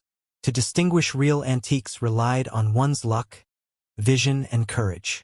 Like the middle-aged man, who had good luck but was not courageous enough to buy it. So he missed it. "Girl Gu, may I ask, are you willing to sell it?" Gu Changjiang asked.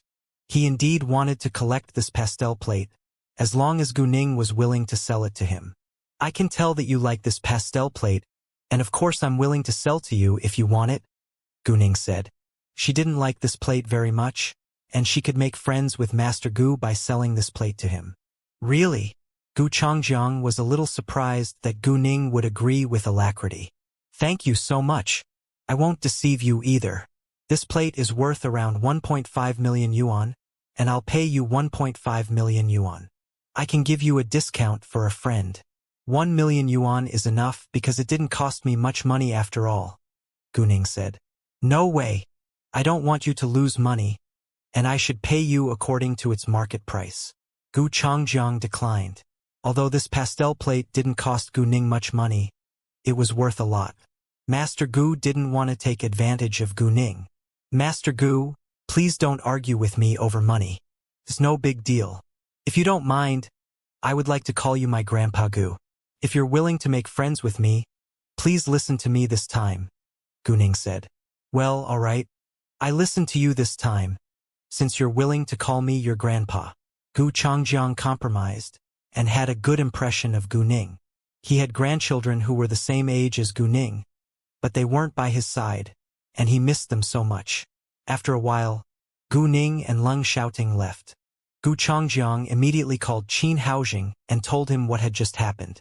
Qin Haojing was also astonished that Gu Ning knew antiques.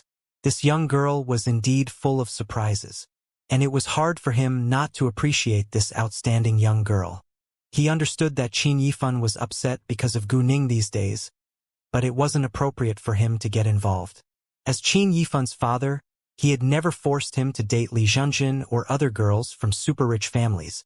Although he didn't want Qin Yifan to be with an ordinary girl, he wouldn't stop him if he found his true love. Nevertheless, Qin Yiqing had already interfered in Qin Yifan's personal affairs, and Gu Ning had already rejected Qin Yifan. The Qin family could do nothing to change it. Situ Yi called Gu Ning again around 5 p.m., and Leng Xiaoting drove Gu Ning to the appointed restaurant. He was reluctant to see Gu Ning having a meal with Situ Yi, but he couldn't stop her. Situ Yi was alone in the restaurant. If Leng Xiaoting hadn't told Gu Ning that Situ Yi treated her differently, Gu Ning wouldn't have noticed it. How come Situ Yi, as the head of the Qin gang, had time to dine with a teenage girl like her? And he even wanted to be with her alone, which meant that he did it on purpose. However, Situ Yi didn't say anything special to Gu Ning, probably because he wasn't sure about his feelings yet. Gu Ning decided to stop it at the very beginning, because she didn't want it to end up like what had happened between Qin Yifan and her. It was too embarrassing for them to be friends now. In addition, she wasn't willing to lose support from the Qin gang.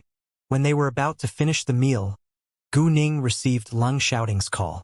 To let Situ Yi know that she wasn't single, Gu Ning didn't avoid Situ Yi but answered the call in a mild voice. Hi, is it done yet? Leng Xiaoting asked. Yeah, almost, Gu Ning replied. I'm waiting for you outside now, Leng Xiaoting said. In fact, he had never left. He was worried that Situ Yi would invite Gu Ning to watch a movie or shop together after the meal. So he called Gu Ning when he thought that they would almost be finished.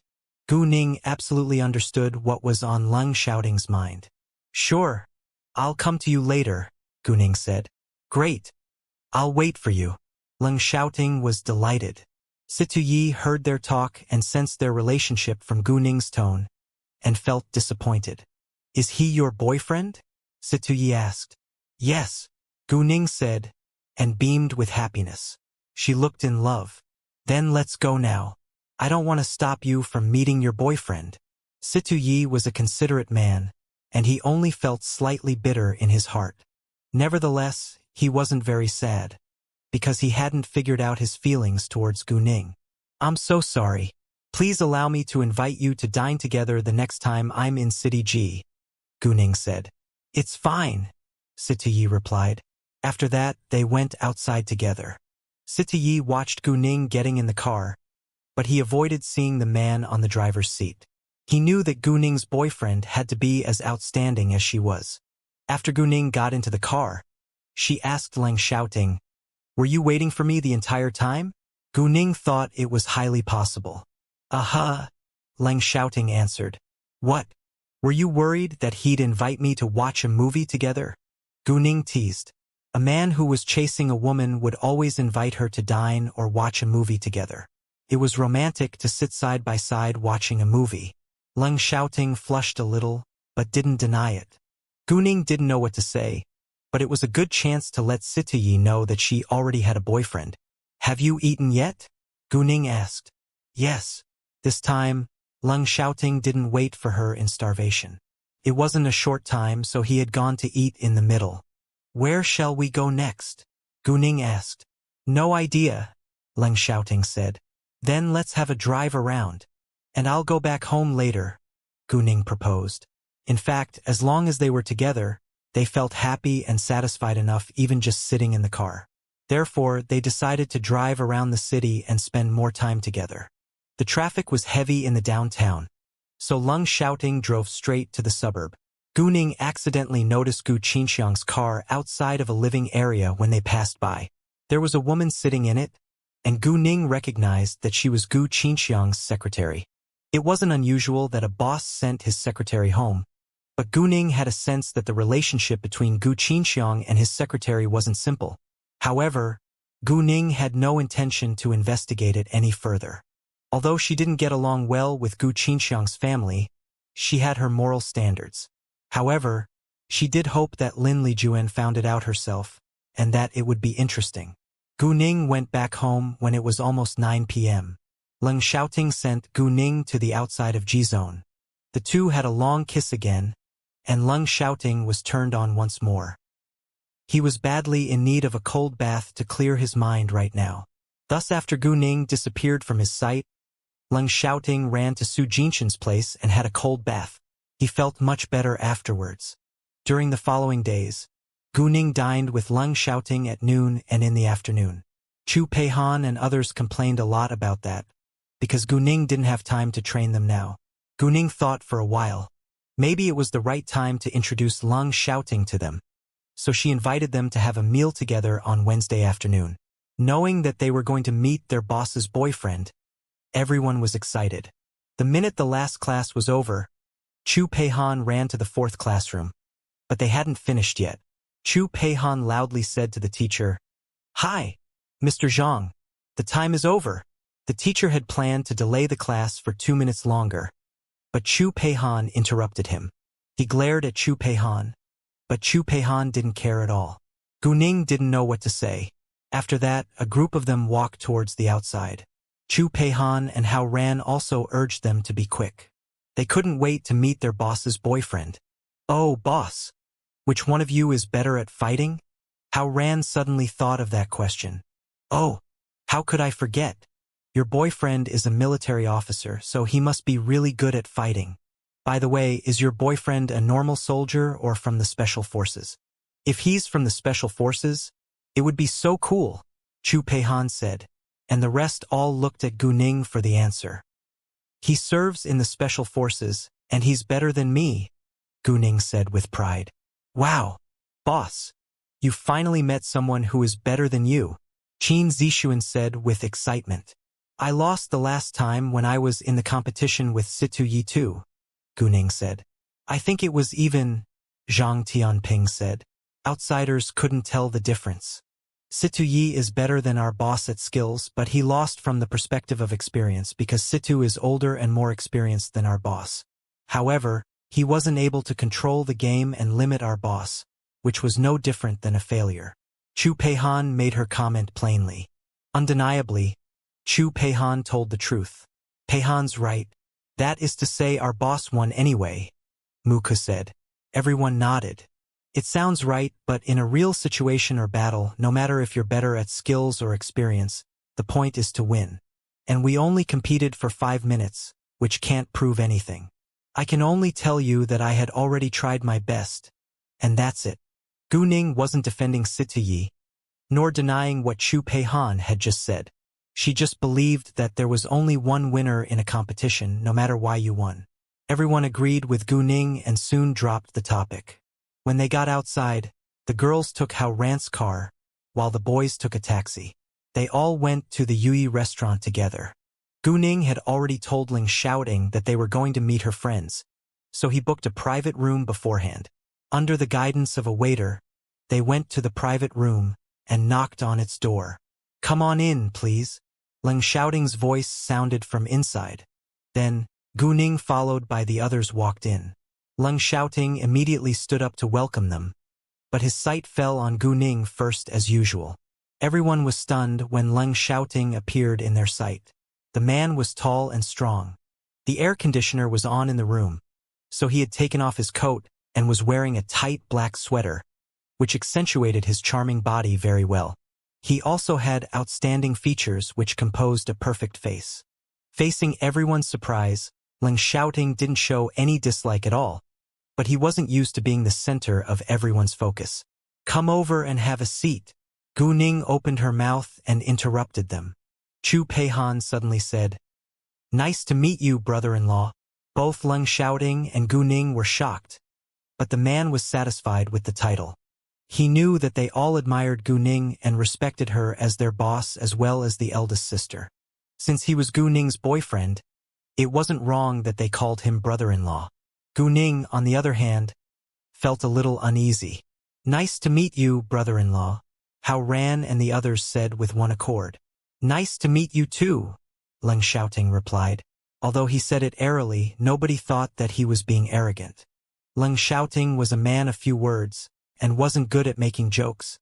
But he wasn't arrogant either. He respected everyone equally. Gu Ning, at the same time, had already told her friends about Leng Xiaoting's personality. Although he looked cold and quiet, he was reliable. Therefore, everyone was mentally prepared. However, Leng Xiaoting had the air of a king in their eyes, and so they behaved somewhat carefully before him. After the greeting, they were all seated. Gu Ning took off her coat, and Leng Xiaoting immediately helped her hang it up. A waiter came inside her, and Gu Ning let her friends order first. "Help yourself, please." "Of course. Since the meal is on our brother-in-law, we won't be shy," Chu Peihan said. "Exactly." The rest all agreed.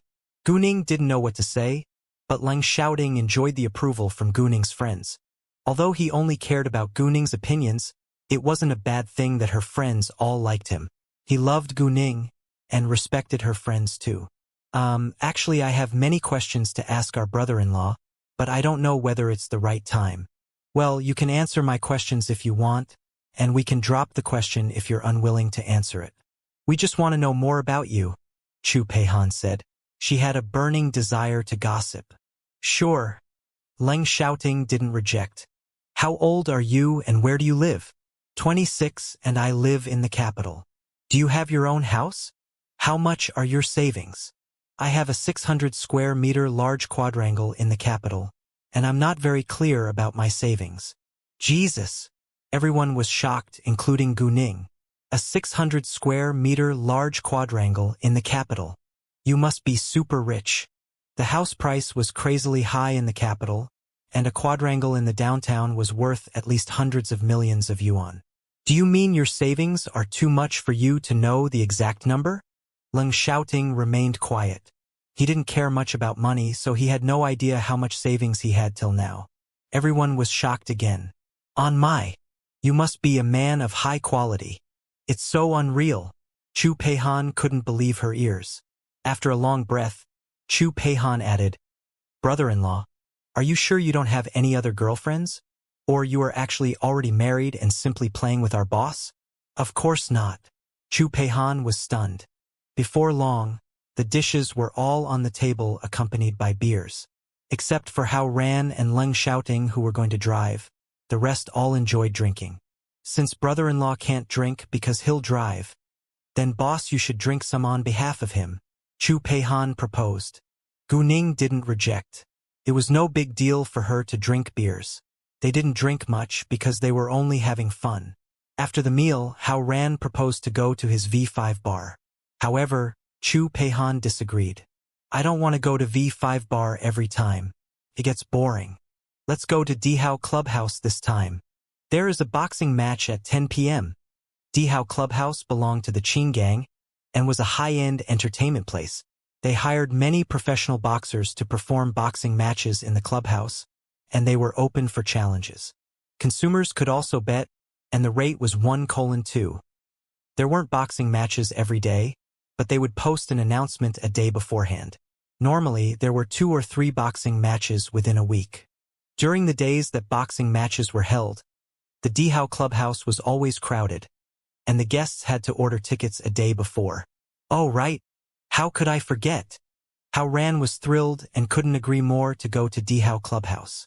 Everybody else had the same idea. Most of them were interested in fighting, so they loved to watch boxing matches.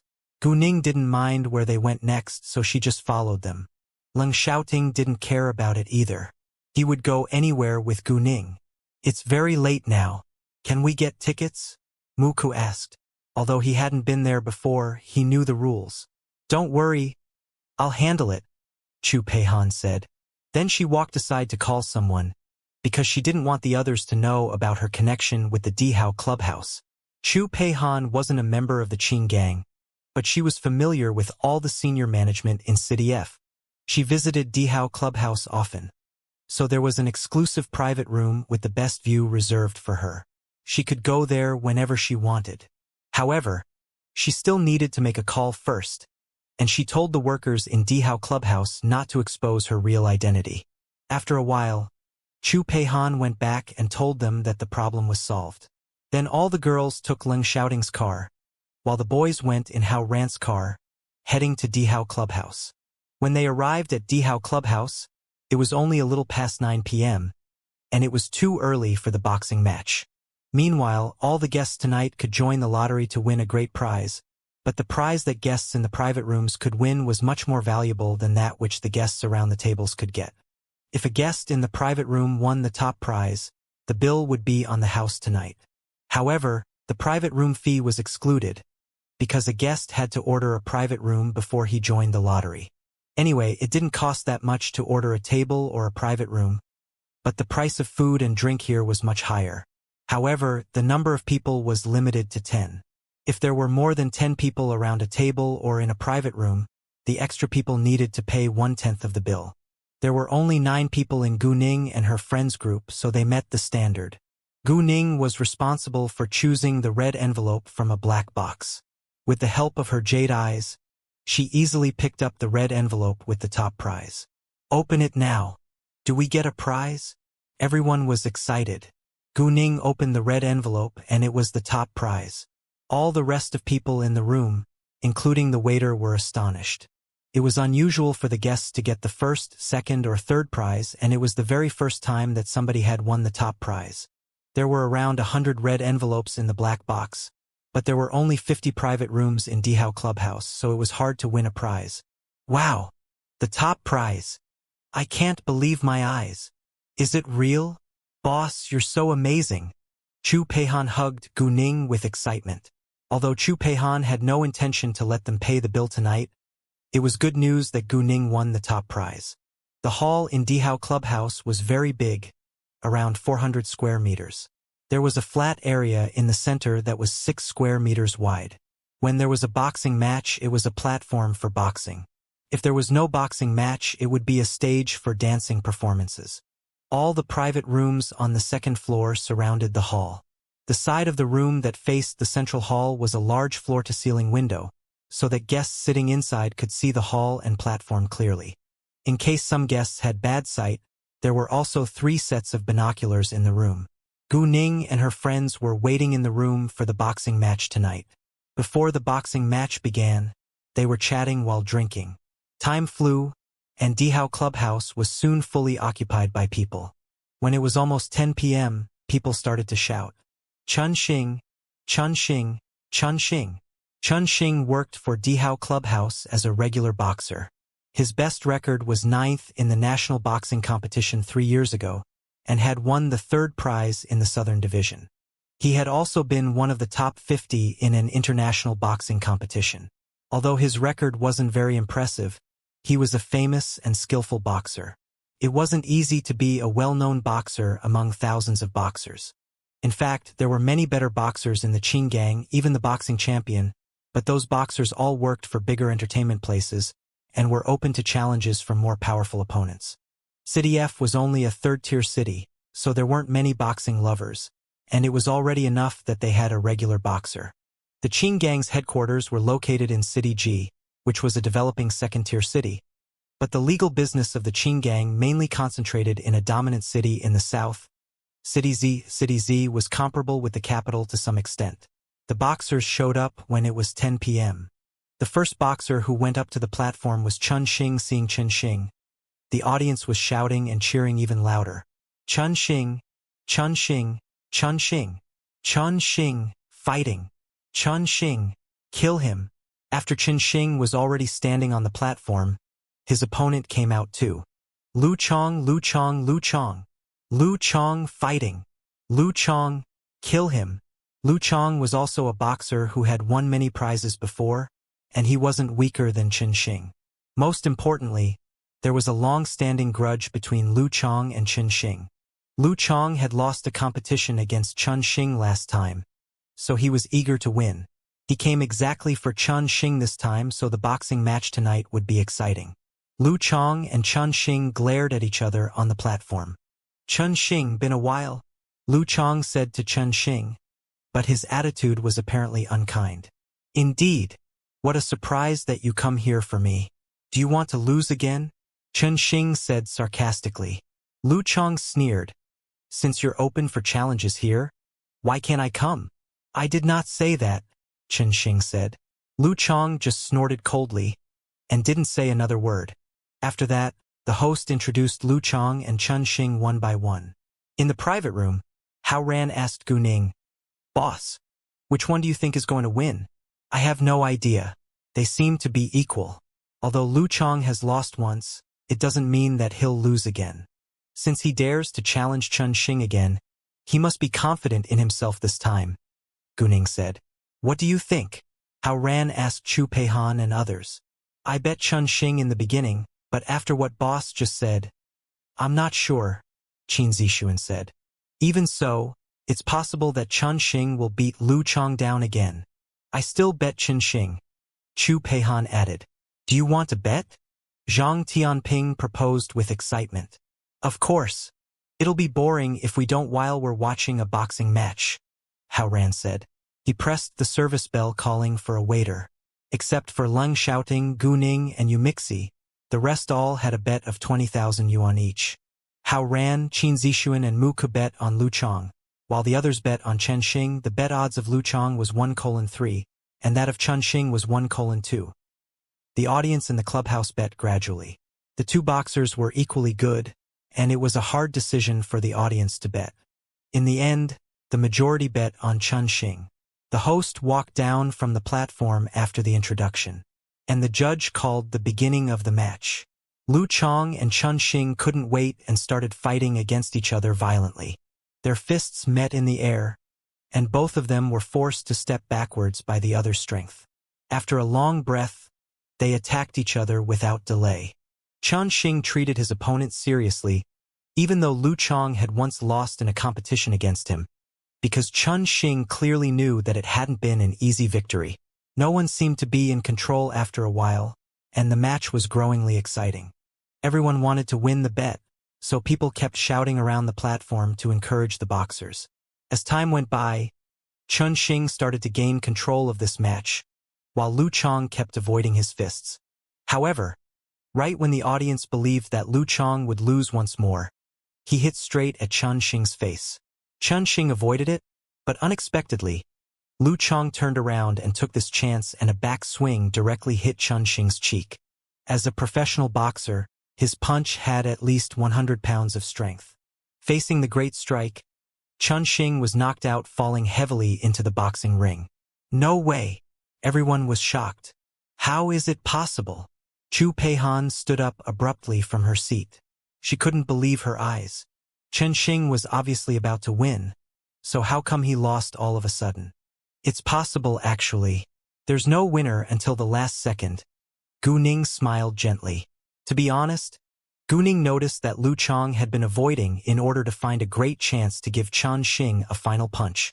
Gu Ning wasn't sure whether he could make it, but it seemed that he succeeded. On the platform, the judge started the countdown. 10, 9, get up now!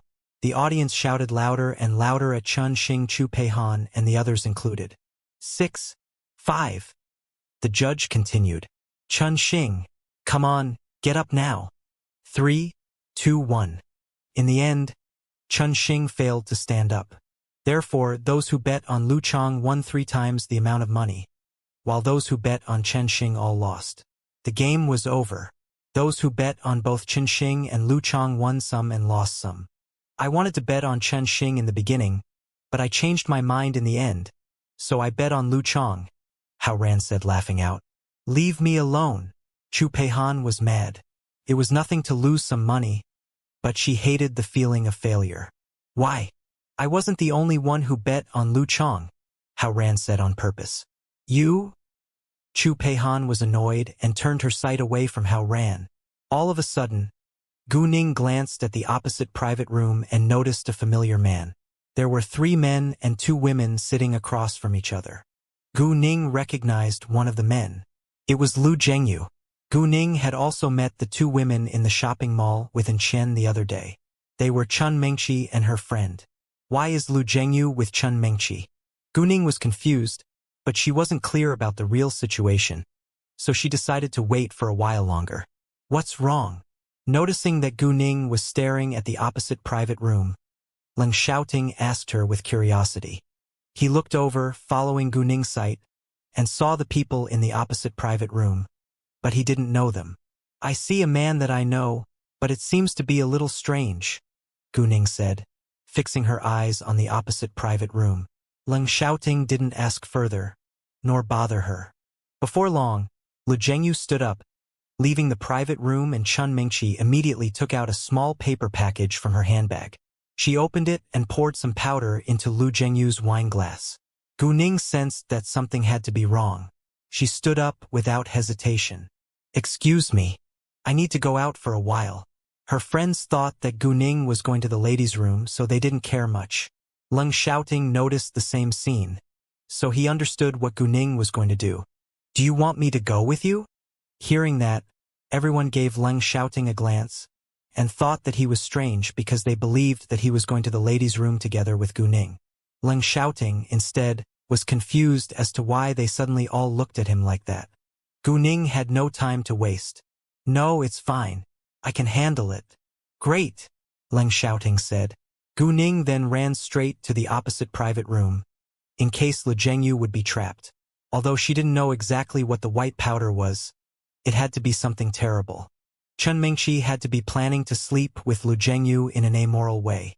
Just as Gu Ning came out into the passage, Lu Zhengyu walked back into the room. Gu Ning knew that she had to stop him at once. Lu Zhengyu took his wine glass and was about to drink. At this time, Gu Ning deliberately knocked the door heavily and made a loud sound. All the people sitting inside were sacred by the sound and stopped drinking with one accord. Seeing that with her jade eyes, Gu Ning was relieved a little. Who is it? A man ached with impatience. He wasn't Lu Zhengyu. Gu Ning ignored him but said, Mr. Lu, I'm Gu Ning. It's urgent. All the other people witnessed Chun Mingqi putting the drugs into Lu Zhengyu's wine glass, but nobody said a word. Apparently, they were a group who planned to trap Lu Zhengyu together. Hearing that it was Gu Ning, Lu Zhengyu put his wine glass down, walking towards the door. Although he didn't know why Gu Ning was in a hurry, she was Qian's friend and he couldn't ignore her. Lu Zhengyu opened the door, saying to Gu Ning with care, Miss Gu, may I help? It's you. Chun Mingqi was quite surprised to see Gu Ning. The woman sitting beside Chun Mingqi was also astonished. Gu Ning gave Chun Mingqi a knowing glance, which made Chun Mingqi tremble unconsciously, but she didn't believe that Gu Ning knew what she was doing. Do you know each other? Lu Zhengyu asked. Not really. We just met once only, but it was impressive, Gu Ning said with great interest. Chun Mingqi's face changed, and immediately interrupted her. Stop that! What? Miss Chun, I haven't finished yet, so why do I have to stop? And why are you panicking? Gu Ning lifted the corners of her lips and asked in a meaningful way. You? Chun Mingqi was mad, but didn't know how to retort. Miss Gu, what emergency do you have? Lu Zhengyu noticed that Gu Ning didn't get along with Chun Mingqi, but he didn't want to delay Gu Ning's emergency. It's fine now, and I just want to have a glass of wine with Miss Chun. May I come in? Gu Ning said, then walked inside directly. Everyone was surprised by Gu Ning's sudden movement. With Lu Zhengyu's presence, Chun Mingqi couldn't reject, so she answered, Sure, it's nothing. Then she raised her wine glass. There was a new glass beside, and Lu Zhengyu poured the wine for Gu Ning. Miss Chun, let's change glasses. Gu Ning wore an evil smile and handed Lu Zhengyu's wine glass to Chun Mingqi. Everyone was shocked and panicked. Does she know? No, it's impossible. How could she know? Miss Gu, this wine glass is mine. Lu Zhengyu didn't understand why Gu Ning did that. There was already a wine glass in Chun Mingqi's hand. Miss Gu, what do you want to do? I have a wine glass already, so why do I have to use another person's glass? Chun Mingqi tried her best to stay calm. Even though Gu Ning found out her secret, she wouldn't admit it. What? Is it a big deal? It's a new glass of wine, Gu Ning said. You? Chun Mengshi of course wouldn't drink the wine in the glass. Miss Gu. Lu Zhengyu didn't know what Gu Ning was doing, but her behavior was very unusual. Mr.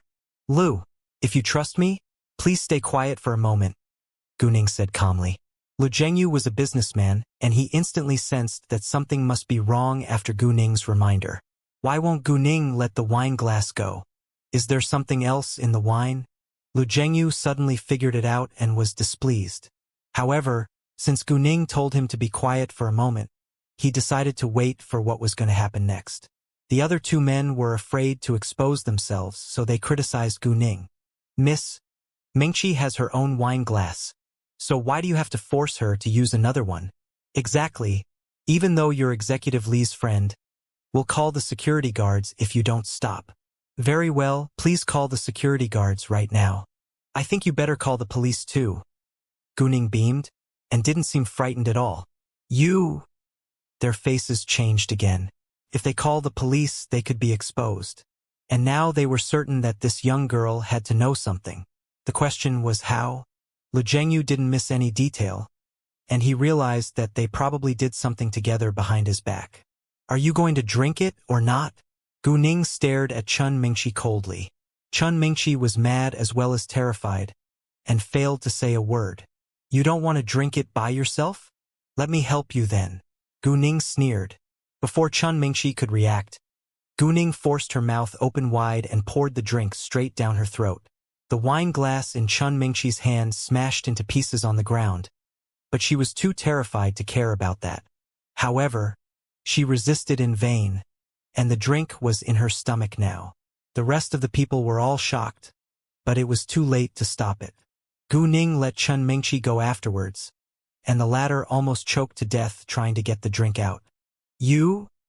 Chun Mingqi glared at Gu Ning, but she could do nothing now. Within seconds, Chun Mingqi fainted falling on the sofa.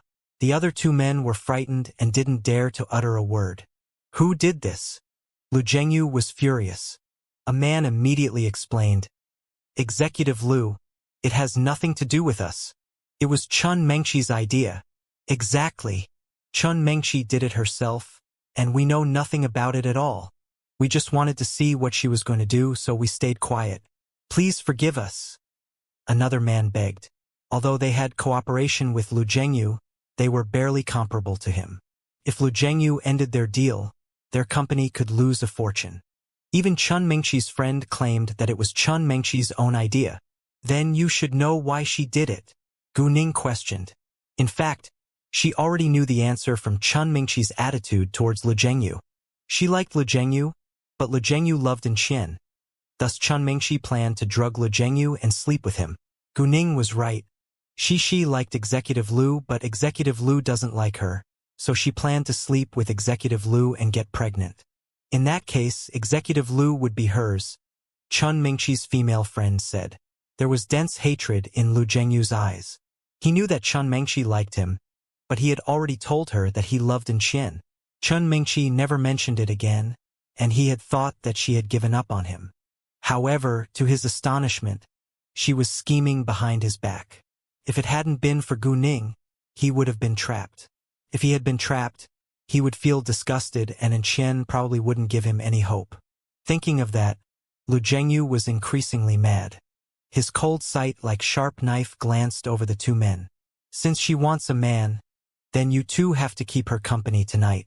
If you dare to disobey my order, I'll end the deal with your company at once. Lu Zhengyu wasn't weak. Whoever tried to trap him, he would pay the person back, and it didn't matter if he or she succeeded or not.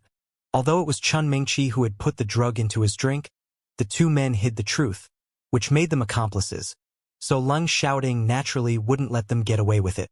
The two men were terrified, and answered immediately, Yes, sir. They didn't dare to resist at all now, unless they wanted to lose their jobs. Besides, men seldom refused to sleep with a beautiful woman, especially those two. Chun Mingqi was pretty and sexy. They had wanted her for a long time, but Chun Mingqi disliked them. In addition, Chun Mingqi was from a rich family, so they didn't dare to use force. Since Lu Zhengyu ordered them to do so now, they were more than willing to do it. After that, Lu Zhengyu left with Gu Ning. Miss Gu, thank you so much for helping me. Otherwise, I could have been trapped already. But could you please tell me how you found out? I just left for a minute, Lu Zhengyu said to Gu Ning. Gu Ning replied, I was sitting in the private room right across from yours, and I accidentally saw you sitting with Chen Mengqi, so I was curious. I met Chen Mengqi in a shopping mall with Chen last week, and I know about your relationship. Thus I wondered why you two were together. Unexpectedly, when you went out, she immediately put white powder into your wine glass. Although I wasn't sure what it was, it would be a bad thing if you were drugged. Therefore, I ran to you without delay. Luckily, I arrived on time. Thinking of what had just happened, Lu Zhengyu still felt mad, but he was surprised by Gu Ning's good sight. You could see me from the other side? Your sight is so unbelievable. There was a distance of 10 meters at least between the two rooms. Yeah, my sight is much better than that of a normal person's. Gu Ning laughed. Oh, you must be here with your friends, right? Lu Zhengyu asked. Yes. Do you want to come and join us? And Yi is with us too, Gu Ning invited. And Yi and Chen were cousins, so Lu Zhengyu was familiar with him. No thanks. I'm not in the mood now, Lu Zhengyu declined. Well, it's fine. Gu Ning didn't insist. And please don't tell Chen about this. I don't want to worry her, Lu Zhengyu said. Sure, Gu Ning replied. After that, Lu Zhengyu left and Gu Ning went back to her private room. Gu Ning continued to play with her friends, and Ling Xiaoting had been focusing on her all the time, so he didn't ask anything. Lu Zhengyu went downstairs to the counter.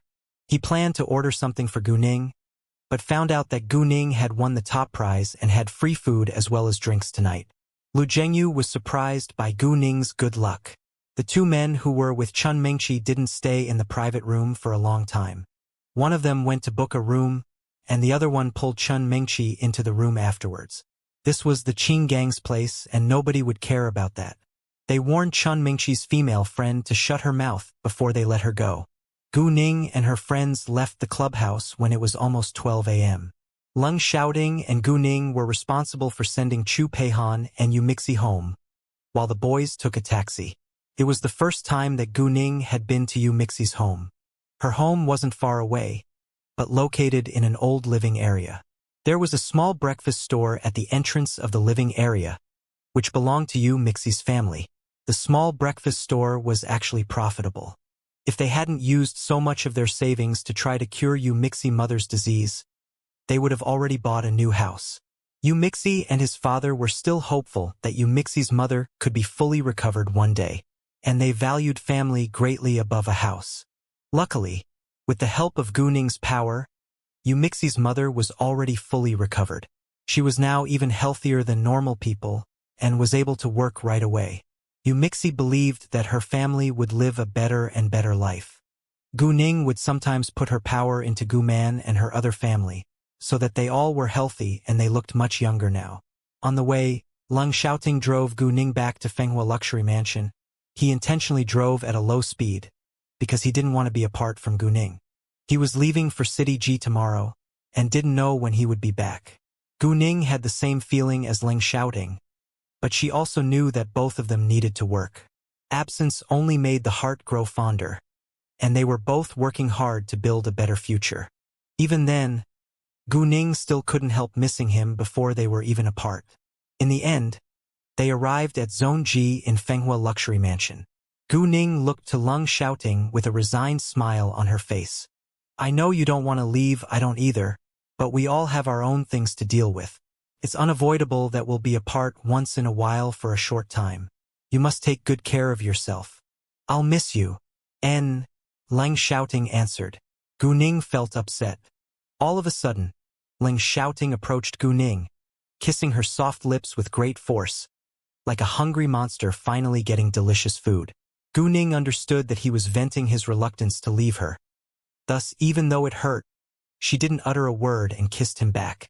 Leng Xiaoting was proud of his self-control in the past, but now he totally gave it up before Gu Ning. Gu Ning also had the same feelings. Therefore, Gu Ning couldn't deny that she wanted more than just a kiss. but her reasons stopped her from doing so. Leng Xiaoting didn't let her go until they were both out of breath. Seeing Gu Ning's red swollen lips and flushed cheeks, Leng Xiaoting was even more unwilling to leave her. He almost pressed her to him again, but he controlled himself because he knew that it wasn't the right time. Ning Ning, does it hurt? Leng Xiaoting touched Gu Ning's lips and felt a little guilty. A little, Gu Ning answered. Hearing that, Leng Xiaoting was slightly embarrassed and did nothing further. After a while, the two finally separated. The two men had made love to Chun Mingqi for an entire night. When she woke up the next day, she was all black and blue, and was alone. The two men were already gone. Although Chun Mingqi had accidentally drugged herself, she knew what had happened before she had passed out and what had happened to her now. She immediately burst into tears. She hated them so much. Why they had done that to her. She knew that it was her fault for trying to scheme against Lu Zhengyu, but it was only because she loved him deeply. Since he was fine, why did he have to humiliate her? Chun Mingqi had several ex-boyfriends, and was not a virgin, but this time she felt quite disgusted. It was the most humiliating night that she had even been through. She set herself to get revenge in the future. It was impossible for her to approach Lu Zhengyu after this in the future. However, since she couldn't win Lu Zhengyu, she wouldn't let An Chen be with him either. And since Lu Zhengyu humiliated her like this, she would let An Chen taste the same feelings. Thinking of that, Chun Mingqi stopped crying. Her face looked horrible with tear marks and her eyes were full of hatred now. Leng Xiaoting left at 9 a.m. the next morning. Gu Ning didn't send him off, and he left alone.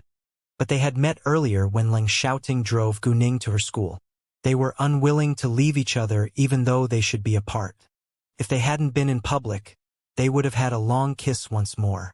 When Gu Ning came to the playground, her friends had already finished the morning training and were having a rest.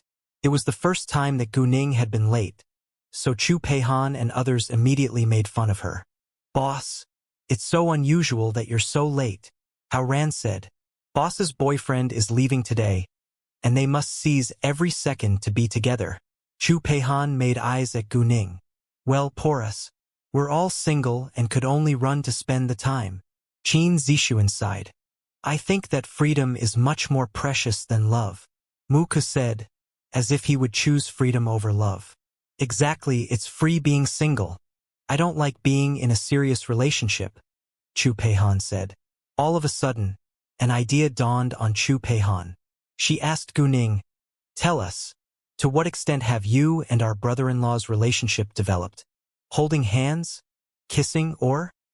Chu Peihan didn't continue, but it was clear what she was going to say. Gu Ning felt a little uneasy. She didn't think that it was appropriate to tell them that, but she didn't want them to get her wrong. So she said, we just kissed. How did it feel? Chu Peihan asked with curiosity. Find a man and try it yourself. Gu Ning teased. I won't do that, Chu Peihan said. When it was almost 12 p.m., Gu Ning received a message from Leng Xiaoting. He was in the capital now. Zhou Zhenghong called Gu Ning at noon.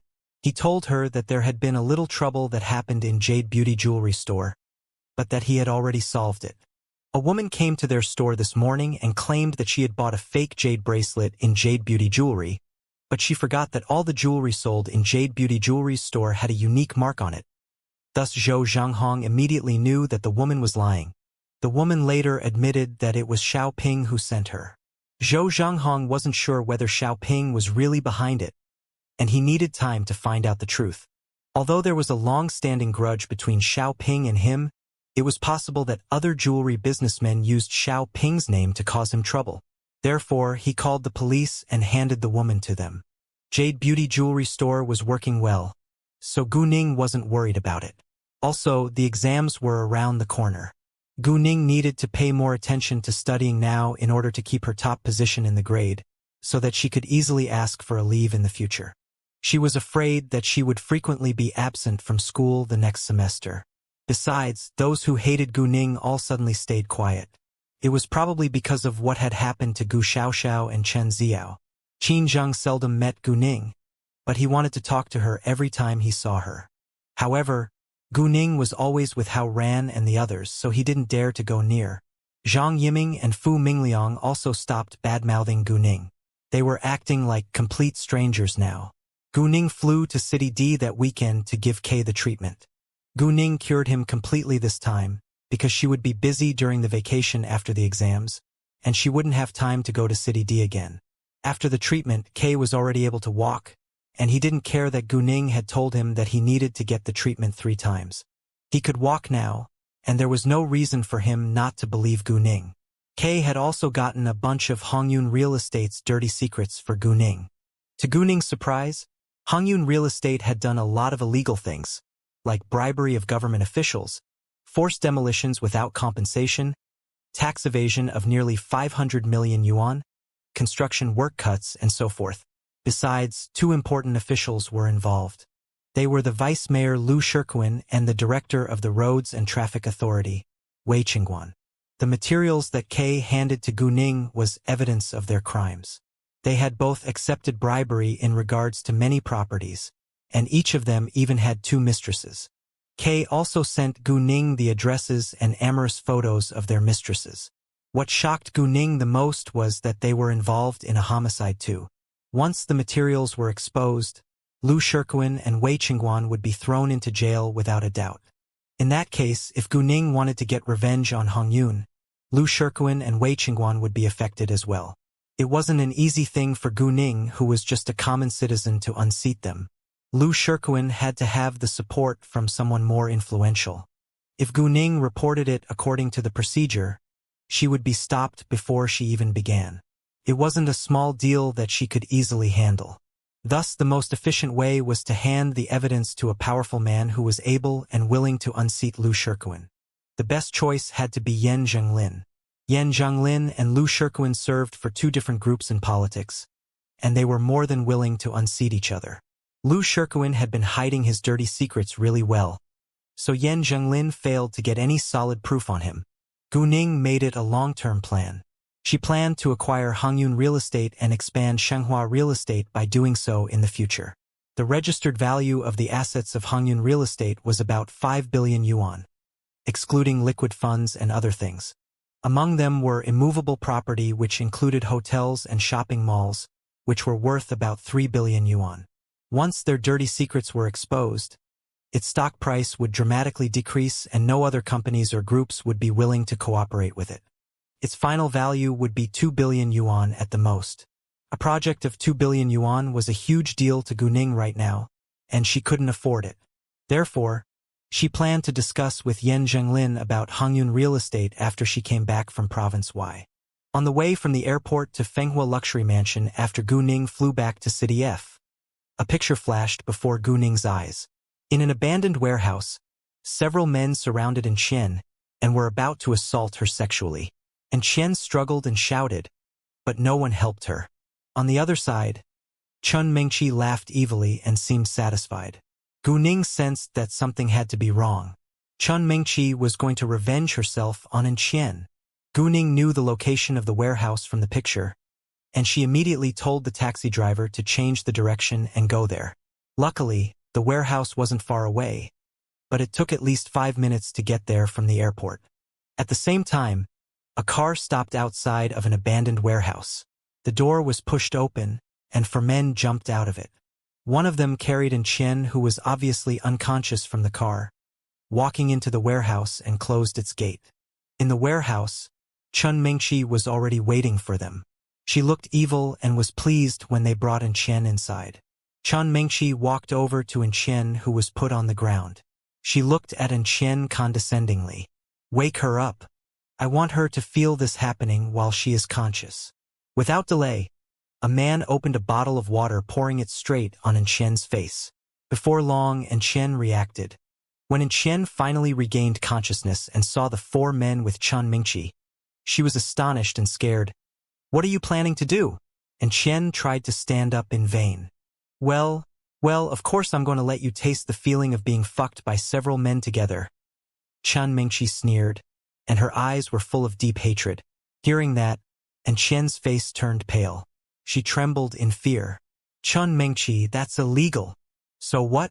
Do you have any proof that shows that we did it? Chen Mingqi asked snidely. She didn't seem afraid at all. You?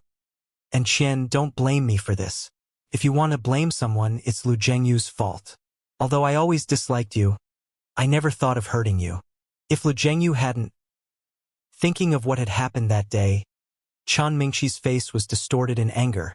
She had schemed behind Lu Zhengyu's back in the first place, but she couldn't accept the result.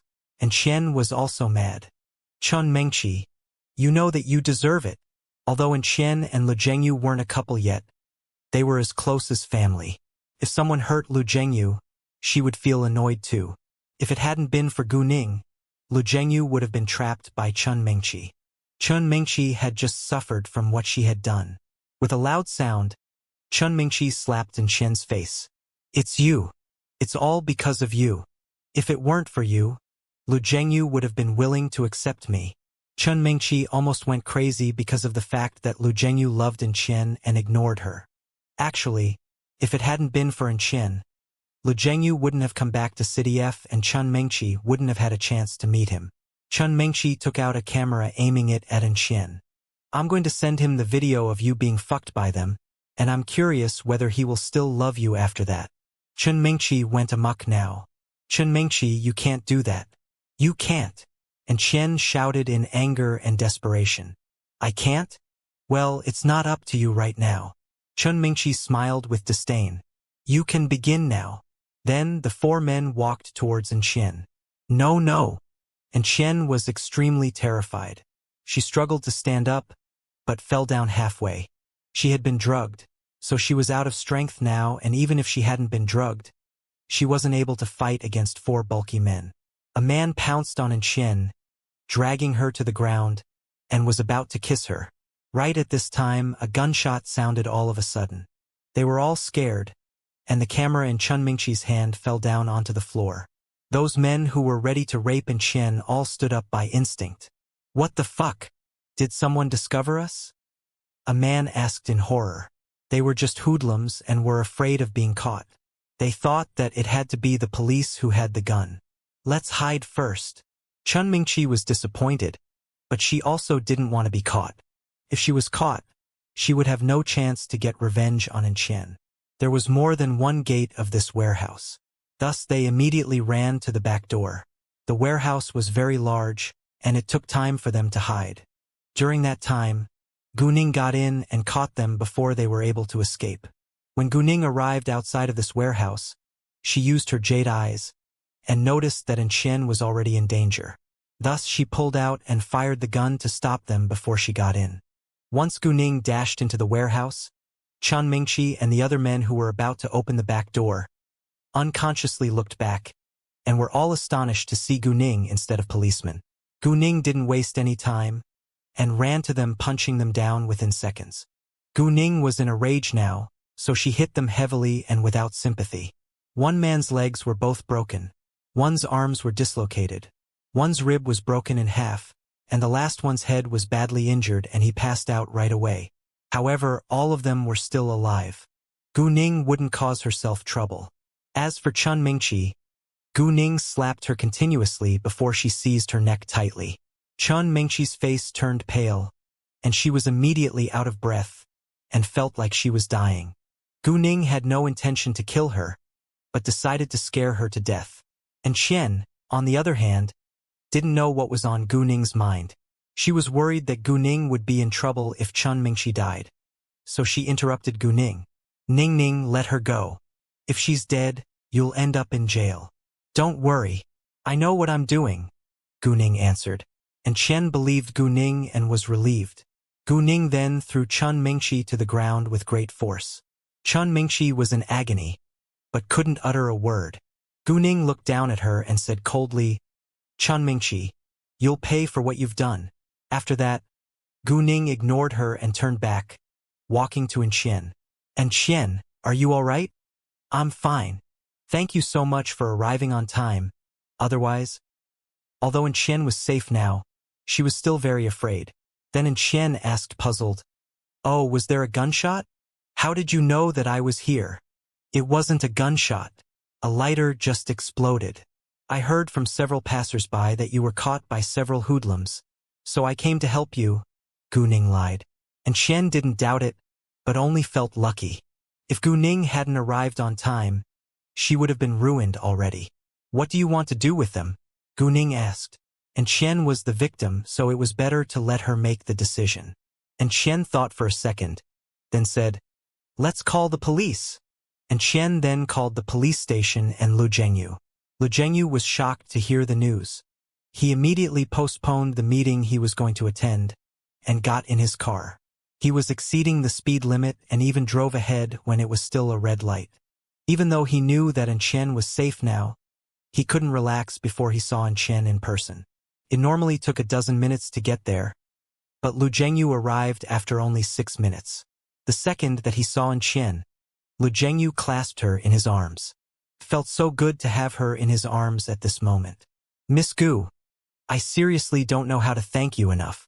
You've saved Qian twice and helped me once. If you have any need in the future, please be free to let us know. We'll do whatever we can, Lu Zhengyu said with sincerity. They both knew that Gu Ning didn't lack money, so they didn't offer her a check. Please don't say that. And Qian and I are friends. I'm glad to help her, but if I really need anything in the future, I'll turn to you for help, Gu Ning replied. Before long, the police arrived and brought them all to the police station. The camera that Chen Mingqi had used to record was the proof of their crime, but according to the rules, Qian and Gu Ning needed to give their accounts as well. After that, Gu Ning and others went back. In the end, the 4 men and Chen Mingqi were sentenced to prison for 3 years. Gu Ning, meanwhile, had the final exams several days later. She had been the first in her grade in the last monthly test, so she was arranged to write the final exams in the first examination room, in which the top 30 in the grade would write the final exams together. Qin Zhang and Mu Ku were also in the first examination room, and they sat in the same row. Qin Zhang finally had a chance to be near to Gu Ning, but he still had no chance to talk to her, because Mu Ku kept chatting with her before the exam. And Gu Ning handed her paper in within half an hour every time. By the time that Qin Zhang finished his paper and left the classroom, Gu Ning was already with her friends. Everyone knew that Gu Ning handed her paper in much earlier, but it was still shocking to see her doing that.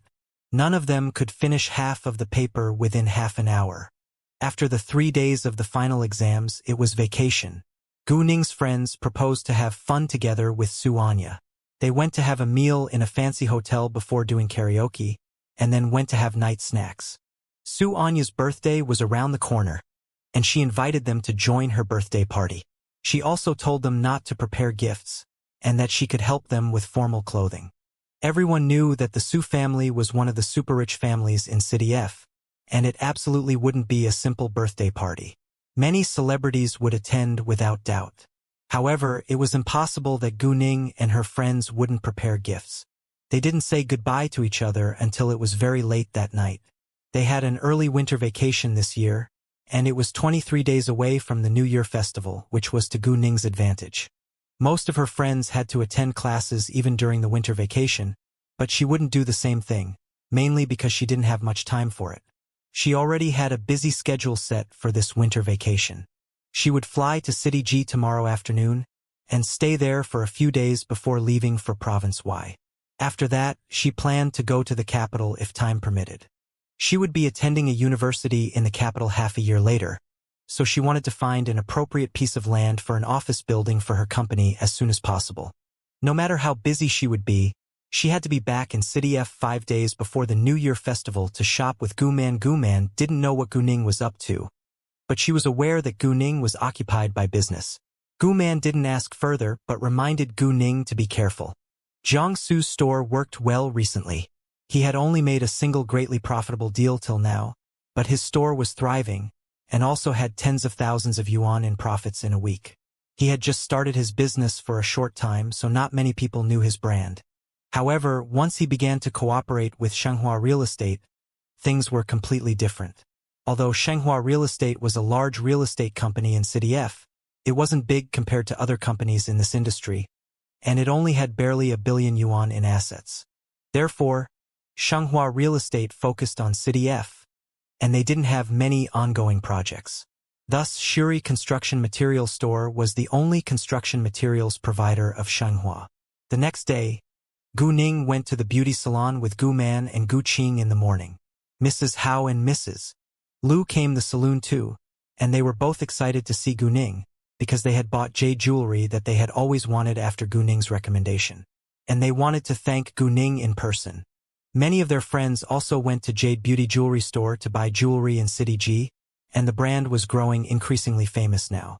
It was becoming universally known that many rich women went to City G to buy jewelry in the Jade Beauty Jewelry Store. Nowadays, Jade Beauty Jewelry was the most popular brand in City G.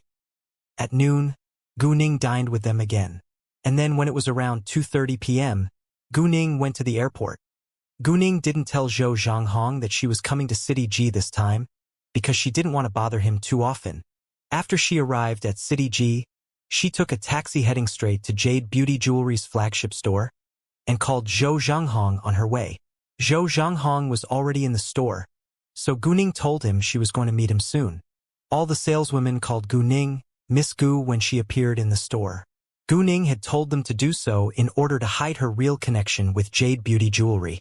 Gu Ning gave them a smile as response before she went straight to the office. "Boss, why didn't you tell me that you were coming earlier? I could have picked you up," Zhou Zhanghong said the minute he saw Gu Ning. "I'm not a kid, and I can take a taxi myself.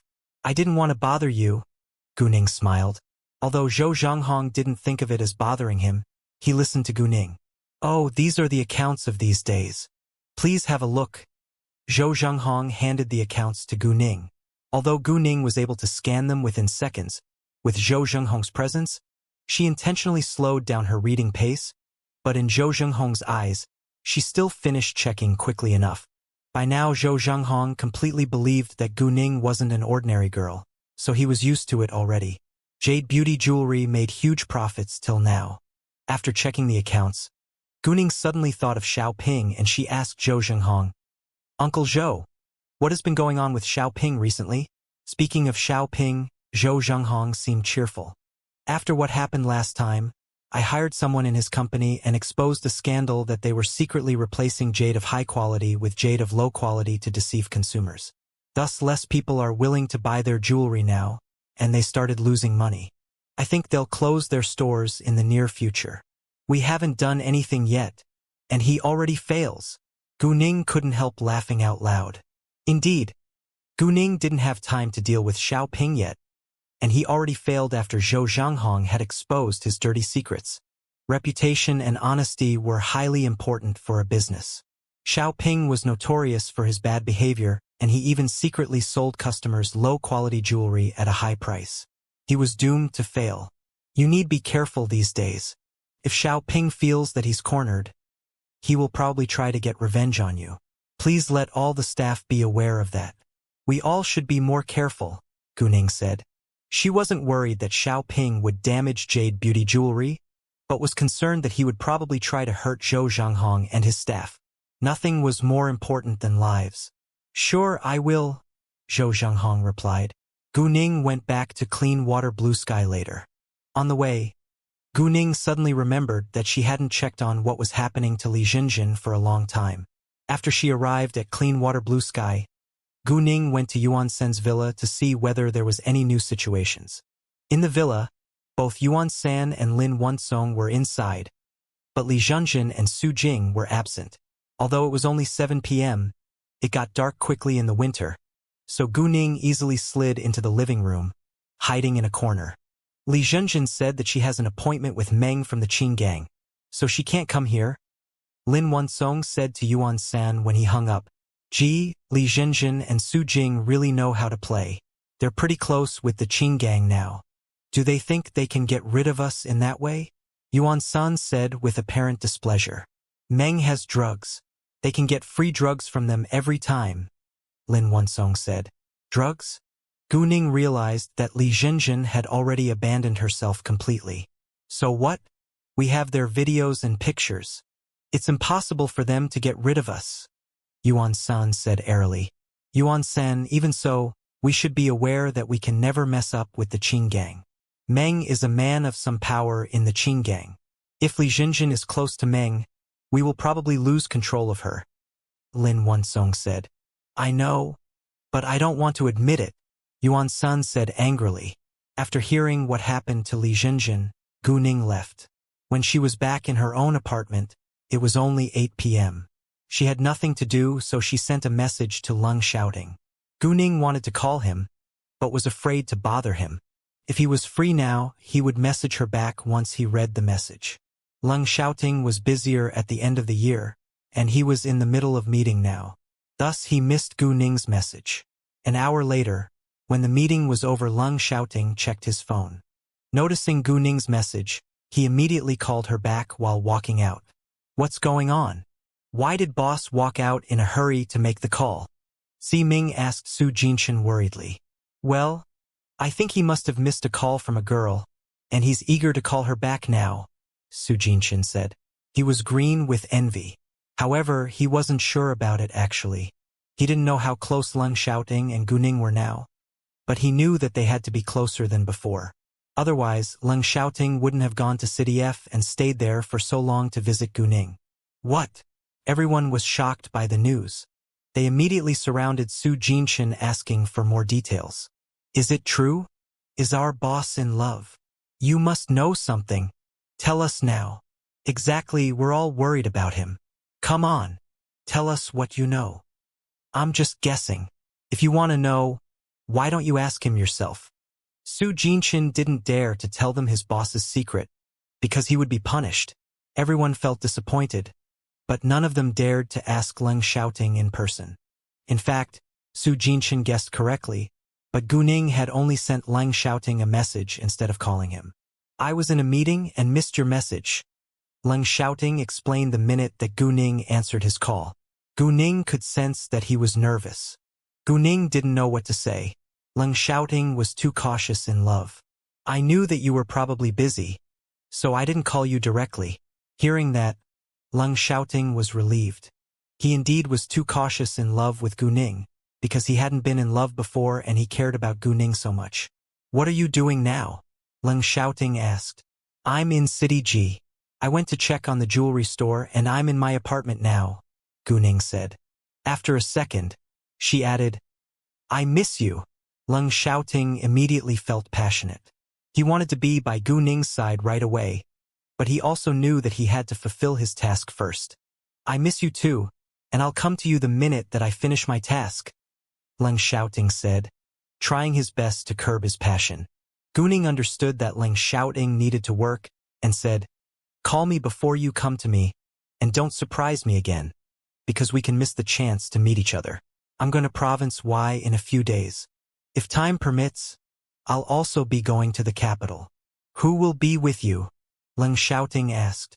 He knew that Gu Ning was excellent at stone gambling, and that she had to go to Province Y for it.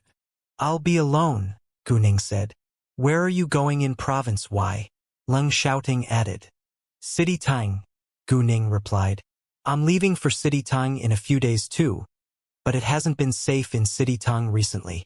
This time, Leng Xiaoting wasn't happy that they were going to meet each other in the same place, but it was Gu Ning's work, so he couldn't stop her. If you have to go there, do come to me by then or I'll be worried. To Gu Ning's surprise, they would both be in City Tang. In fact, she didn't care that it wasn't safe there, but she promised that she would come to him once she was in City Tang. She missed him so much. Would it bother you if come to you? Gu Ning asked. Of course not, Leng Xiaoting answered. Great. See you then, Gu Ning said. Leng Xiaoting relaxed when Gu Ning gave him an affirmative answer. Gu Ning didn't tell Master Fu and his friends that she was in City G, because she spent most of her time cutting raw materials in the processing plant. There was a pile of raw materials and she had only cut out half till now. However, only half of it was enough to support jade beauty jewelry. Jewelry wasn't daily commodities after all, and an emerald the size of a fist was adequate for dozens of small pieces of jewelry. No matter how popular the brand was, it was pretty good if they could sell 5 to 6 pieces of jewelry and make millions of yuan on average per day. Gu Ning only stayed in City G for 2 nights, and got aboard the plane to City Tang in Province Y around 9 a.m. the morning of the 3rd day. Gu Ning called Leng Xiaoting before she got on the plane. Leng Xiaoting wouldn't be in City Teng until tomorrow, so Gu Ning would be alone today. Leng Xiaoting wanted to keep Gu Ning company, but he worked in a team, so he could only remind her to be careful. There wasn't a direct plane from City G to City Ting, so Gu Ning had to fly to City Y, which was the capital city of Province Y, and then transfer to City Ting. During the break of an hour before Gu Ning went aboard the plane to City Ting, she found a restaurant to eat in City Y. After the meal, Gu Ning took out an encyclopedia of antiques to read to kill the time. There was an old man in his early 60s with his granddaughter who sat at the table beside Gu Ning. The girl was about 15 years old and was accompanied by two middle-aged men who were around 30 years old. Both of them looked serious and as if they were bodyguards.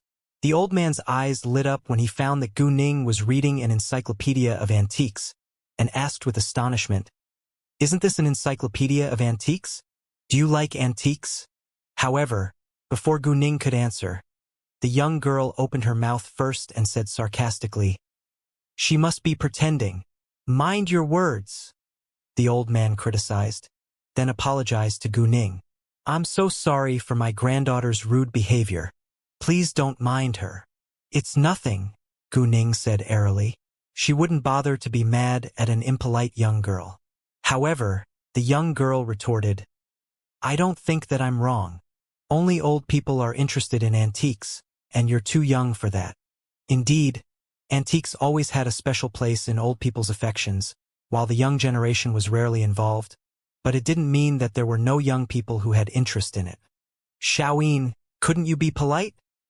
the old man criticized again, and the young girl immediately shut her mouth. She pursed her lips, but didn't dare to argue once more. Gu Ning was slightly mad this time. She looked to the young girl and said, "I don't think it has anything to do with you whether I can understand antiques. Do you have to be so sarcastic?" Hearing that, Zhang Hanin replied arrogantly, "I just hate to see people acting like they're really somebody. We just met each other for the first time. And how do you know that I'm acting? Don't you think you're being too arrogant?" Gu Ning argued. "Then do you know antiques at all?" Zhang Hanin asked. She didn't believe that Gu Ning knew anything about antiques. "Xiaoyin, if you behave like that again, I won't bring you out anymore," Master Zhang threatened, then looked to Gu Ning and apologized again. "I'm so sorry about that." Although Gu Ning found that the girl was annoying, she didn't want to upset Master Zhang. "It's fine. Do you like antiques? Or are you majoring in it?" Master Zhang asked out of curiosity. He was curious because he loved antiques. "I like antiques, so I bought some books to read," Gu Ning replied. "Very well. There aren't many young people who are interested in antiques now," Master Zhang complimented Gu Ning. No matter how much Gu Ning knew about antiques, it proved that she had to be a stable girl since studying antiques was boring. Seeing that her grandfather complimented Gu Ning, Zhang Hanin was displeased. "Grandpa, why don't you test her?" "Xiaoyin," Master Zhang snapped. Although he was curious too, they were merely strangers and it wasn't polite to test Gu Ning all of a sudden. "Miss Gu." At this time a male voice sounded. Gu Ning immediately recognized the voice. She looked over and saw Zhao Yefeng. "Mr. Zhao, what a coincidence. Oh, it's really you." Zhao Yefeng was excited to see Gu Ning. "Why are you in Province Y? Did you just arrive here or are you heading back?" "I just arrived, and I'm going to City Ting." "How about you?" Gu Ning said. "You're going to City Ting?" "Me too." Zhao Yefeng was more than excited now, because he knew that Gu Ning had to be going to City Ting for stone gambling. "Which flight are you going to be aboard?" Gu Ning asked. "Mine will take off at 1:20 p.m. "How about you?" Zhao Yefeng asked. "We're the same. Please have a seat," Gu Ning said. "Sure." Zhao Yefeng sat down beside Gu Ning. He had an intention to go on the trip with Gu Ning so that she might help him pick raw materials. "Mr. Zhao, did you just ignore me?" Meanwhile, Master Zhang's slightly accusing voice sounded. But he wasn't being arrogant, actually. The two were familiar with each other. Master Zhang was surprised to see that Zhao Yefeng respected Gu Ning greatly. He could tell that Zhao Yefeng admired Gu Ning's ability instead of her influence. Exactly because of that, Master Zhang was curious to know about her ability, which impressed Zhao Yefeng. Zhao Yefeng immediately looked over and saw Master Zhang. He was surprised as well as excited. Master Zhang, it's so nice to meet you. I'm so sorry I didn't notice you just then. We haven't seen each other for months. How are you doing now? Just the same. It's an old disease. Maybe I should feel lucky that it doesn't kill me, Master Zhang replied airily, but seemed sad. Although he was still alive, it was a torture to be ill. Master Zhang apparently didn't want to talk about it, so he changed the subject. It seems your business is thriving now that you're going to City Tang again. My business is just fine. And it's the end of the year, so I want to take a chance and see whether there is good jade in City Tang, Zhao Yefeng said. Do you have new raw materials, Master Zhang? A raw material provider with the family name Zhang? Hearing that, Gu Ning thought of her investigation of the raw material providers in Cityting. There were 3 main providers of raw materials in Cityting, and the Zhang family was one of them. Other than providing raw materials, the Zhang family also ran a jewelry company with a few dozen billion yuan in assets. Is this old man the head of the Zhang family, Zhang Diqing? Gu Ning thought. In fact, this old man was exactly the head of the Zhang family, Zhang Diqing. Although Gu Ning wasn't quite sure about it, she believed that she guessed correctly. If it was possible, she wanted to make an alliance with the Zhang family and pick out all the raw materials with jade inside. Gu Ning wasn't going to sell raw materials, but open a company to supply jade. In that case, it would be much easier for her to make money. After all, it was troublesome to buy raw materials in stores and easily attracted much attention from people, but it would be totally different if she could sell jade through a company. However, she lacked a capable man to help her manage the company. Therefore, Gu Ning wasn't in a hurry to deal with it right now. Not yet. There are plenty left from the first batch, and we won't exploit the next batch until the second half of the year, Master Zhang said. Normally, a mountain would be exploited 2 to 3 times. And the raw materials that were mined out every time were enough for consumption within a year or 2. In that case, it was a long-term thing to exploit raw materials. Miss Gu, do you have an interest to visit Master Zhang's raw material store when we arrive at Cityton? Zhao Yefeng asked. Sure. Gu Ning was of course willing to do that. I bet she knows nothing about stone gambling, Zhang Hanin said with obvious disdain. Zhang Hanin, shut your mouth right now.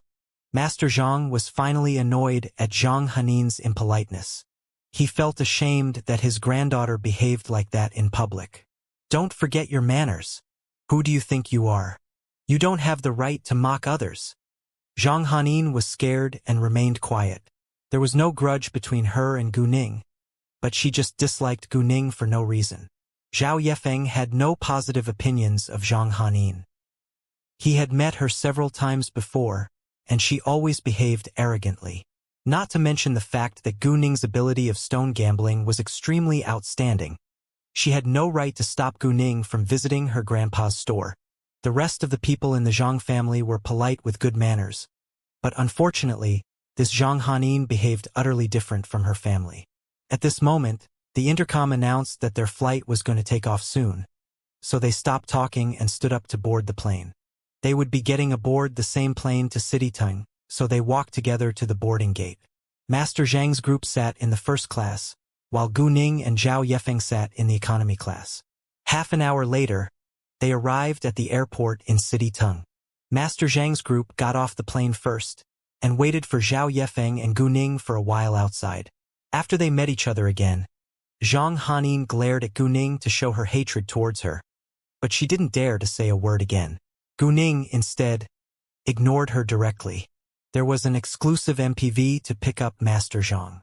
They all were going to the street of raw materials, so Master Zhang invited them to take his car, and Zhao Yefeng as well as Gu Ning agreed. They walked out of the exit to the parking lot. However, all of a sudden, an old man before them stopped and trembled continuously. Master! The middle-aged man beside the old man was shocked.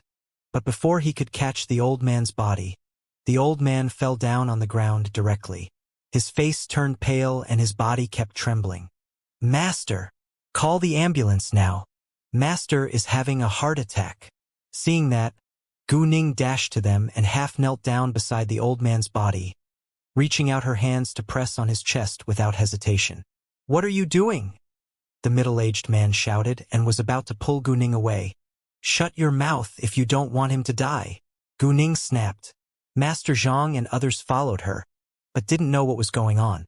Gu Ning ignored all of them. Looking at the old man, she asked him clearly, "If you trust me, please nod." The old man felt too uncomfortable to say a word, but he was still conscious. Seeing Gu Ning's face, he felt familiar out of the blue, and trusted her at first sight. In addition, time was his life now. He didn't have time to wait for the ambulance. Thus the old man nodded slightly. Since the old man nodded, his followers wouldn't stop Gu Ning. Master Zhang and Zhao Yefeng were worried too, but they didn't dare to make noise in such a critical moment. Although Zhang Hanin didn't believe that Gu Ning was able to save the old man's life, she remained silent, seeing the old man's face turning pale. Gu Ning, of course, didn't know how to administer first aid, but she used the movement to cover her real intention. She gently pressed the old man's chest in a regular pattern, and the power quickly poured through her hands and into the old man's heart and wrapped all around it. The power then flowed into the arteries that supply blood for his heart. The old man felt a sudden influx of cold air into his chest. Within seconds, he got his breath back and his face was back to a normal color. Seeing that the old man recovered gradually, everyone was relieved. With more and more power flowing into his body, the old man even sensed that his heart started to beat powerfully like it had done 30 years ago. The old man was thrilled, because he hadn't had the feeling for so many years. He knew that his heart was growing increasingly weak, and he could only live on medicines. It was impossible to cure his heart disease completely.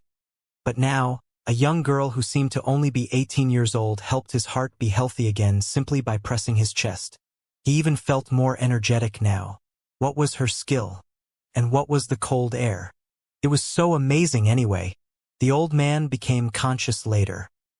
He looked at Gu Ning and her face was all too familiar to him. He also had inexplicable intimacy towards her. All of a sudden, a face emerged in his mind. Yunfan. This young girl resembled Yunfan so much. His son had never married or had children. Otherwise, he would truly believe that this young girl had to be Yunfan's daughter. Nevertheless, the world was big, and it was possible that people resembled each other sometimes. Gu Ning consumed too much of her power, and her face gradually turned pale, but it would still take a little bit more power to cure the old man's heart.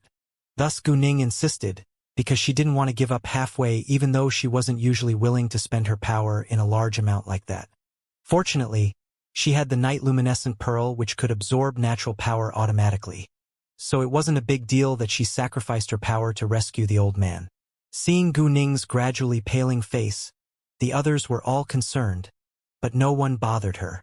At the same time, they were all shocked to see that the old man obviously recovered within a short time. "Oh my! She's amazing! The old man is back to normal now. Indeed, he can breathe steadily. Is she a goddess?" People around them all admired Gu Ning now. When it was done, Gu Ning drew back her power, standing up.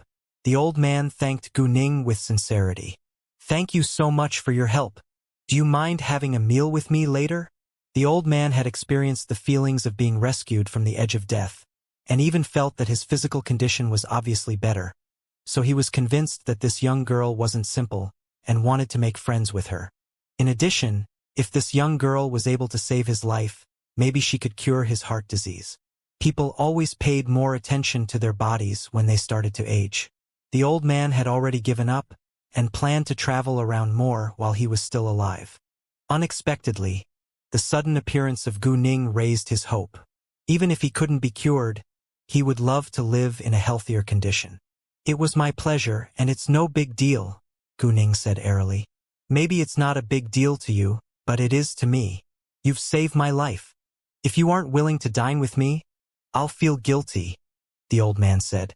Gu Ning understood that the old man wanted to thank her by buying her a meal.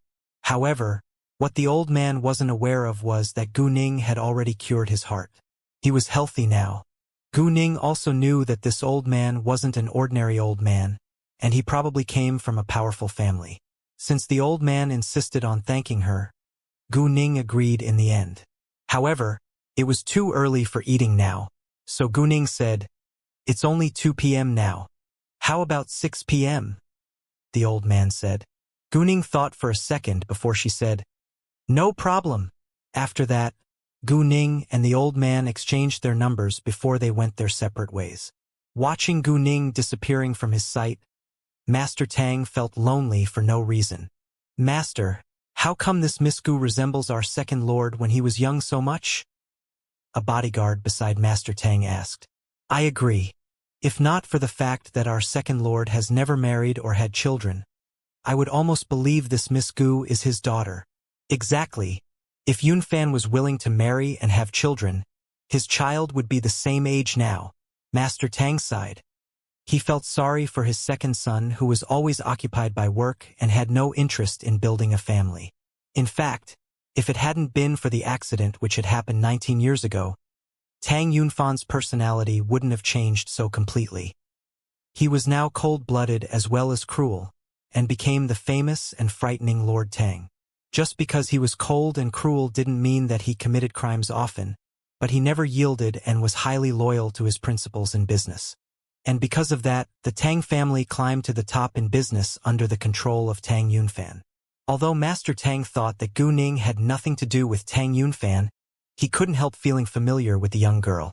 Maybe it was because of his appreciation towards Gu Ning, but Master Tang could only think in that way. Meanwhile, Master Zhang asked Gu Ning gently, "Miss Gu, do you know medical skills? I don't know how to practice medicine, but I've learned a unique method of massage to alleviate diseases related to vascular veins and bones. If it's not too serious, it could be cured." Gu Ning knew what was on Master Zhang's mind. However, she indeed knew nothing about medical science, so there was no need to pretend.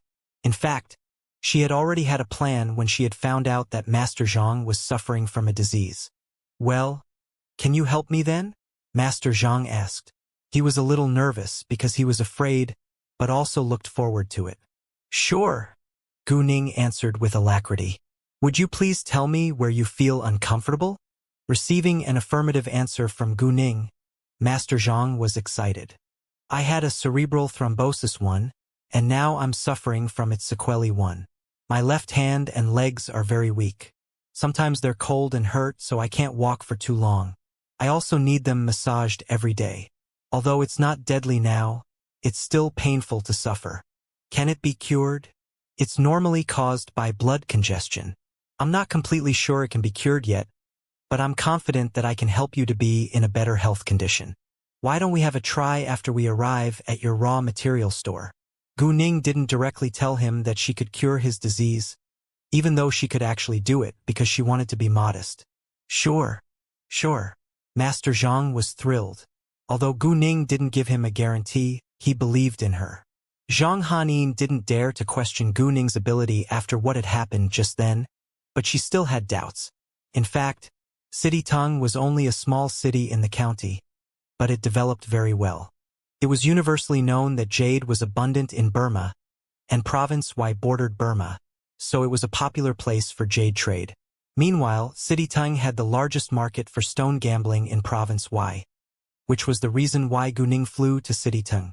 In addition, there were many foreign rich people in City Tung. Many jewelry businessmen from around the globe would also set up an office here to acquire raw jade of high quality for their companies. The antiques market in City Tung was well known too. Thus Gu Ning planned to visit its street of antiques, as well as stone gambling this time. Half an hour later, they arrived at the street of stone gambling. Once Gu Ning was on the street, she was shocked by the scene before her eyes, because it was a hive of activity. Even Gu Ning, who was proud of her adaptability, slightly failed to adapt to it. They didn't waste time walking along the street, but headed straight to the store of the Zhang family. So Gu Ning didn't bother to use her jade eyes to scan those raw materials beside the street. She had no intention to cut raw materials today, because she didn't want to cause a sensation, and she wasn't in a hurry to collect funds by stone gambling, so she would administer Master Zhang the treatment today before discussing cooperating with him. It could be much more convenient for her to open a company providing jade if she had the Zhang family as her supplier. After that, she would go and change her outfit and come back. The Zhang family store was located in the center. It was a big quadrangle. The main hall was around 50 square meters with many raw materials at a low price piled up in it. There were also 4 other rooms inside, and each of them stored different levels of raw materials. The price also varied according to its level. The manager of this store came out to welcome them the minute that Master Zhang appeared. Master Zhang then guided Gu Ning and the others, walking into a tea room. Gu Ning began to massage Master Zhang's arm after they sat in the tea room. When the power gradually flowed into Master Zhang's body, he felt the cool air. Minutes later, Master Zhang felt greatly relieved, and the pain that had tortured him for a long time disappeared little by little. He suddenly felt full of energy, which made him beam with pleasure. Although he had witnessed Gu Ning's extraordinary ability earlier today, it was still shocking to experience it himself now. Gu Ning then moved to his legs. After a while, Master Zhang's 4 limbs recovered.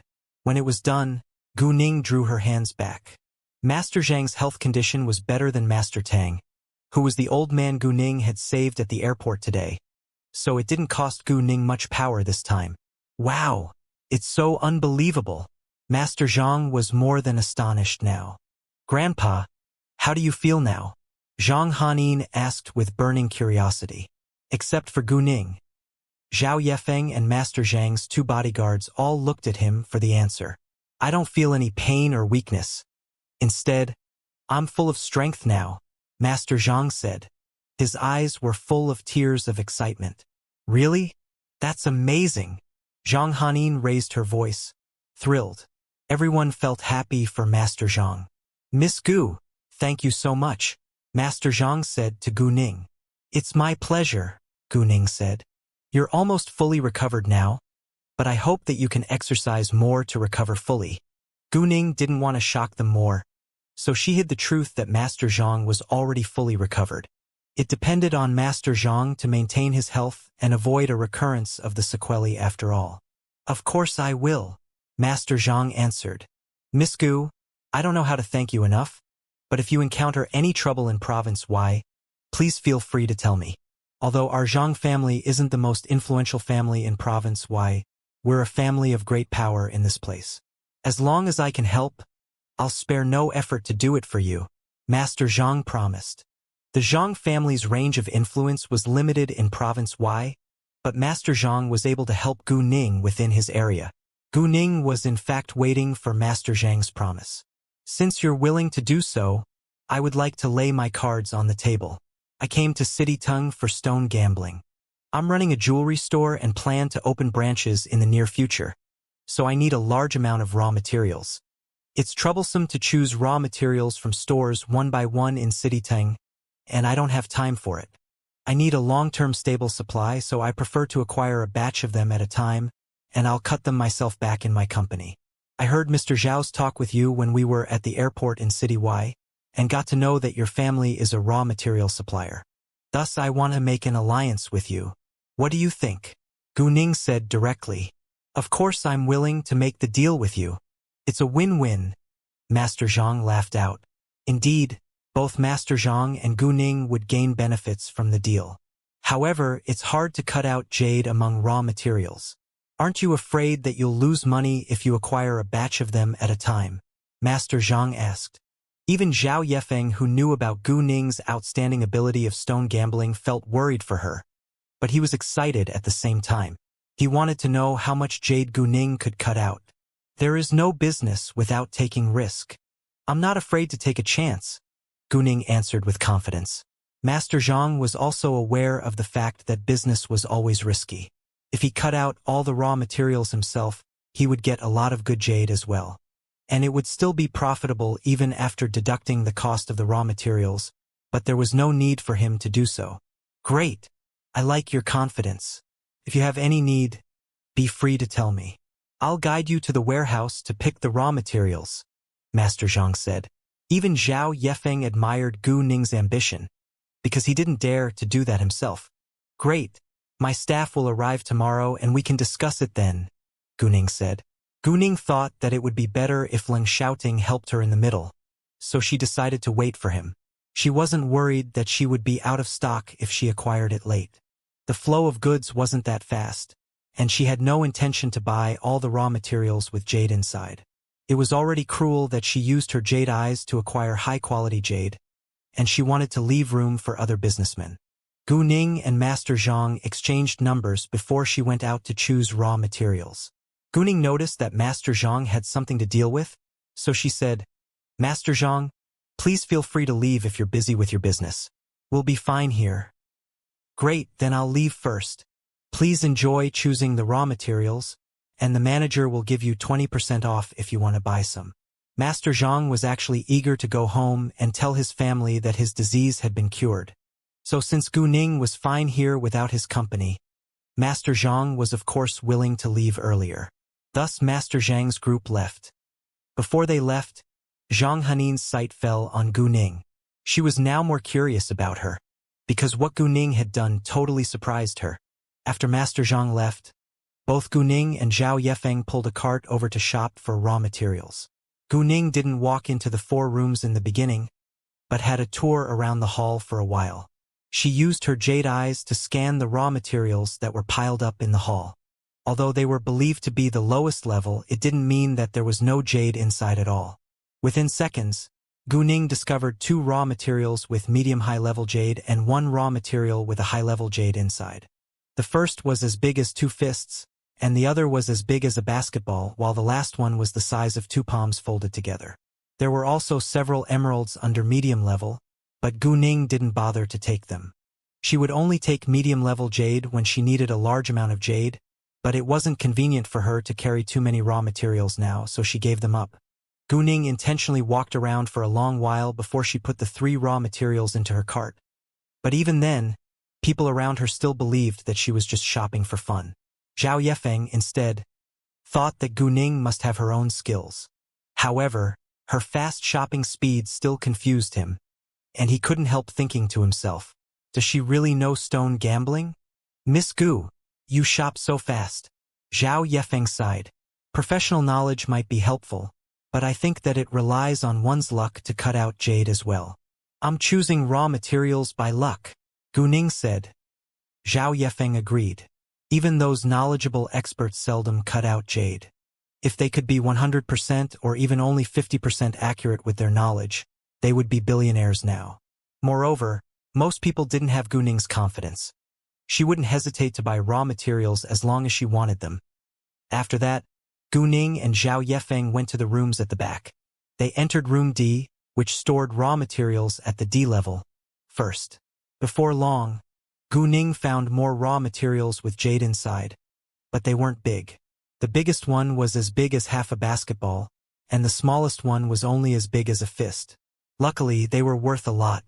There were few raw materials with medium-high level jade and even less raw materials with high-level jade inside. Normally, there were only 4 or 5 emeralds above medium-high level among over 1,000 raw materials, and to find top-level jade was even rarer. The majority of jade was around medium level.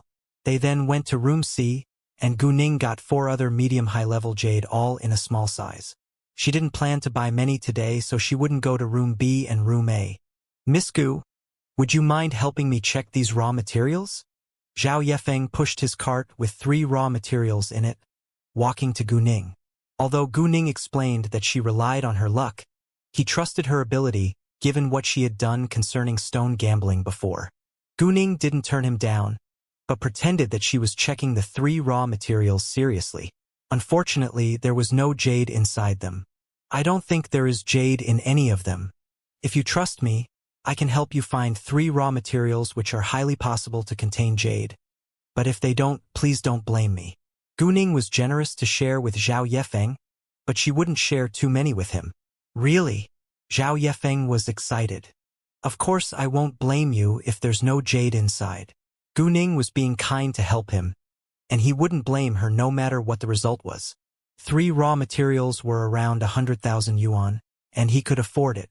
Gu Ning then helped him pick 3 raw materials. One was a waste and one had medium-low level jade inside, while the last one contained medium-high level jade. It was not because she wasn't willing to choose 3 raw materials that all had high-quality jade inside. But if she did so, It would arouse Zhao Yefeng's suspicion. No matter what the result is, please don't let anyone else know that I helped you, Gu Ning reminded Zhao Yefeng. Sure, I won't. Zhao Yefeng understood that Gu Ning didn't want to be involved in trouble. He then went to pay his bill, and it cost him 160,000 yuan in all. After that, Zhao Yefeng asked to have his raw materials cut on site. Once there was somebody who was cutting raw materials, over half of the people in the store would gather around to have a look, especially those jewelry businessmen. They all wanted to get the jade as soon as possible. The first raw material that Zhao Yefeng chose contained medium-low-level jade. He was nervous when he handed it to the worker. The machine started to work, and the outer layer of the raw material was removed little by little, falling down on the ground. When the worker made a second cut, the green showed. I see the green. It's the oil green type. Although it was merely medium-low-level jade, Zhao Yefeng was still excited. The minute that the green showed, someone bid, but was stopped by Zhao Yefeng because he would keep it himself. Those who wanted to bid for it felt disappointed, but didn't say anything further. The worker continued to cut the raw materials. Half an hour later, an emerald of the oil green type the size of half a football was fully cut out. Zhao Yefeng was so thrilled that he wanted to thank Gu Ning without delay, but Gu Ning had reminded him to keep it a secret between them, so he gave it up.